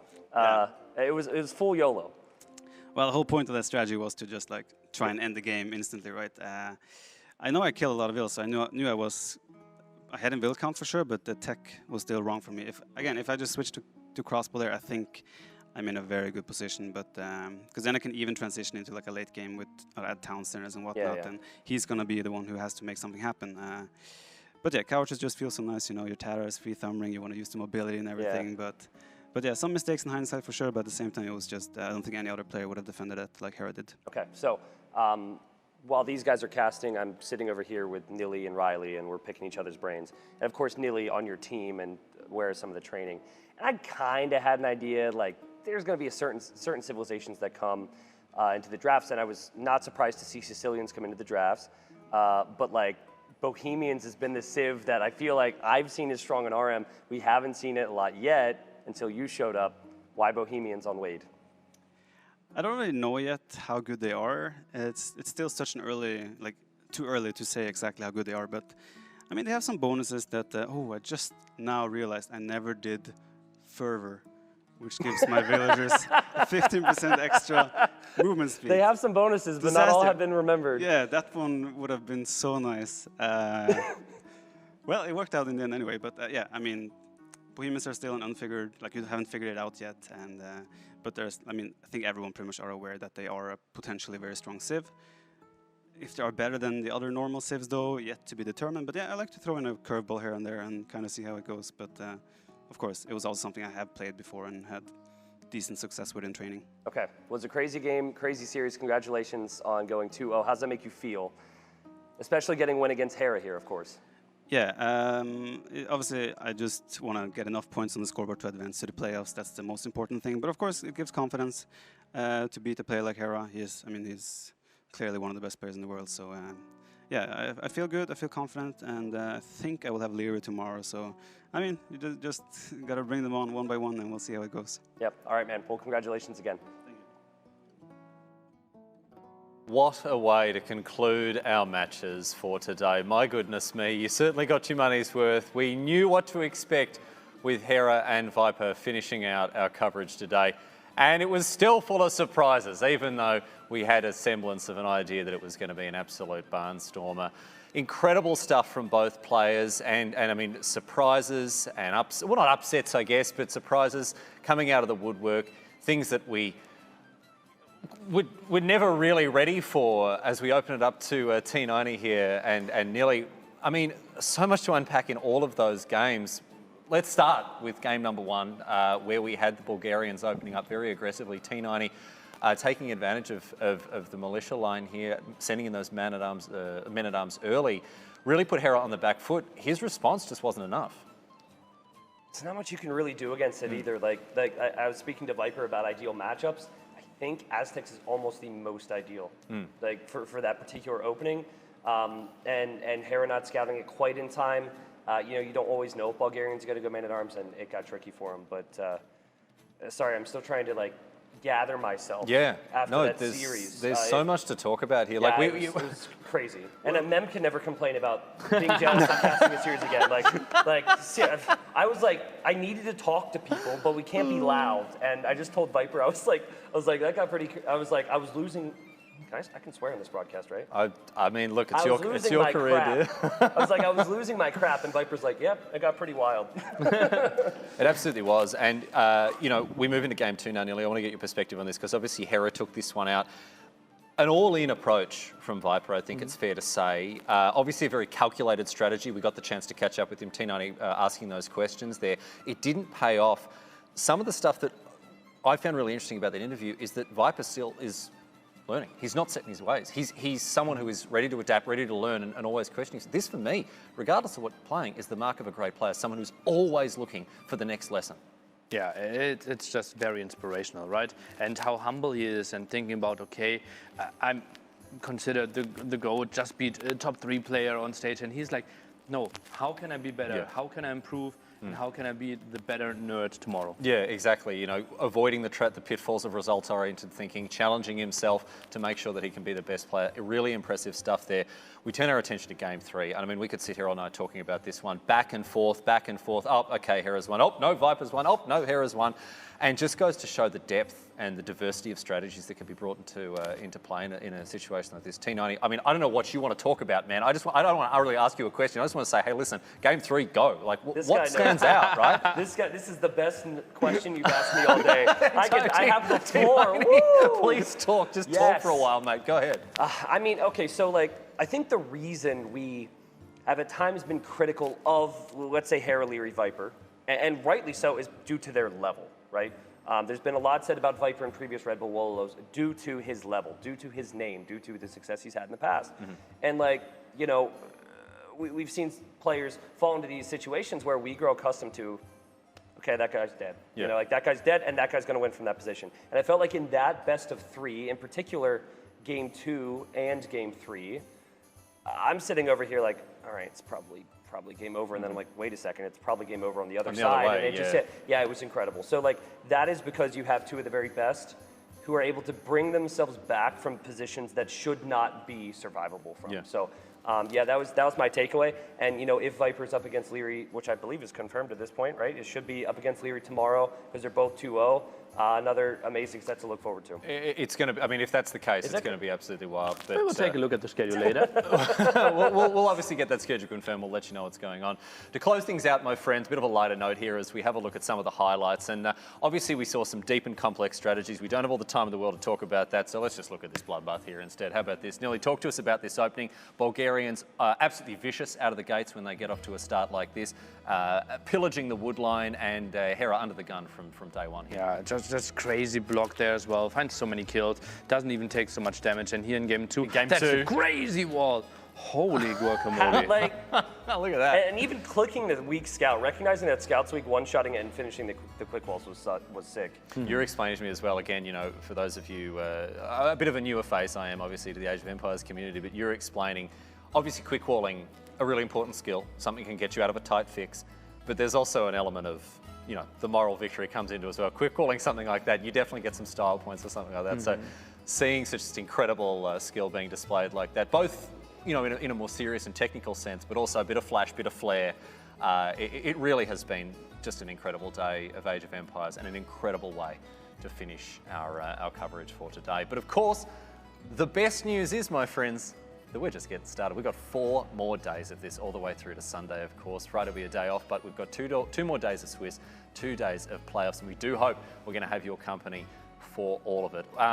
We can have a look at the results from today and remind ourselves quickly of what we've seen. Slam taking out a 2-0 series against Bales, as indeed did Tato against Dugao. A 2-1 result to Jordan, who's done pretty well for himself so far. Vinchester going down 1-2 to Capoch. Capoch just looked in great touch after losing game number 1. Lierrey, a quick 2-0 against MBL. The man is untouchable. Hera against the Viper, as we just saw, closing out the day there in absolutely dramatic fashion. And on the backup match there, Nikov and Valese. Unfortunately, we weren't able to bring you the coverage of that match due to some issues that we had. But Valese getting up and about in 2 games to 1. So let's have a look at what that means for the rankings here. Of course, we are playing a Swiss tournament here, and you can see right at the top of the table, Jordan, Lierrey. They've got a 4-1 map score and a 2-0 lead at this point here. Capoch and the Viper also on 2-0 with 4-2 on maps.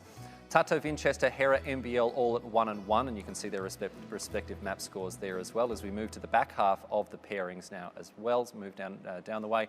Slam, Valese rounding out the 1-1s. Doubtnikov, Dugao and Bales at 0-2, picking up 2 losses.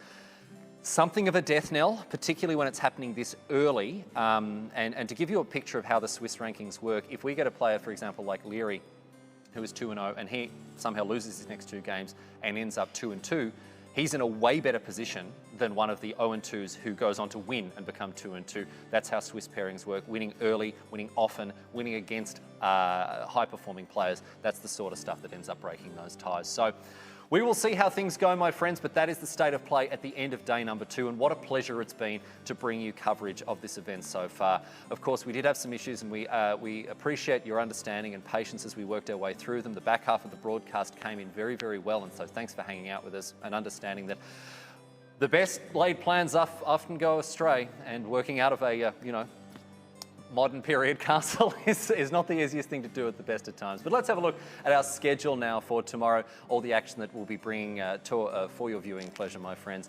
And look at this. Doubt versus Nikov opening things up with the Lord here. MBL and Slam, these guys are playing a very, very important match here. Tato and Valese, we'll get to see them as we round out our opening 3 matches. Hera and Vinchester, wow, we're bringing the big guns early there. Capoch and Jordan facing off and closing out with Lierrey, the defending champion, versus the Viper, still looking for some high-level success at these tournaments. And our backup match, of course, will be brought to you on our B channel as well, so you'll be able to get across that one as well. Well, on behalf of the entire broadcasting team, it has been a fantastic day, and we are hoping to do it once again. On behalf of the entire broadcasting team, you can see here T90 and Nilly joining us at the analyst desk. We've got in our caster library over yonder, we've got Memb and we've got Dave. There they are, just winding down after an absolutely brain-busting set there. It was incredible. But it's been a pleasure, and our thanks go out to you, the viewer, for sticking with us through today. And of course, on a more personal note for me, I'd like to thank the tireless efforts of the production staff. It has been a hell of a day for them, but they've pulled through stronger and better than ever. And certainly, you know, as working professionals, I think they've really outdone themselves to make sure that this broadcast is the best that it can be.